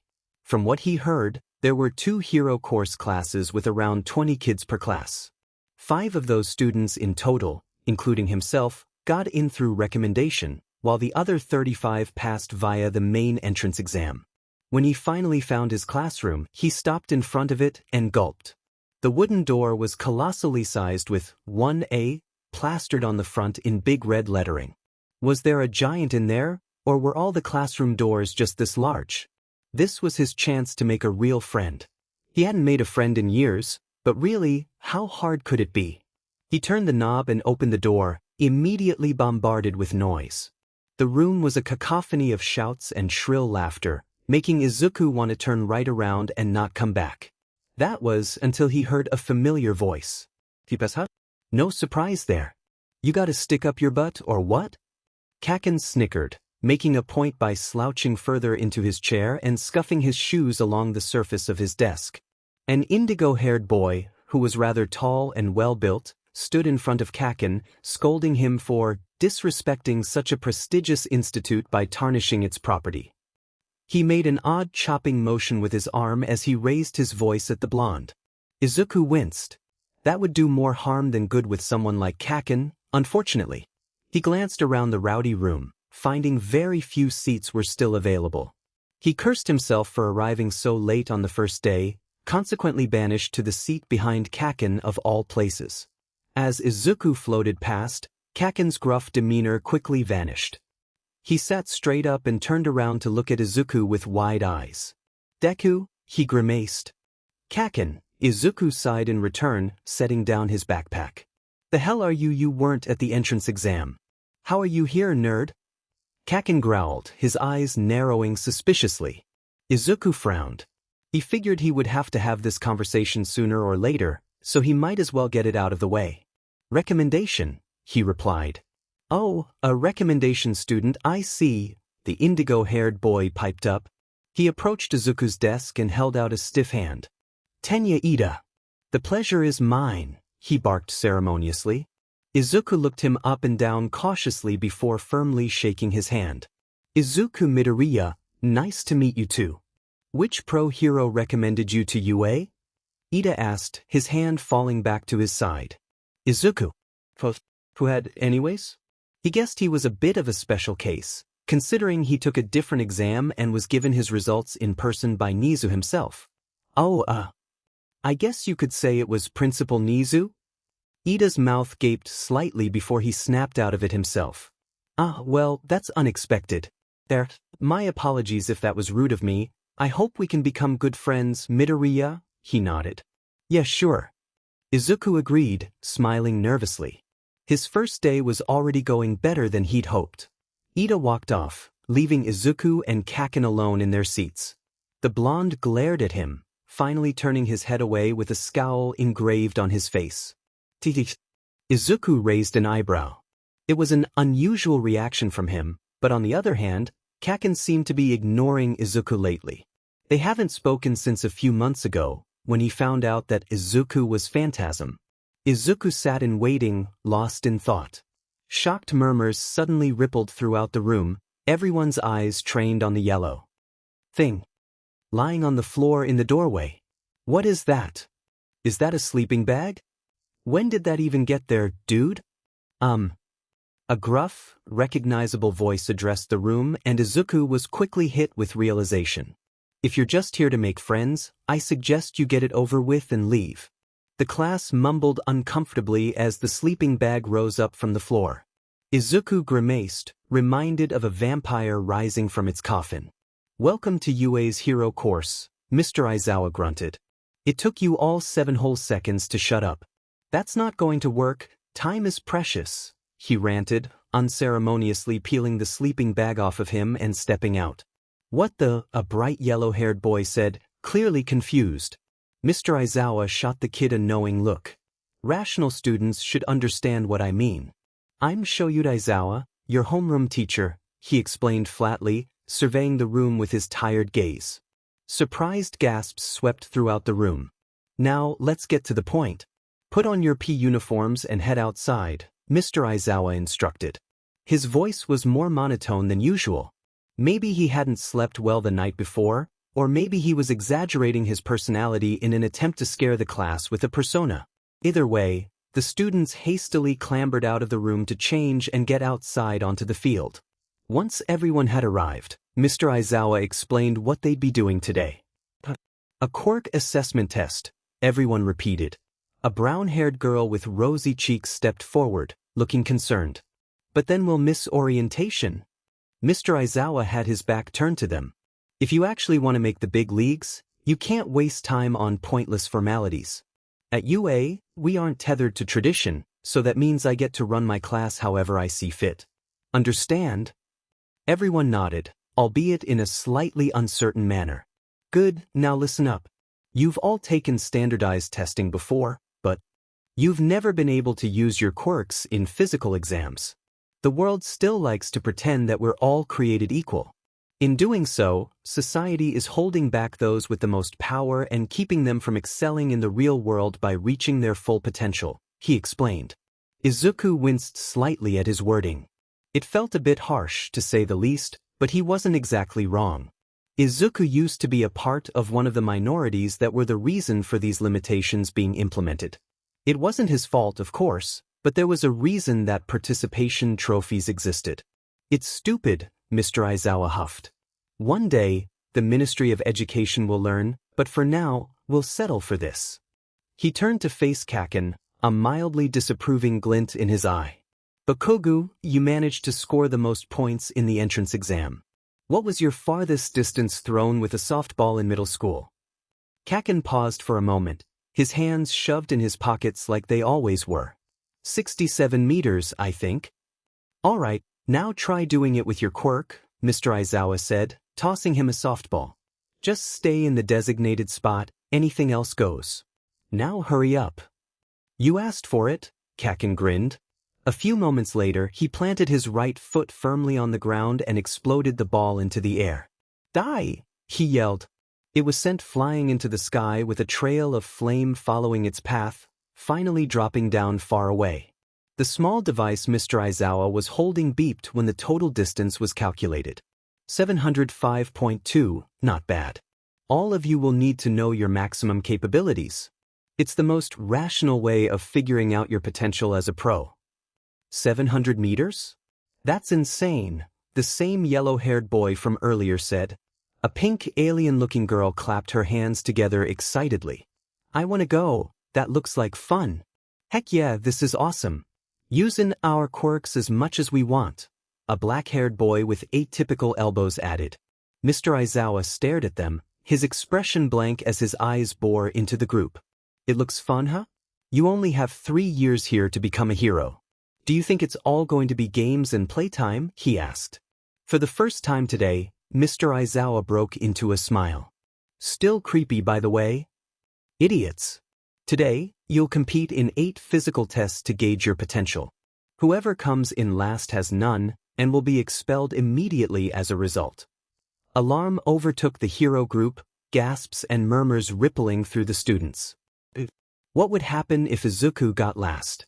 Sure, he was supposed to get private training after school, but that didn't mean he was immune to being expelled, did it?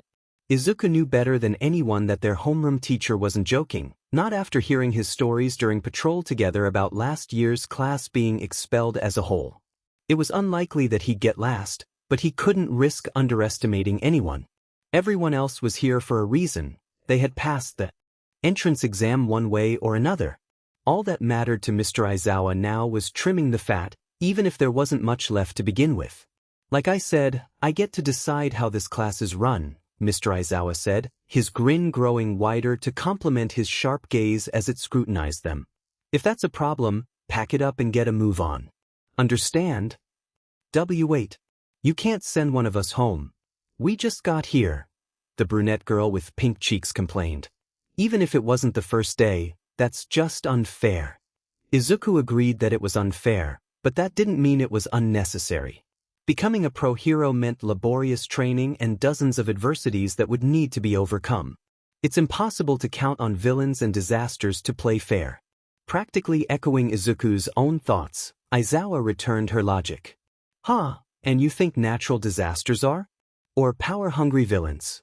What about a catastrophic accident that can wipe out entire cities? No, the world is full of unfairness. A hero's job is to combat that unfairness. If you all want to be a pro, then you're going to have to push yourself to the brink. There's no room for failure out there when hundreds of civilians are counting on you. Izuku nodded, understanding exactly what he meant. He still remembered his first time saving someone. Anything could have gone wrong, and he lacked experience. It was dangerous to interfere like he did, but in the end, he was glad to have saved Kiyo. There were various other instances he could think of that nearly turned to sheet, in which he had to use as learning experiences. Aizawa's gaze raked over them solemnly. These next 3 years, UA is going to throw all sorts of terrible hardships and obstacles your way, one after the other. So, go beyond. Plus ultra style. Show me that it's not a fluke and that you're here for a reason, their teacher concluded. That was an oddly inspiring speech. Izuku never thought he had it in him. Now then, don't waste time by talking. Let the games begin. Izuku was interested in seeing how each student utilized their quirk based on the test they faced. He felt a little bad for some of the students that had more combat-based quirks or quirks with limited usage rather than the more versatile powers like Kaken's. Up first was the 50-meter dash, in which he was pit against Kaken. Why was he not surprised? Amazingly, Izuku managed to narrowly beat him with a time of 4 seconds. It helped when he was floating from the get-go and able to accelerate enough to stay ahead of Kaken, even with his propelled blasts. Ah, you think your stupid ghost quirk makes you cool? Kaken hounded, sizing up Izuku the moment they crossed the finish line. Izuku sighed, shaking his head in defeat before moving on. The next test involved measuring grip strength. They'd been moved to an indoor gym for this portion. Izuku knew he was strong, but he wasn't particularly spectacular. He needed another method to score well. There were multiple ways he could go about this. Ideally, a method that involved converting grip strength into another form of strength. Glancing around the large gymnasium, he spotted the ceiling beams, which happened to have a fair amount of distance from the zenith of the building. Was there a rope he could use to bind the machine and anchor it to the ceiling? If he did it correctly, he could jump off the beam while holding the rope to get it to constrict. Wait, no, it's not like that would work, anyways. He was weightless right now. Izuku stared down at the small machine, an idea popping into his head. He'd been wanting to try this for a while now. He made the upper half of his head intangible, sticking the grip machine in the space where his brain would be. When he made himself tangible once more, pain shot through him. "Ack!" he grunted, hearing a resounding crack and a sharp pop in his head. He quickly made everything from his neck up intangible, cautiously opening his eyes. His chronic pain had worsened as a result of his experiment. When Izuku glanced around him, the grip machine was smoking on the floor and pieces of it were scattered around. He frowned, disappointed by the fact that his idea didn't work the way he had hoped.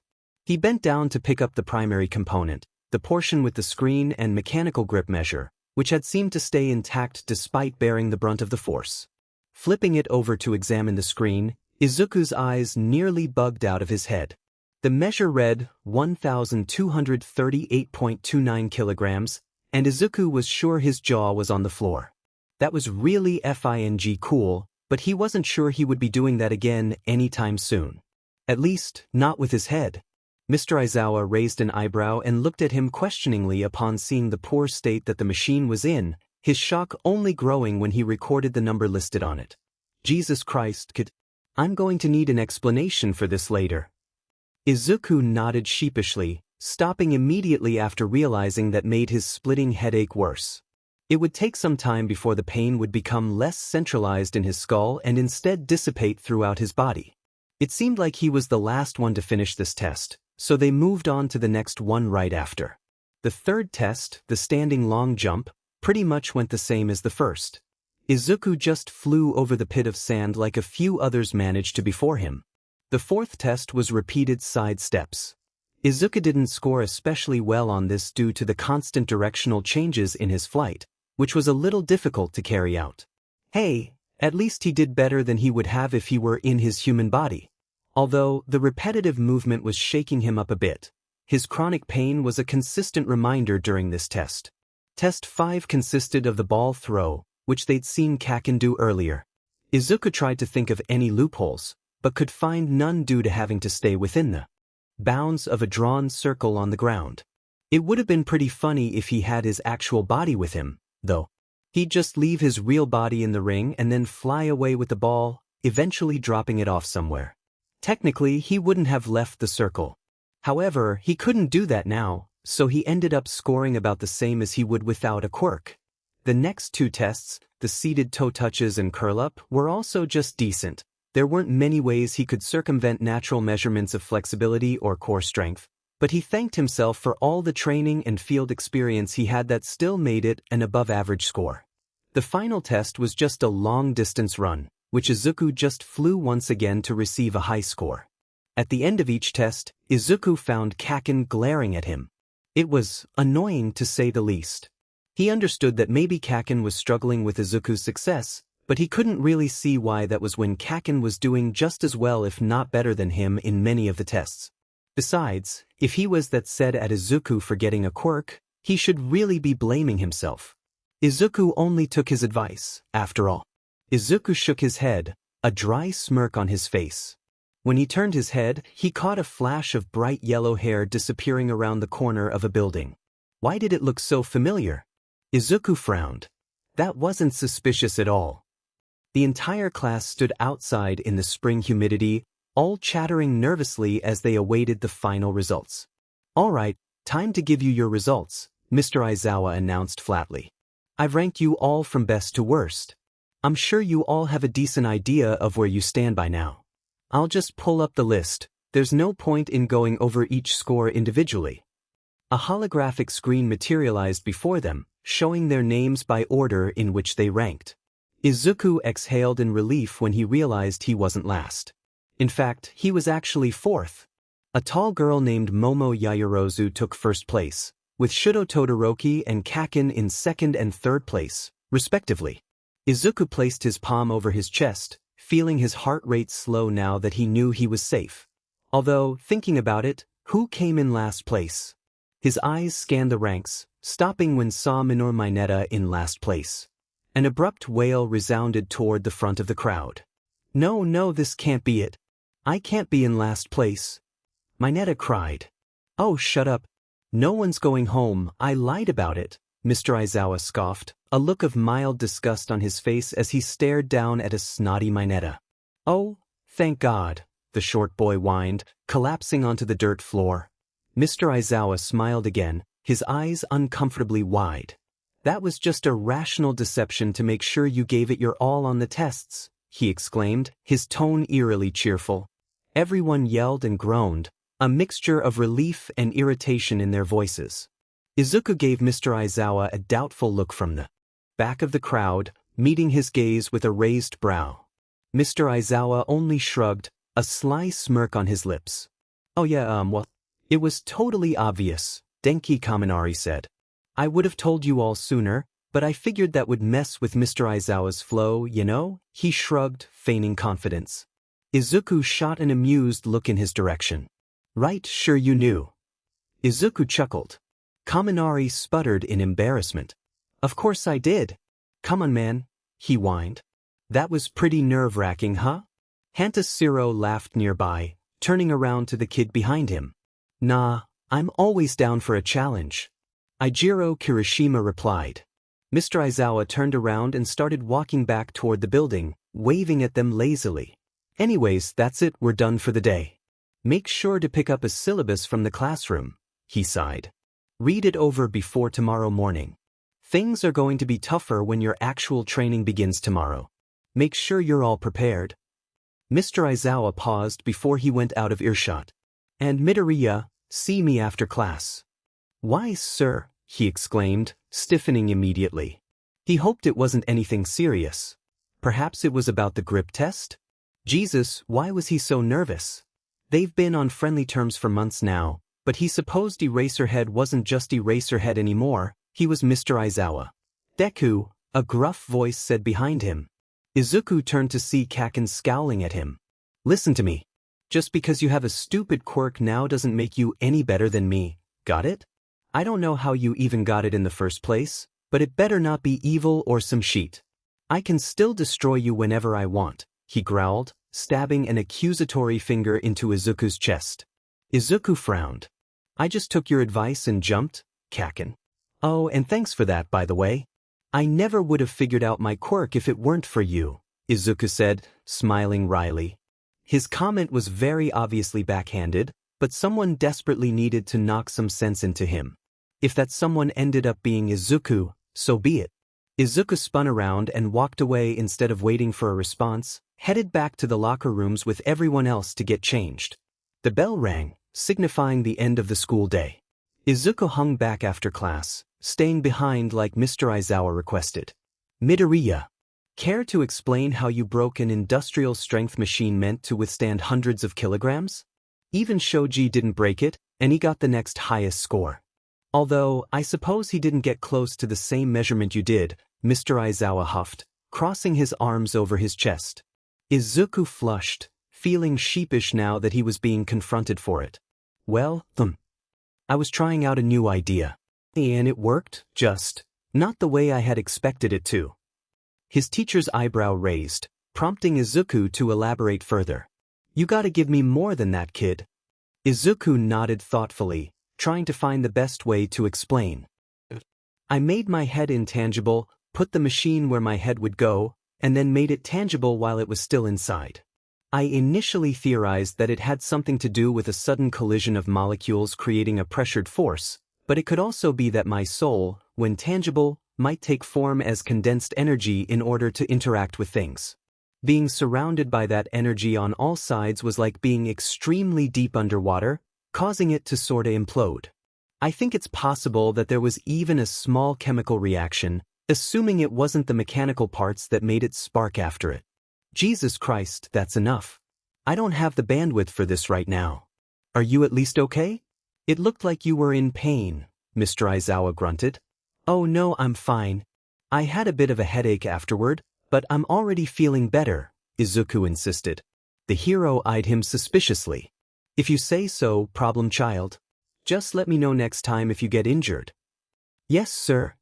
Izuku exclaimed. Alright, you can go now. After-school tutoring won't start until next week, but I'll be sure to let you know if anything changes, Mr. Aizawa said. Izuku stood from his chair before bowing deeply. Alright, have a good evening, Mr. Aizawa. Izuku walked toward the door, reaching to open it. Before he could touch it, the door flew open by itself. Izuku froze, slowly trailing his gaze up from the floor. Aizawa, is this a bad time? All Might. All Might looked down, meeting eyes with Izuku. It's you, young Midoriya. What spectacular timing, he exclaimed happily. I was watching during your quirk assessment earlier. You competed exceptionally well. Izuku floated back a few paces, distrust flashing through his eyes. What are you doing here? He whispered, his face pale. All Might is the new foundational hero studies teacher at UA, Mr. Aizawa explained, frowning as his eyes examined Izuku's strange reaction. Oh, I should really go, Izuku muttered, trying to push past the unreasonably buff hero, who was currently dressed in a yellow pinstripe suit to complement his hair. Izuku was not happy, not at all. Izuku's biggest hero was standing right in front of him, and he was anything but happy. In fact, his biggest hero had become his biggest plague just 10 months prior. A large arm blocked him from leaving. Wait, young Midoriya, I was hoping to talk to you about a few things, All Might smiled. And no, thanks, Izuku mumbled. Mr. Aizawa appeared behind him, placing a hand on Izuku's shoulder. You okay, kid? He asked, an inkling of concern showing in his eyes. I'm fine. Just let me leave. Izuku snapped angrily. Mr. Aizawa calmly pulled his hand away to give Izuku some space, but All Might recoiled from the outburst. Young Midoriya, please. I don't care. Last time I talked to you, this is how it ended. Izuku yelled, gesturing to his translucent body. Whoa, Izuku, slow down, Mr. Aizawa urged, his eyebrows furrowed in a mixture of confusion and worry. What are you saying? Izuku sniffled, roughly wiping his face on his uniform sleeve. Doesn't matter, he mumbled bitterly. Mr. Aizawa shot All Might a questioning look, to which the blonde smiled nervously in response, a hint of guilt evident on his face. It matters. Come on, sit down, Mr. Aizawa instructed, guiding Izuku by his shoulder to one of the desks nearby. Izuku's brows were pinched, his gaze cast down to the floor as he sat down. His hands were latched tightly together as they rested in his lap. He really didn't want to talk about this. Now, what's the issue? Shoyuta frowned, crossing his arms and glancing between the two of them. Yagi's signature smile wavered. I believe I have an idea. Get on with it, then, Shoyuta scoffed impatiently. Yagi looked down at the green-haired boy, directly addressing him. Young Midoriya, I'd like to apologize for what I said to you all those months ago. I haven't stopped thinking about what I did since it happened, and I've been searching for you ever since that day. See, the truth is, rushing into the middle of danger in order to save your friend. It reminded me of what being a hero is all about. You inspired me, young Midoriya.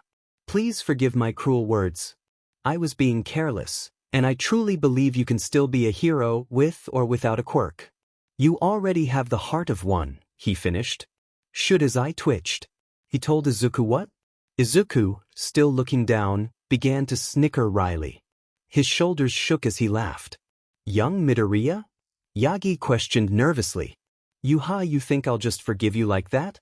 Izuku chuckled, his voice dripping with disbelief.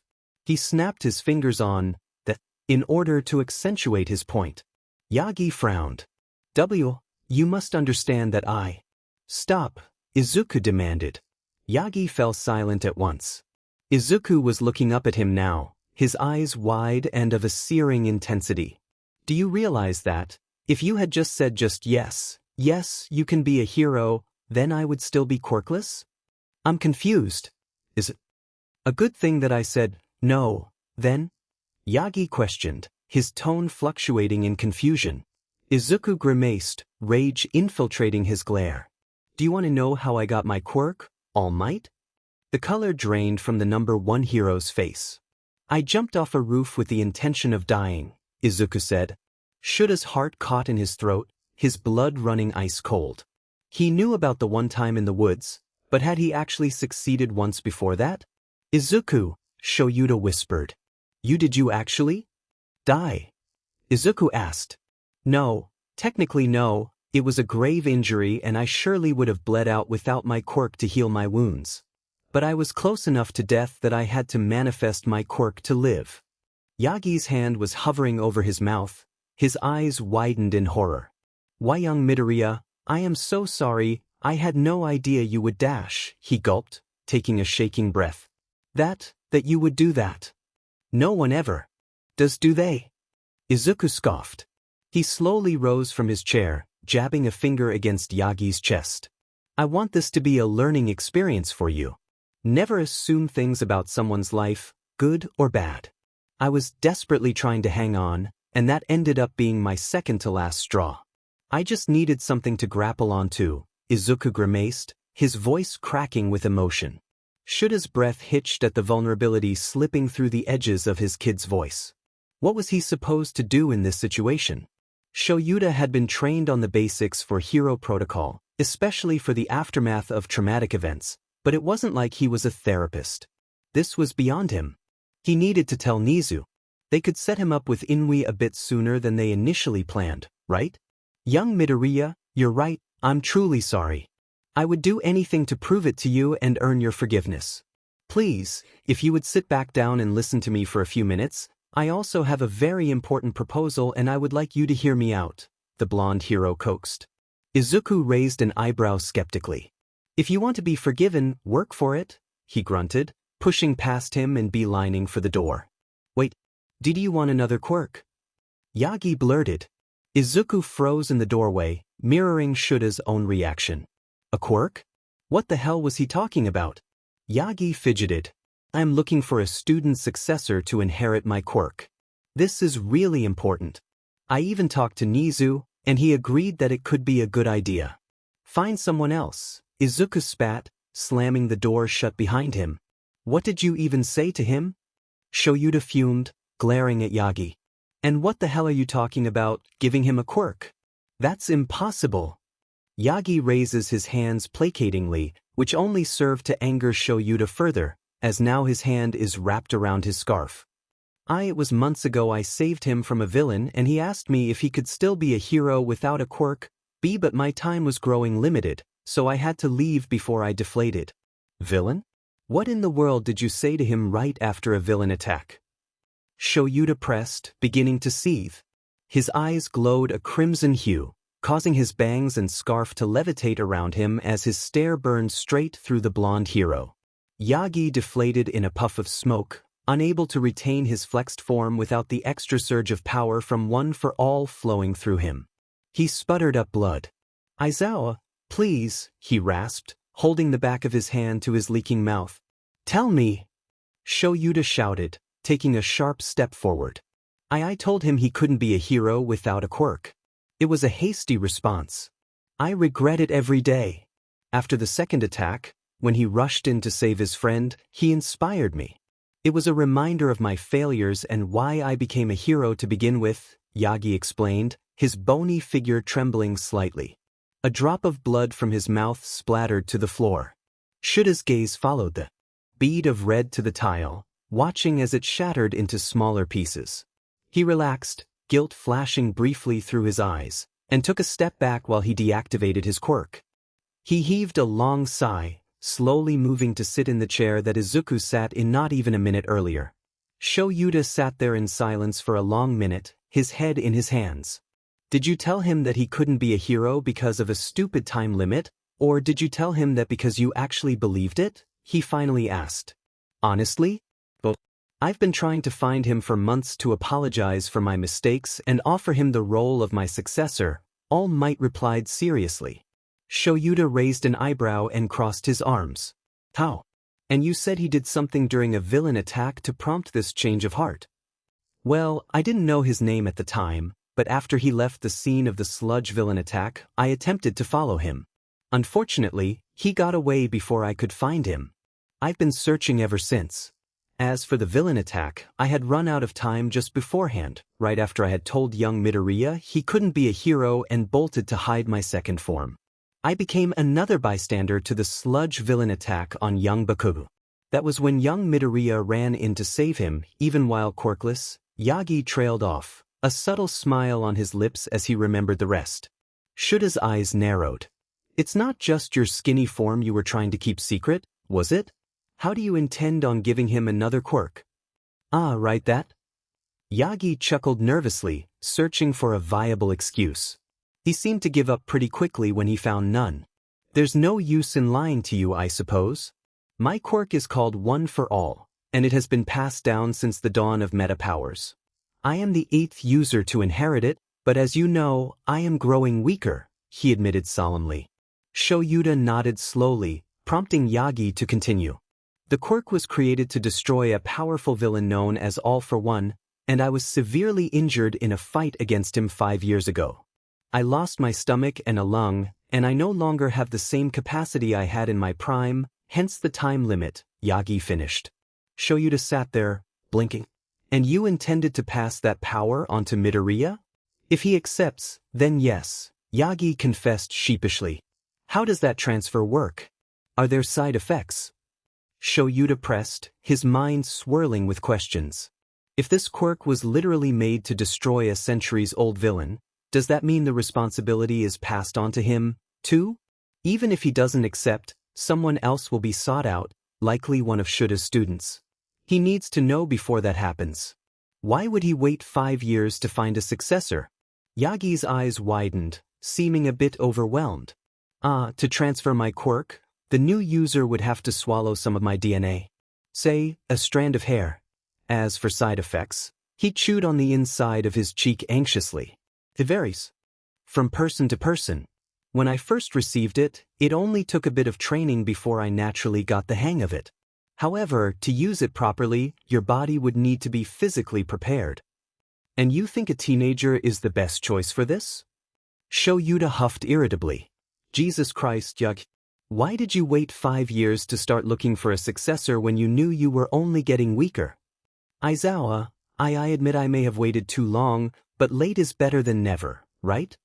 Yagi smiled in an attempt to soothe his coworker. Shoyuta felt the muscles in his jaw clench. And you think one of my students is the best choice for this? That's a lot of responsibility, and I think you're forgetting that they're barely even first years. Yagi shrank slightly, his shoulders hunching. Well, I was planning on evaluating the other students in case young Midoriya refused my offer. I would also assist in mentoring to help them with the additional quirk. I need time to think this over. Do not do anything related to One for All with my students without getting permission from me first. I will personally send you to an early grave if you ignore that demand, Shoyuta threatened. And whatever you FING do, don't talk to Midoriya outside of class purposes or genuinely apologizing. I will skin you alive and hang it out to dry. Yagi frowned, one of his brows twitching in unease. Very well, he sighed defeatedly. I'll leave you be, have a good day, Aizawa, Yagi called out behind him, exiting the room. Shoyuta grimaced. He felt the familiar throbbing of a headache coming on. Literally and figuratively. Inko was sitting on the couch watching the news while she paid the bills. Technically, she was supposed to do it earlier this afternoon, but she got sidetracked with some errands and ended up pushing it back. It wasn't until the front door shut that she realized her son had returned home from his first day at UA. Inko set down her pen. Izuku, welcome home. How was your first day? She called out, her voice bouncing along the walls of their apartment. A few seconds passed and there was no response. Izuku? She asked. Inko's worries only grew. She tentatively stood up, walking down the hall to his room. Inko stopped short of Izuku's door, her fist hovering hesitantly by the wood. She exhaled and knocked a couple times before turning the knob. Izuku? Is everything okay, sweetheart? Inko frowned, seeing her son unresponsive and hidden beneath his blankets. His uniform was sprawled messily across the floor, which meant he was back in his body again, dressed in pajamas. Inko steadily moved to his bed, sitting down at the foot of it. She placed a hand on Izuku's calf, her skin resting on the blanket as she looked at him with concern. Hey, what's wrong? Izuku stirred slightly, eventually sitting up. Remember that night I came back and I had blood on me? And I told you I'd fell down? He asked suddenly. Inko felt unease bloom within her chest. Yes, what about it? She gulped. I need to tell you the truth. Did Izuku really try to commit suicide? Because of him? Katsuki sat in his room, staring blankly at the wall. He could be lying about it, but how the hell could he get a ghost quirk without? Did he die from it? If only Katsuki hadn't made that stupid rash joke, could he even call it a joke? He hadn't meant it, but clearly it meant something to Izuku. He didn't blame him for that either. It all came from a place of Katsuki's own inferiority, but because he was too weak to keep himself in FNG check, he made him. God FNG, damn it. Katsuki grit his teeth, glaring at the wall. He wondered if the anger he directed at it would ricochet back towards who it was intended for. What was he supposed to do? He felt like shit. If Katsuki had just known that he was going to he would've. Katsuki attempted to swallow the hard lump and the taste of bile in his throat, blinking away the stinging tears in his eyes. He wanted to hit something. He wanted to scream. He wanted to rip his hair out and cry. He shouldn't cry. Crying means he's weak. He already was. He wanted to apologize. But he didn't want to apologize. Because if he did, that would mean it actually happened. That he let himself get to the point of insecurity that he told Izuku Deku to kill himself. And that Deku actually did it because of him. He felt so and weak. So helpless. Still, Deku was so much better than him. How is someone so effing useless so much better than him? Throughout Katsuki's entire life, he was showered with praise. From the moment his quirk manifested, people told him he would be the next big hero. That Katsuki would be strong, that he'd never lose to a villain, and he'd never show weakness in the face of adversity. Then his best friend was diagnosed quirkless. He could never win, so in Katsuki's mind, he became the definition of weakness, unlike himself. Katsuki relished in all the compliments and all the attention he received from the pitiful dog following him around day in and day out. Katsuki was ahead. Until he wasn't.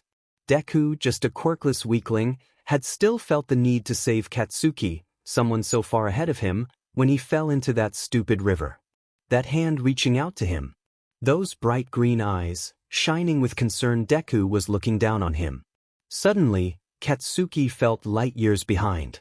And just as suddenly, the useless little dog constantly following him around had become a hound. A hound that never gave up, always working to catch up and remind Katsuki of his place whether he meant to or not. Katsuki found himself trying to beat him down in order to stay ahead, to prove he was stronger and could overcome that constant reminder.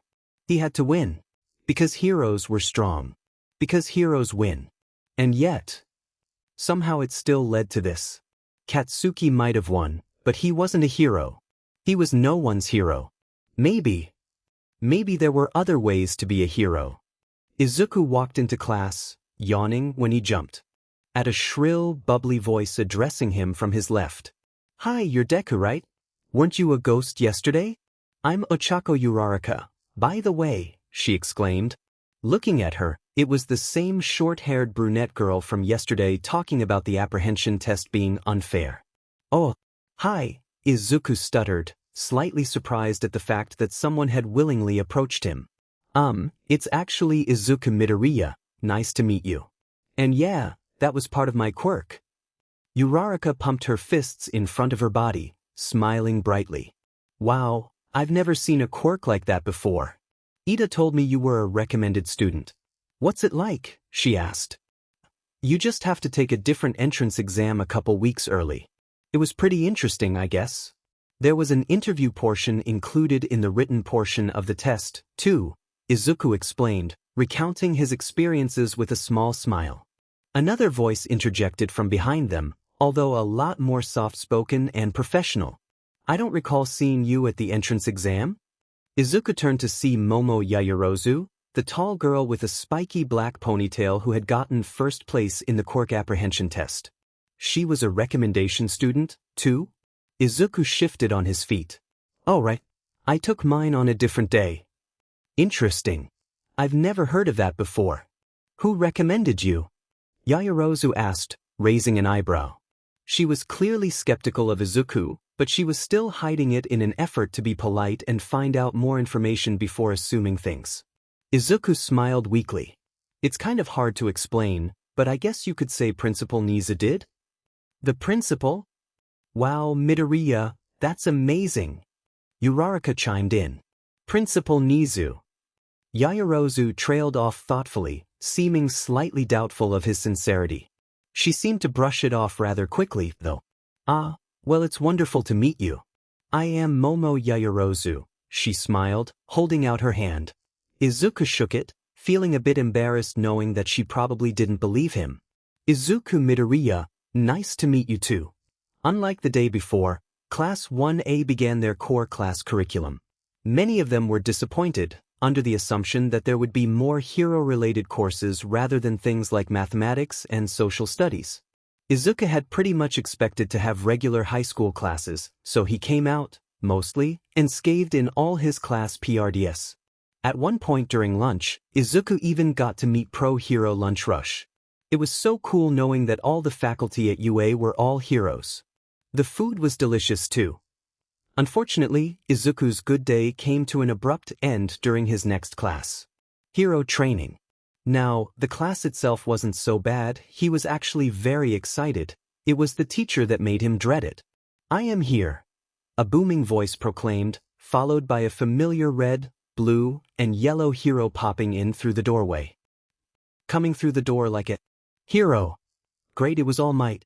Of course he had known he'd be their heroics teacher for a while, so thankfully he'd been able to mentally prepare. Oh, wait, never mind. He had only found out yesterday afternoon. Cheers and whispers filled the room. "It's All Might. I can't believe he's actually a teacher here. This is gonna be awesome. Is that his Silver Age costume?" All Might marched up to the podium in the front of the room, his height a stark contrast to his much more average-sized surroundings. He struck his classic pose, standing tall with his hands on his hips. "Welcome to the most important class at UA High," he announced proudly. "Think of it as Hero 101.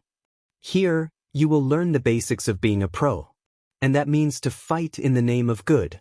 Let's get into it. Today's lesson will pull no punches," he shouted, striking another dramatic pose while presenting a card that read, "Battle." Izuku grimaced. He supposed that All Might was always a flashy hero, but it wasn't until now that he realized how annoying he found it. Maybe he'd prefer being an underground hero. Well, maybe it was just All Might whom he found annoying. "Combat training," Kaken sneered enthusiastically. All Might coiled up as if preparing to make a grand gesture. "But one of the keys of being a hero is looking good," he yelled, swinging his arm to point at the wall. Simultaneously, as if on cue, some off-colored sections of the wall slid out, revealing numbered cases arrayed on shelves. These were designed for you based on your quirk registration forms and the requests you sent in before school started. All Might smiled. Izuku looked down. Costumes. I hope mine turned out well, he said absently. Get yourselves suited up, then meet me on training ground Beta. All Might instructed. One evening, Izuku's phone pinged. The screen illuminated his dark room and sent out a beam of blue light. Izuku stretched his arm out to grab his phone, drowsily blinking away his sleepiness as he looked to see what it was. An email from Nizu? Warm regards, Midoriya. I've received your hero costume design SB but I'd like to offer you the chance to revise with a higher budget. Please consider making adjustments to your utmost desires. Nizu. Izuku frowned. He was fine with his current design. Was this Nizu's way of saying he needed to make it better? Although, having a higher budget couldn't hurt.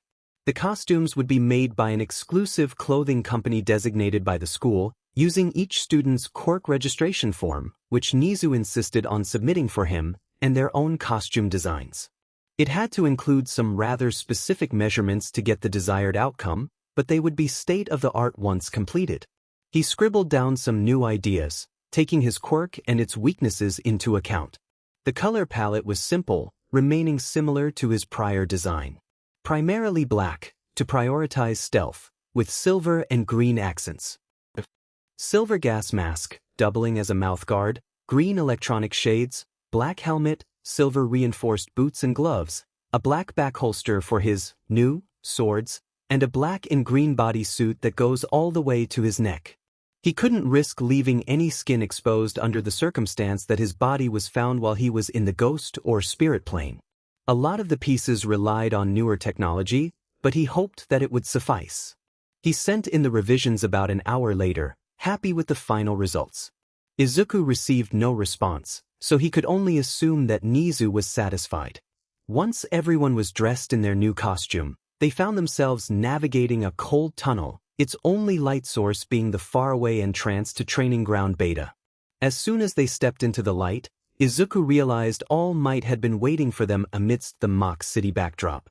They say the clothes make the pros, young ladies and gentlemen, and behold, you are the proof, he exclaimed.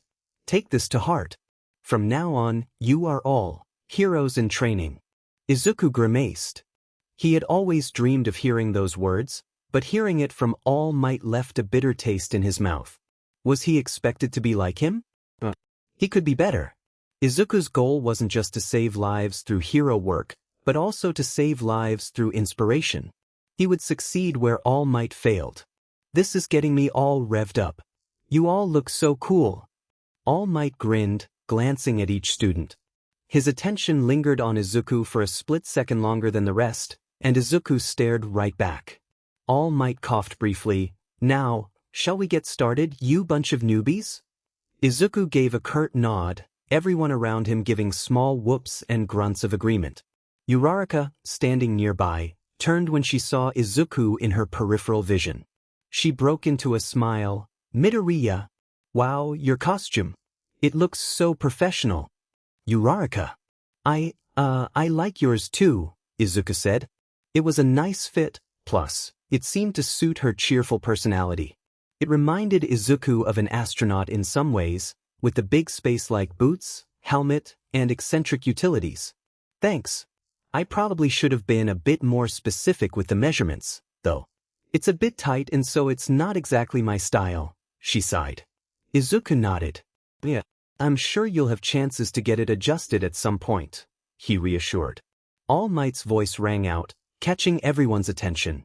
Now that you're ready, it's time for combat training.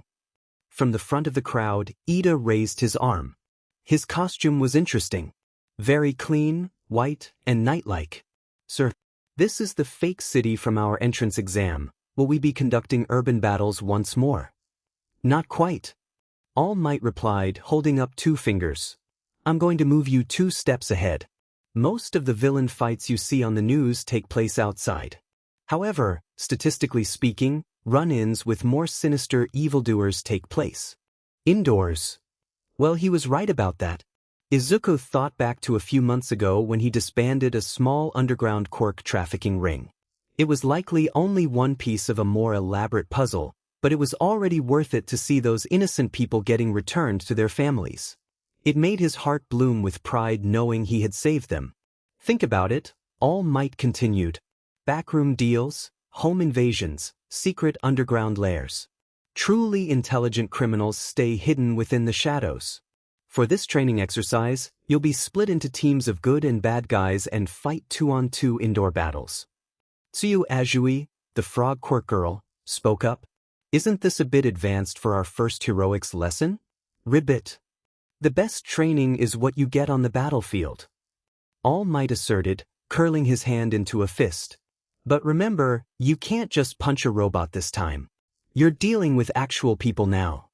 Immediately, a flood of questions filled the air until it was a jumble of words and sounds. I wasn't finished talking. All Might groaned, his voice wavering slightly from being overwhelmed. Izuku felt a smidge of pity for the man. Listen up. The situation is this. The villains have hidden a nuclear missile somewhere in their hideout. The heroes must try to foil their plans, either by catching the villains or by recovering the weapon. Likewise, the bad guys succeed if they manage to protect their weapon or capture the heroes before time is up. Time's limited, so we'll choose by drawing lots. Ida interjected from the front. Isn't there a better way to form teams? Think about it, Izuku hummed thoughtfully. As pro-heroes, we'll have to work with other pros and hero agencies on short notice in order to complete missions, so we won't always be able to choose. We have to learn to adapt instead. Yes, I see. Ida agreed, a new level of determination noticeable in his tone. Life is a random series of events. Please excuse my rudeness, he shouted, bowing deeply. All Might's eternal grin turned sheepish. No sweat. And thank you for explaining, young Midoriya. Now let's draw. Izuku had to suppress a scowl after All Might singled him out in front of the entire class. Maybe he was just being petty, but it set him off. Izuku's bangs were pulled back using a long hair clip across his forehead, allowing him to securely latch on his helmet. It beeped, letting him know it had sealed, so he opened his eyes and took his first breath with it on. His vision became a green hue from the built-in shades, which were programmed with minor analysis capabilities and some basic commands. All commands were activated through using his hair clip to collect neural impulses. He was really proud of his design, considering it took a lot of brainstorming to come up with counters for his weaknesses. The gas mask and reinforced suit to combat his defenselessness while he's out of his body, the color scheme for stealth, and the neural impulse technology so he can unlock his double swords without opponents stealing them to use it against him when his body is vacant. His helmet was completely airtight too. Izuku was put into Team A with Uraraka. Wow, what are the chances? We're a team, Midoriya. Izuku smiled nervously. Yeah, let's do our best. All Might's voice arose, echoing through the mock city streets. He had one hand each in two different boxes, one labeled Villain and the other labeled Hero. I declare that the first teams to fight will be these guys, he said, holding up two balls. Team D were the villains and Team A were the heroes. Wait, Team A is him and Uraraka. So who was the villain team they were up against? A shout resounded from somewhere behind them. Huh? Why the hell do I have to be the villain? Kaken yelled, stamping his foot down on the paved asphalt. Bakugu, I'm not thrilled to play this role either, but you must remember that it is make-believe. Ida scolded. We must act this out and perform to the best of our ability. Shut these up 4 eyes. I'm a hero, not a criminal. Kaken snarled. Izuku frowned, glancing back at the scene. Kaken seemed awfully volatile over such an insignificant issue. What? Uraraka's eyes were wide as she turned to look at Izuku with concern. Do you think he's going to be okay? He'll be fine, Izuku sighed, grimacing. We need to formulate a plan. Everyone else can head to the monitoring room to watch. All Might instructed. Izuku felt his fists clench at his sides. He could sense Kaken's eyes boring into him, but it didn't intimidate him like it once might have. Determination was blazing from deep within Izuku. He was going to do this, and he was going to do it well. Katsuki stood silently on one of the upper floors of the stupid concrete building.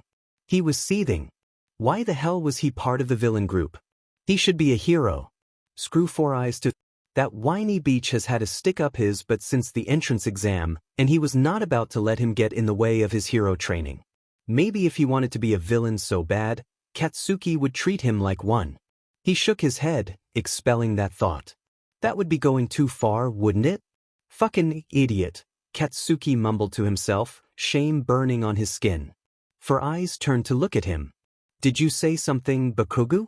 Shut the hell up, he snapped. That is unacceptable behavior. You are my teammate, we should treat each other with respect and attempt to work together. Four Eyes berated, his arm doing that weird butt-chopping motion again. Katsuki snarled, swinging around to face the blue-haired boy. I can do this without you, but wipe. If you think I'm going to sit here and act all buddy-buddy with you, you're wrong. I'm a hero, he huffed bitterly. Although, that last part seemed a bit more like he was trying to convince himself. You think you can do this alone? Four Eyes scoffed. That wouldn't do. Neither of us any good. All Might said we need to embody the villain persona and work together as a team, but you are choosing to do neither. Katsuki frowned. Just protect the DMN weapon. I'll knock him out or something and end the match early. He stomped out the door and into the barren concrete corridors as Four Eyes shouted something useless after him. The exercise would begin any minute. Why the hell couldn't he just be the hero? He needed to prove himself, but he'd never get to do that if he wasn't presented with the opportunity to do so. To make matters worse, he was up against Deku. He knew that the little BSTRD could basically do anything he wanted, which meant Katsuki was on the defense here. FNG, damn it. Why was this so hard? He should just screw it all to hell and rush in as the offensive force before Deku and Roundface could get a move on him. That's what he normally would have done. He had an excuse to be the villain here, but it didn't help that he was trying to be the exact opposite outside of hero training. What was he even supposed to do here? Huh, he growled. I'll blow those shitheads to space. The paper in Uraraka's hands crinkled as she pulled it taut, trying to get a better read. You think they expect us to memorize this building's entire floor plan? It's so big. It would be a good idea to remember the basics, like how many floors there are and where the staircases are located. We need to figure out where the weapon is hidden. Izuku frowned, squinting at his own map of the building. Uraraka nodded with a serious look on her face, staring back down at her page.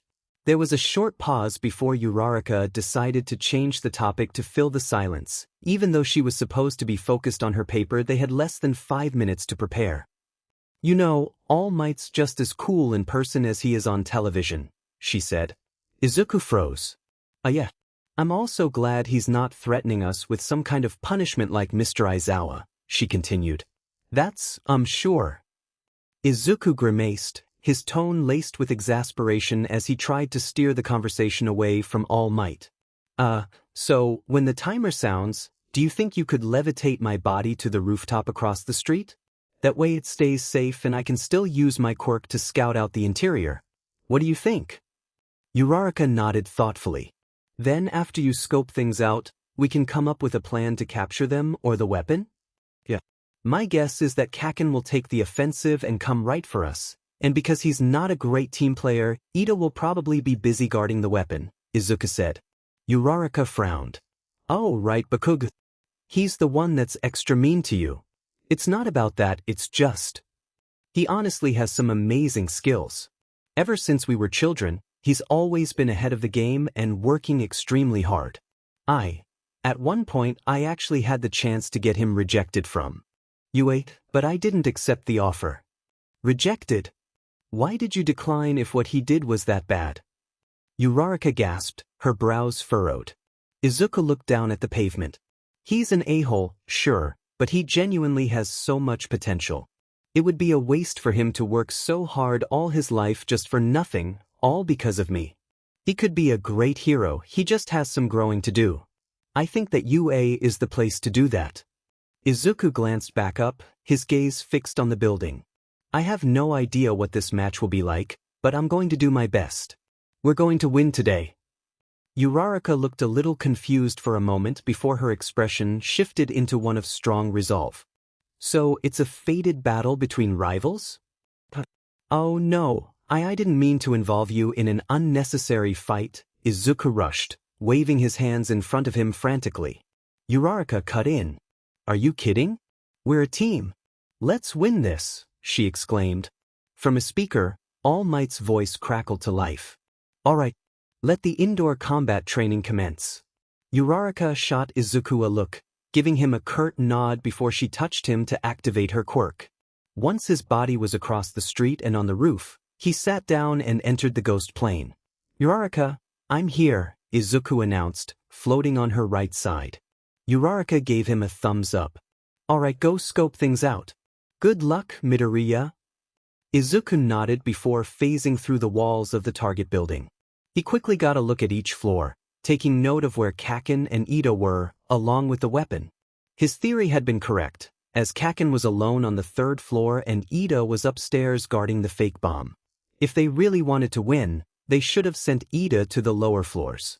His speed and durability is a trump card in an exercise like this. After his reconnaissance, he zoomed back outside to report to his teammate. Ida is upstairs on the 5th floor guarding the weapon. Kaken is 2 floors down, searching for us.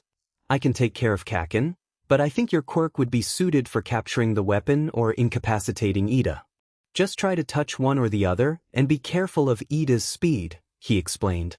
Okay, I'll levitate myself and enter through one of the windows on the 4th floor.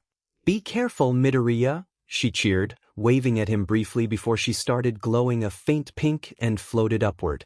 She reached the floor beneath the one where Ito was, managing to shove the window open and slip inside. So far, so good. Izuku's turn. The building layout was maze-like and oddly designed, dark concrete tiles and slabs lining the walls, floor, and ceiling. Izuku glided through at a steady pace. His main goal was to keep Kaken distracted so that Uraraka could take care of Ida and the weapon. Right now, Kaken was unpredictable and violent, so it was better to keep him out of the way. If he didn't, the entire building could end up in ruins. He peeked his head around a corner, near where he last saw Kaken during his round of surveillance. When he saw a head of spiky blonde hair rounding the other end of the hall and disappearing, he knew he'd found him. Izuku made himself visible before rushing in. Kaken had just turned around to meet his eyes before he landed a punch to the blonde's cheek. Kaken was momentarily stunned, but quickly recuperated. Ah, is that all you got? Sneaky beastie, Kaken grunted, setting off a large explosion in retaliation. Izuku was sent flying backward through the corridor before he caught himself with a somersault.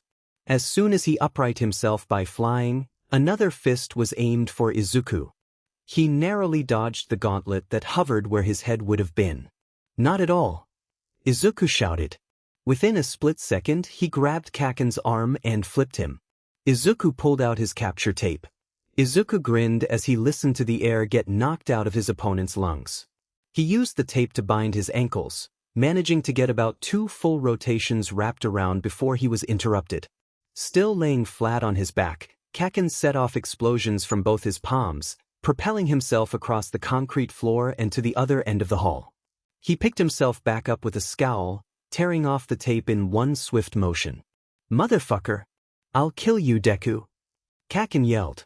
Too late, I already tried, Izuku snapped. Somewhere else, he felt All Might flinch. Kaken briefly faltered at Izuku's words, his own guilt working against him.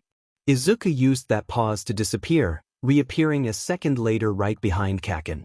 Izuku sharply kicked down and into his lower back. Kaken stumbled forward. The blonde quickly turned the momentum into power, doubling forward onto his hands and swinging a leg out behind him. His foot collided with Izuku's upper left ribs, knocking him back. Kaken quickly flipped forward and landed on his feet with a loud thud. He spun around to face Izuku. Just stay down, damn it. Kaken barked. Izuku threw a punch. You'd love that, wouldn't you? You still wish you could walk all over me. He dodged a right hook, but you know that I'll never go back to being that. I'm not a useless kid anymore, he shouted, panting. Anger boiled beneath his skin. Shut up. Shut up. Just stay down. Kaken screamed, his voice turning scratchy and raw. Izuku flinched. What the hell is wrong with you? He asked, his brows furrowed. Instead of responding, Kaken lunged forward, grabbed Izuku's arm, locked it in his own, stuck his other arm out, and used explosions from that hand to send them both spinning in circles. Izuku was practically orbiting around Kaken before he released Izuku, flinging him towards the wall. Izuku made himself intangible a split second before he phased through. Thank God it was practically instinct by now.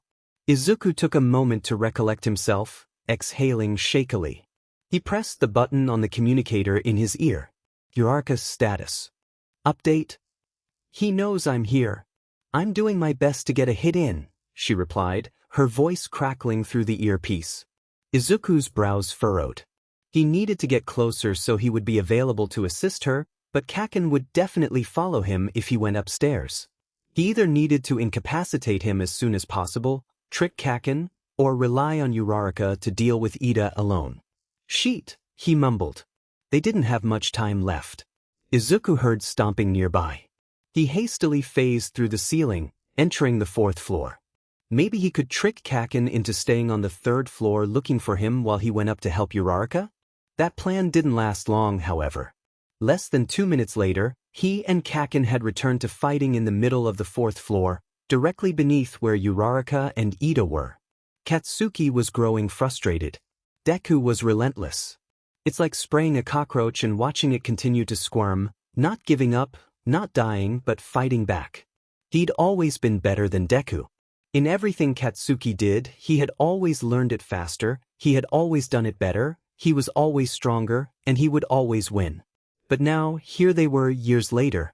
Deku had tried to kill himself because of him, they were both in Yue's hero course, and they were both actively fighting and very evenly matched. Maybe Katsuki was losing. It wasn't fair. It wasn't what was supposed to happen. Katsuki was supposed to become the next hero, just like everyone told him. Just like his teachers, his mother, all the extras had told him his entire life. He was always better. He was always better. He needed Deku to stop looking down on him, damn it. He didn't want to be the villain. Katsuki grit his teeth, his mind swirling with random thoughts and possibilities and feelings he shouldn't be feeling all while they fought. Anger. Quirk. Explode. Gauntlet. Gauntlet. The voice through the speaker in his ear was blaring as it yelled at him. Katsuki was doing something wrong. Katsuki was saying something, but he couldn't tell. He was about to do something bad, but he didn't know what. It seemed like he was always about to do something bad. His heart pummeled in his chest, a familiar feeling but not calming. He pulled something. Boom. His left arm recoiled from the force, pain shooting throughout his muscles. The building shook beneath his feet, a flurry of dust and debris clouding the air and crashing down around him. He glanced down in shock, seeing his used gauntlet reloading itself on his arm. Sheet, he muttered. That was overkill. Katsuki hurried through the swirling dust, searching avidly through the crumbling concrete for Deku. What the hell did he just do? This was beyond a stupid FANG exercise that could have killed someone. Where was he? What about 4 eyes and round face? Sheet. Deku was gone, and there was a hole blown in the wall, reaching all the way to the end of the building. A large stream of light leaked through, and the integrity of the building had plummeted. Wires were sticking out of concrete beams, broken slabs littered around the scene like boulders. Izuku! Katsuki shouted, panic rising in his chest. What the F dash? What the F dash? Why did he do that? This wasn't what he wanted. Why does he always his stupid ego? Izuku, he called out again. He didn't care about winning anymore. His earpiece beeped. Time was up. All Might's voice crackled to life within the speaker. He spoke slowly, announcing the winning team. The hero team wins, he boomed. Izuku held out his hand, helping Uraraka off the floor. Amazing job, Uraraka. Are you okay? He asked. I'm great, she smiled, her voice quivering slightly. I had no idea that Ida would still manage to move midair by using his engines. That kick to my hip really hurt though, she sighed. Izuku glanced behind him. Ida was on the ground, knocked out and wrapped in capture tape. When Izuku had arrived, Ida was practically flying around the room, using his engines to move with increased agility when combined with zero gravity's effects. He had been carrying around the weapon to keep it out of her reach. Luckily, after he had kicked her in the side and knocked her to the floor, Uraraka cancelled her quirk while he was still in the air, causing him to come crashing down without any method to stop himself. Inertia was a great weapon. Izuku bound Ida with the tape before taking the weapon from him mere moments before time ran out. They had won. They had won. Izuku was ecstatic. After the initial shock from the giant but explosion Kaken set off had faded, he figured that it would be the perfect distraction for him to escape upstairs and help Uraraka. The explosion itself was a direct hit, so his soul ached pretty badly. He just had to push through it to win. He took care when unraveling the capture tape on Ida and helping him up, where he then profusely apologized to both of them for getting too caught up in his villain persona. The three of them left the building together, sharing a short conversation about the exercise as they descended the ruined structure. All Might was quick to greet them when they returned, although Izuku still brushed him off discreetly, so as to not raise questions. Some medical bots assisted them, and Uraraka ended up going to see Recovery Girl in her office to rest and treat her wounds. But where was Kaken? He had lost. Katsuki stared at the collapsed bits of concrete on the ground, his chest heaving. He had lost. He said that he wouldn't care if he lost, but he lost, and he still cared. He had tried so hard just for it all to come crumbling. He didn't feel like a FING hero. Katsuki had lost, and what's more, he put more people in danger than he did save anyone. His eyes were transfixed on one of his gloves as he clenched it shut. Why was he shaking? He could see himself shaking. Stop shaking, damn it. The giant hand landed on his shoulder, grounding him. Young Bakugu, cool your jets. Let's go review your work, All Might said gently. Whether you win or lose, you can always take something away from an experience like this, as long as you're open to learning. Now, come on.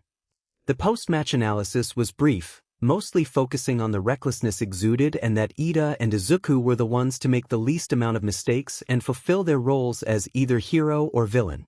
Most of the criticism fell on Kaken's shoulders.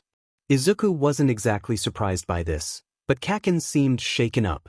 Izuku caught the blonde glancing at him a couple times, but when the next match began, it was like a switch flipped.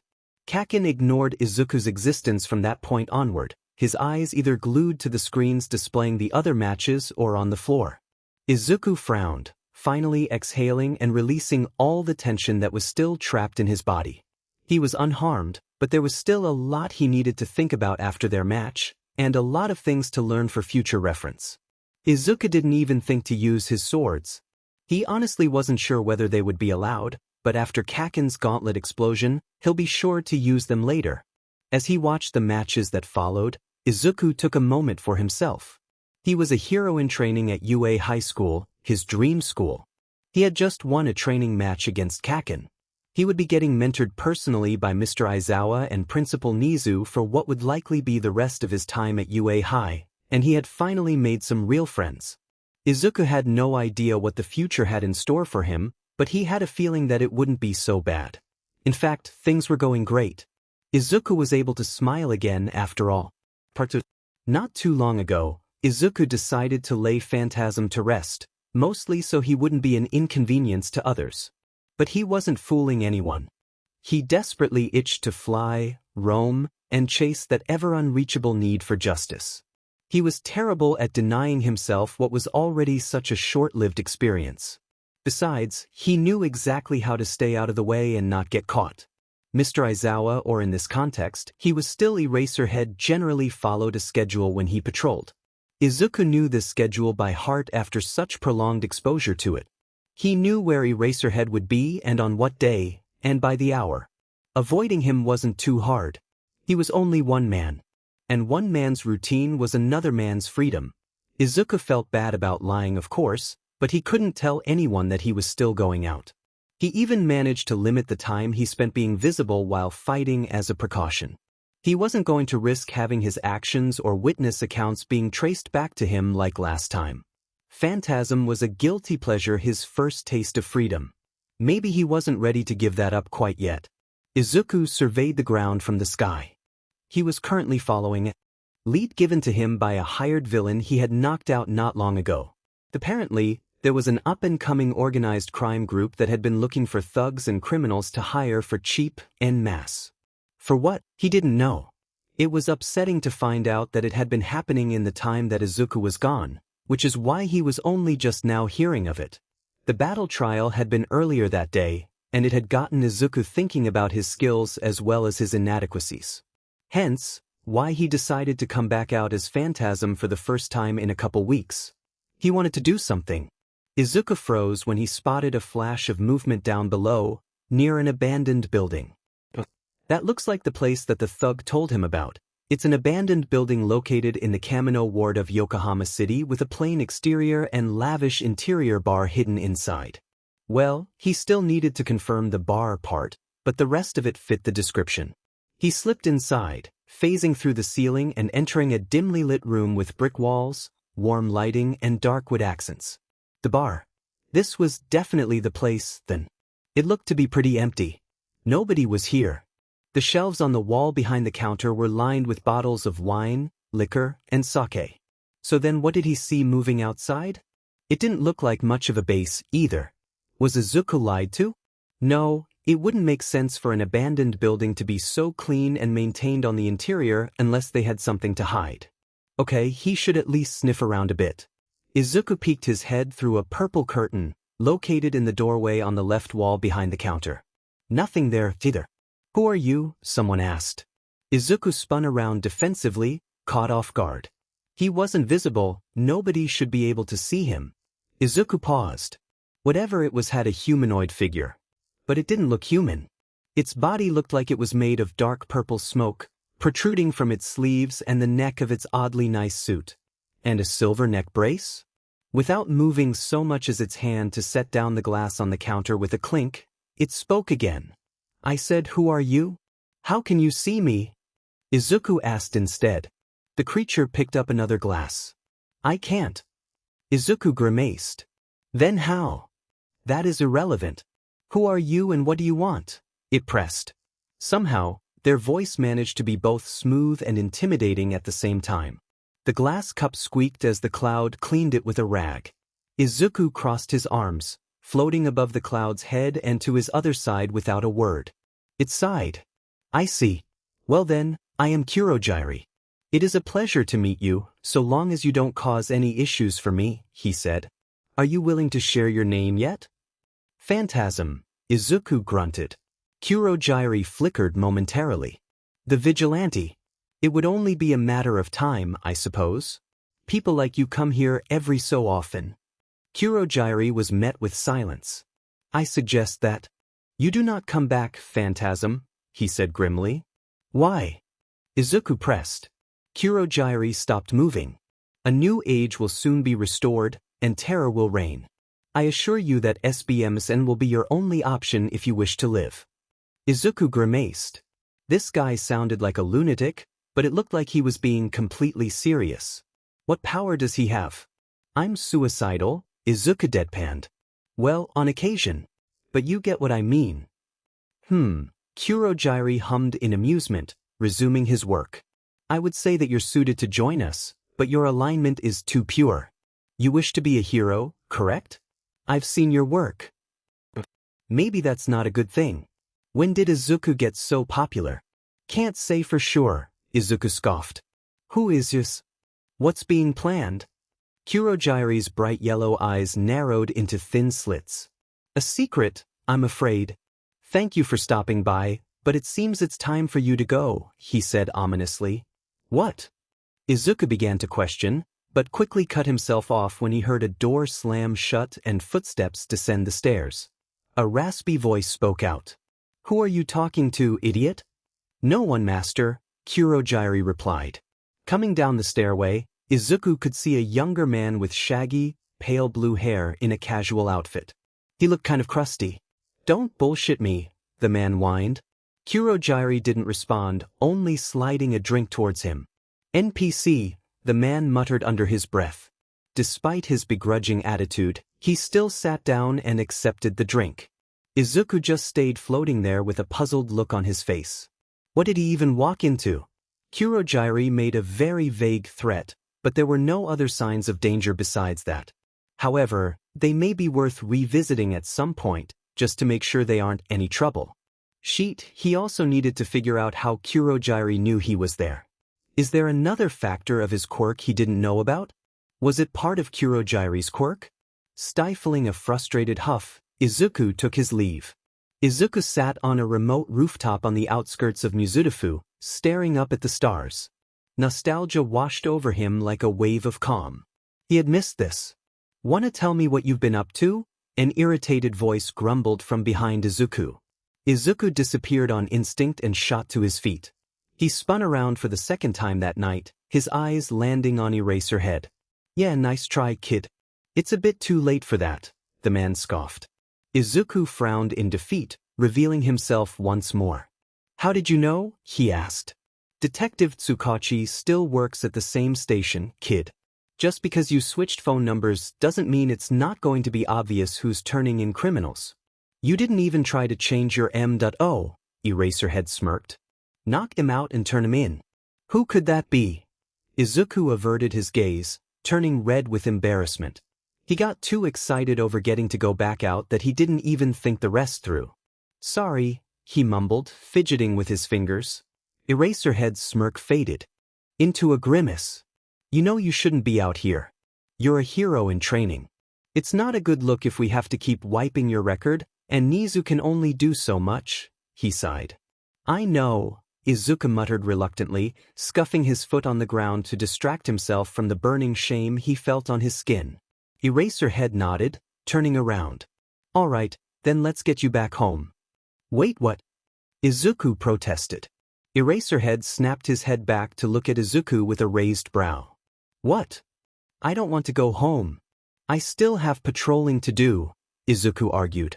"Kid, we talked about this weeks ago. You gotta give Phantasm up at some point. In fact, you should have given it up as soon as you got into UA," Eraserhead frowned. Izuku's eyes widened in panic. "I already tried to, but people are in danger and I need to." "No," Eraserhead interjected sharply. "You are in danger.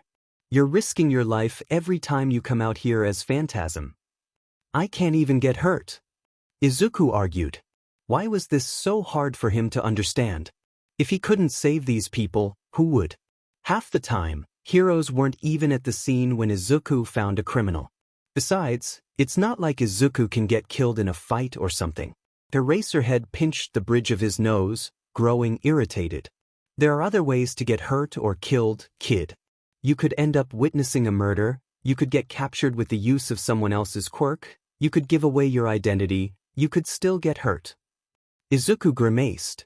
Okay, maybe he had a point, but that didn't make him want to abandon Phantasm any more than he did before. I really don't want to. Can I at least think about it?" Izuku asked, his voice quiet as he fidgeted with his fingers nervously. Eraserhead's eyebrow raised skeptically. "And come to what conclusion? You don't have much of a choice here, kid. You either break the law or you don't." "I know that." Izuku groaned, covering his eyes with his hands. "I thought I was covering my tracks well."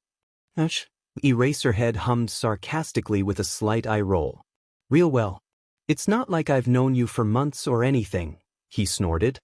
His softened expression quickly turned serious, his eyes directly on Izuku. "Look, I know you think you're experienced when it comes to this, but you're only 15, kid. 10 months is not long enough for you to become untraceable. Hell, you still have a lot to learn." Izuku stared at the concrete, his face burning up again. "Come on, let's get you home, kid. I won't tell your mom, but don't do it again," Eraserhead threatened. Izuku paused before he glanced up at Eraserhead with curious eyes, an air of caution surrounding him. "What would you do if I ran?" "What?" Eraserhead asked, his shoulders tensing slightly. Suspicion crossed his gaze. "I just mean, like, you can't grab me, you can't touch me, I can just turn invisible and leave," Izuku explained, his expression eerily blank. The underground hero's brows furrowed. "Izuku, I'm not actually going to do it. Izuku objected. It was just a thought. Let's go. Eraserhead watched with narrowed eyes as Izuku got ready to leave. What was going on inside that head of his? Eraserhead followed Izuku home. Izuku stared on in disbelief at the sea of reporters crowding UA's entrance. There were at least 5 different cameras pointed at him right now, and it was nothing if not dangerous. What if they recognized him or his voice? Hey, kid. A microphone was shoved into his face by a brunette reporter with a ponytail. How are All Might's classes? Can you tell us what the symbol of peace is like as a teacher? Izuku had to school his expression as her questions about All Might grew more insistent. Izuku started pushing through the crowd, his hands raised in front of his face to act as a metaphorical shield against the mob. Suddenly, he bumped into something. He's not on duty today. You are disturbing the classes. Please leave, Mr. Aizawa instructed gruffly, shooing away the reporters with his right hand. His left hand fell square onto Izuku's shoulder to help guide him away from the cameras. Izuku internally thanked his teacher for his blunt intervention. Once they were out of earshot, Mr. Aizawa released his grip on Izuku's shoulder. Are you okay? He asked, sounding irritated. Yeah. I wasn't sure what to do. I was worried they'd recognize my voice if I spoke to make an excuse, so... Izuku trailed off. Mr. Aizawa sighed in annoyance. I don't blame you, kid. I don't know how All Might is able to get anything done with all those vultures swarming him 24/7. The female reporter's voice called out again. Hey, just a little time is all. A loud alarm blared behind them at the entrance, reinforced steel walls bursting into the air from the ground and blocking off the entirety of UA's perimeters. Oh, god damn it, Mr. Aizawa groaned. She must be new. Izuku stared at the steel walls with wide eyes. What is that? The UA barrier is what most people call it. It's a safety protocol for whenever someone without a student ID or a pass tries to enter, Mr. Aizawa explained. Wow, Izuku replied, awe filling his voice. Yui really was the best of the best. His teacher shot him an unimpressed look. Yeah. Get inside and I'll see you when class starts. I need to talk to Nizu about this. Izuku nodded before running off to class. Hey, Midoriya. You should know that there is no running within the halls of this institution. Ida shouted in exasperation. Izuku froze mid-step and nearly face-planted as a result. Ida caught up to him and frowned at him. Izuku replied intelligently. Sorry, I was just... The reporters and then the wall, then Mr. Aizawa told me to go to class. It's alright, I just expect that you don't do it again. A recommended student such as yourself is put to a higher standard and should be a prime example of behavior to the rest of the school, he berated, sounding awfully pretentious. Izuku wasn't really prime example material, anyways. He broke the law as a hobby. Right? Izuku answered, sounding unconvinced. Do you want to walk to class with me, or? Ida stood up straight, lifting his chin. I would be honored to. Let us go. Izuku stared at Ida as he began marching down the hall in the direction of the classroom. Geez, maybe Kaken was right about him having a stick up his butt. Good job yesterday during combat training, Mr. Aizawa stated, sounding bored. I saw the videos and the results. Bakugu, you're talented. Stop acting like a child. Bakugu visibly flinched at his words, glancing away. I know. Now, let's get down to homeroom business. Sorry about the late notice, but today you'll be deciding on a class representative, Mr. Aizawa announced. The entire class unanimously relaxed at his words, relieved that it's not another surprise assessment. Immediately after, everyone broke into excited shouts and proclamations, begging people to choose them as class leader. Izuku scoffed, the grating cacophony taking over his senses. What kind of heroes were this noisy? What if they had to do a stealth mission? They'd be dead. Okay, now maybe he's the one with the stick up his butt. Everyone silence, please. Ida instructed. It is a job with the serious responsibility of leading others. It is not for just anyone who wants to do it. A job such as this is a calling that requires the trust of those around you. If we wish to use democracy to decide on a true leader, I say that we hold an election. he advised. Kaminari looked dumbfounded. Why would you suggest that? We haven't known each other for that long. How are we supposed to trust someone to do a good job? Ribbit, Tsuyu croaked. Even then, what if everyone just votes for themselves? Kirishima asked. Ida pointed at Kirishima, his glasses glinting in the school light. Don't you think that is precisely why whoever receives multiple votes here can be considered the most suitable for the position? What do you think, Mr. Aizawa? Ida yelled. I don't care what you do, just decide before homeroom is over. And be quiet about it, or else you're all expelled, Mr. Aizawa grunted, already zipped up in his sleeping bag.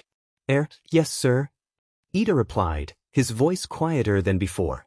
Kaken rolled his eyes. He won't actually expel you, dipshits. He's just trying to get us to stop screaming. Mr. Aizawa glanced at him before shrugging and getting on the floor to sleep. He didn't even try to deny it. Dude, we have such a weird teacher, Siro whispered. The election results were tallied. Izuku stared blankly at the board. He had 2 votes. Momo Yaoyorozu, whom he'd voted for, had 3 votes. How did he get the second most?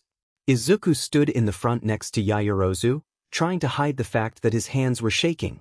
Yaoyorozu will be your class representative and Midoriya will be your deputy class representative, Mr. Aizawa announced. Wasn't there a better choice for deputy representative? Izuku was honored that 2 people voted for him, but he had little to no experience holding any sort of authority. He hasn't had an actual friend since he was 4, and the potential friends he had made these past 2 days, he barely knew. This election had to be flawed. Izuku purposefully voted for Yaoyorozu because he didn't want to be class representative. Well, and also because Yaoyorozu seemed like a good pick. She was smart and perceptive, having already picked up on some of his more suspicious qualities, but that was just another reason they wouldn't work well together. And look at Ida, he looked devastated. He had gotten 0 votes, meaning he went out on a limb to vote for someone else even though he wanted to be representative more than anyone else. If Izuku were to guess, Ida had probably voted for him, since they had interacted quite a bit these past couple of school days. Ida was smart too. He's a natural leader and a rule follower that the class would probably benefit from having as a deputy, considering how rowdy the majority of the students could be. Maybe Izuku could step down and nominate him in his place? No, that wouldn't be giving Ida the credit he deserves, and a switch-off like that might not be received well if nobody voted for him. Izuku was going to fix that. Ah, shit, Izuku muttered. He was currently in the ghost plane, lugging his physical body over his shoulder as he stared down at the mob of students trampling each other in an attempt to evacuate. They had just been eating in the lunchroom when the alarm suddenly went off and alerted them of a level 3 security breach, meaning someone had broken into the school. The students, first years and third years alike, started panicking immediately.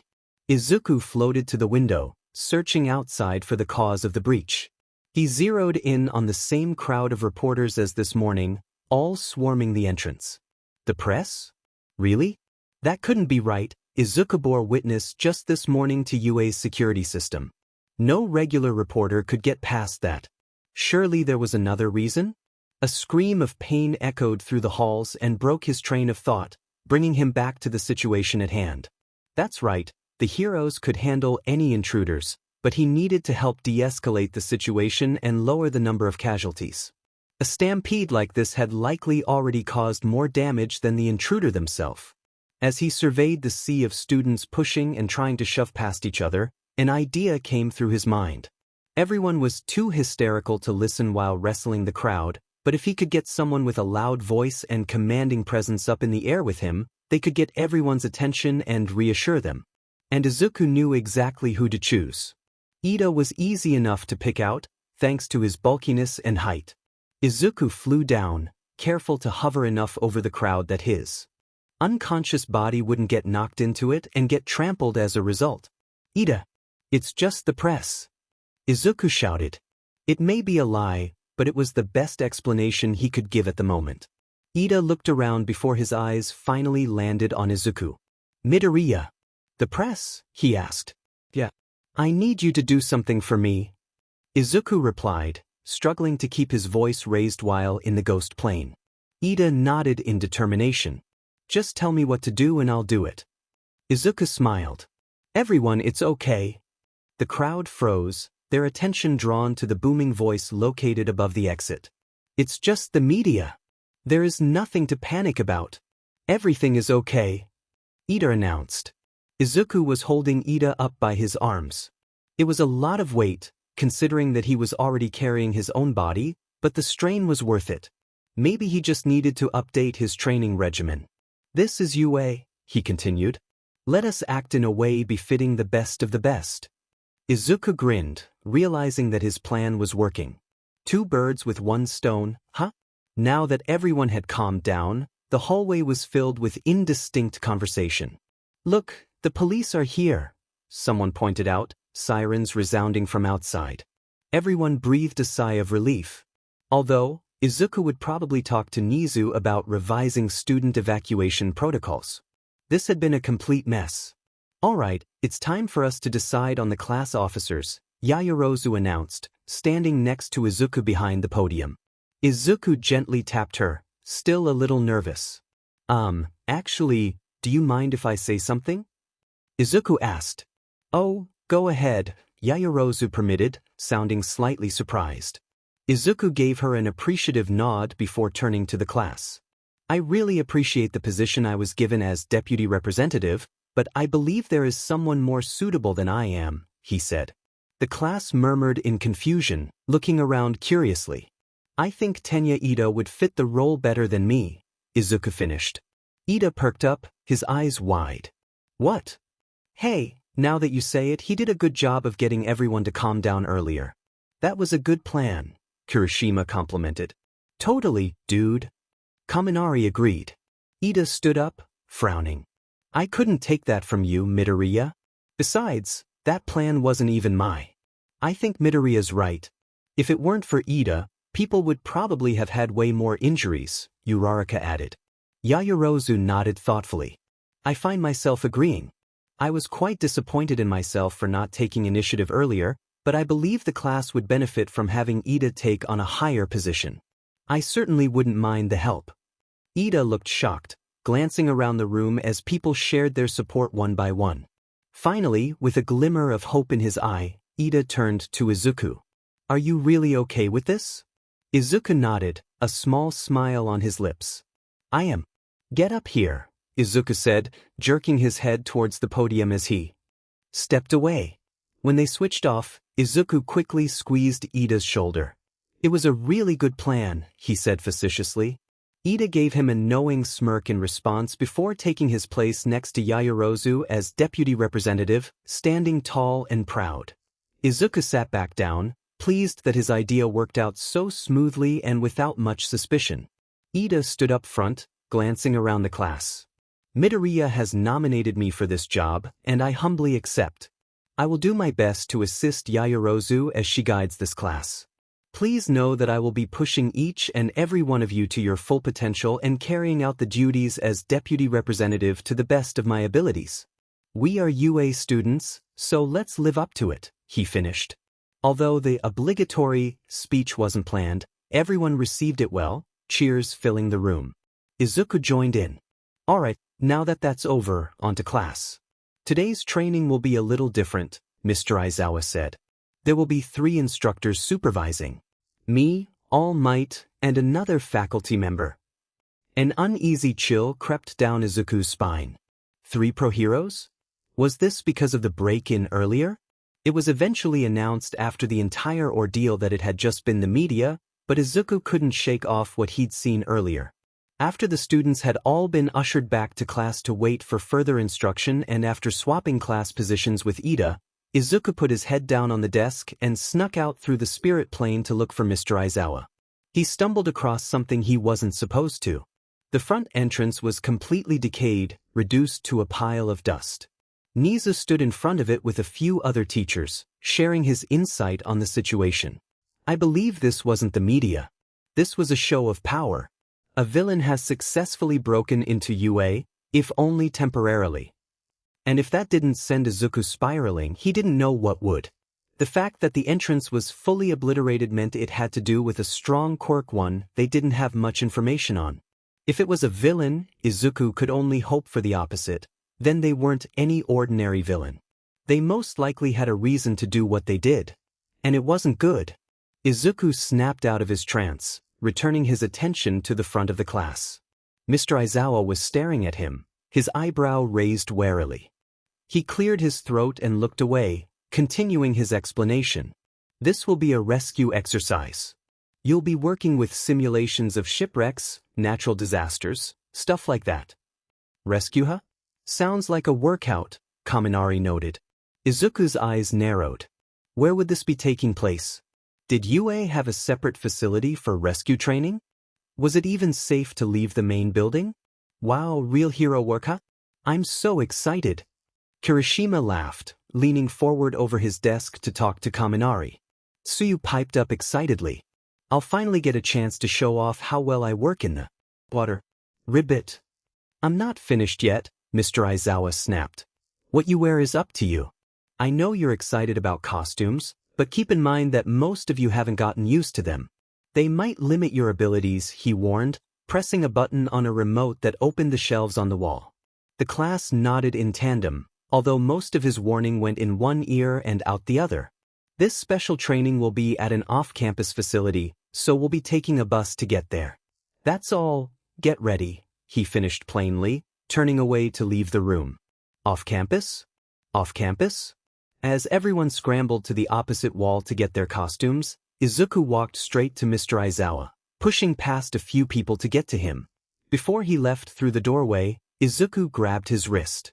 His teacher turned partway, glancing at him expectantly. Mr. Aizawa. I have a bad feeling about this, Izuku admitted, his voice low so as to not alarm his classmates.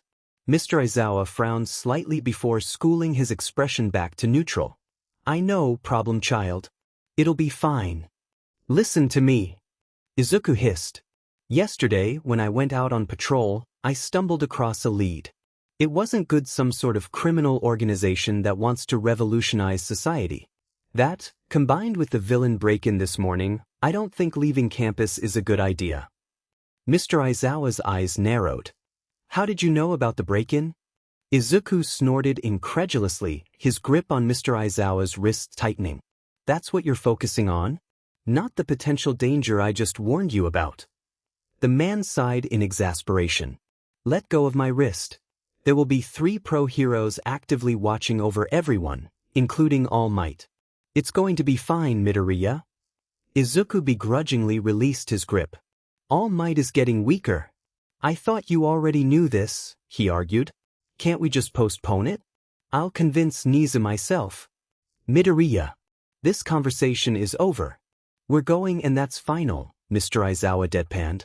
You can't get so worked up over a theory. That's exactly why you need to stop going out, you're not ready for it, he sighed. Izuku stared at him in disbelief, his mouth agape. Did he really just? Izuku chuckled wryly. You know what? You're completely right. I'm being an idiot, he huffed, turning around to get his costume from the shelf. If anything happened, at least it wouldn't be Izuku's fault.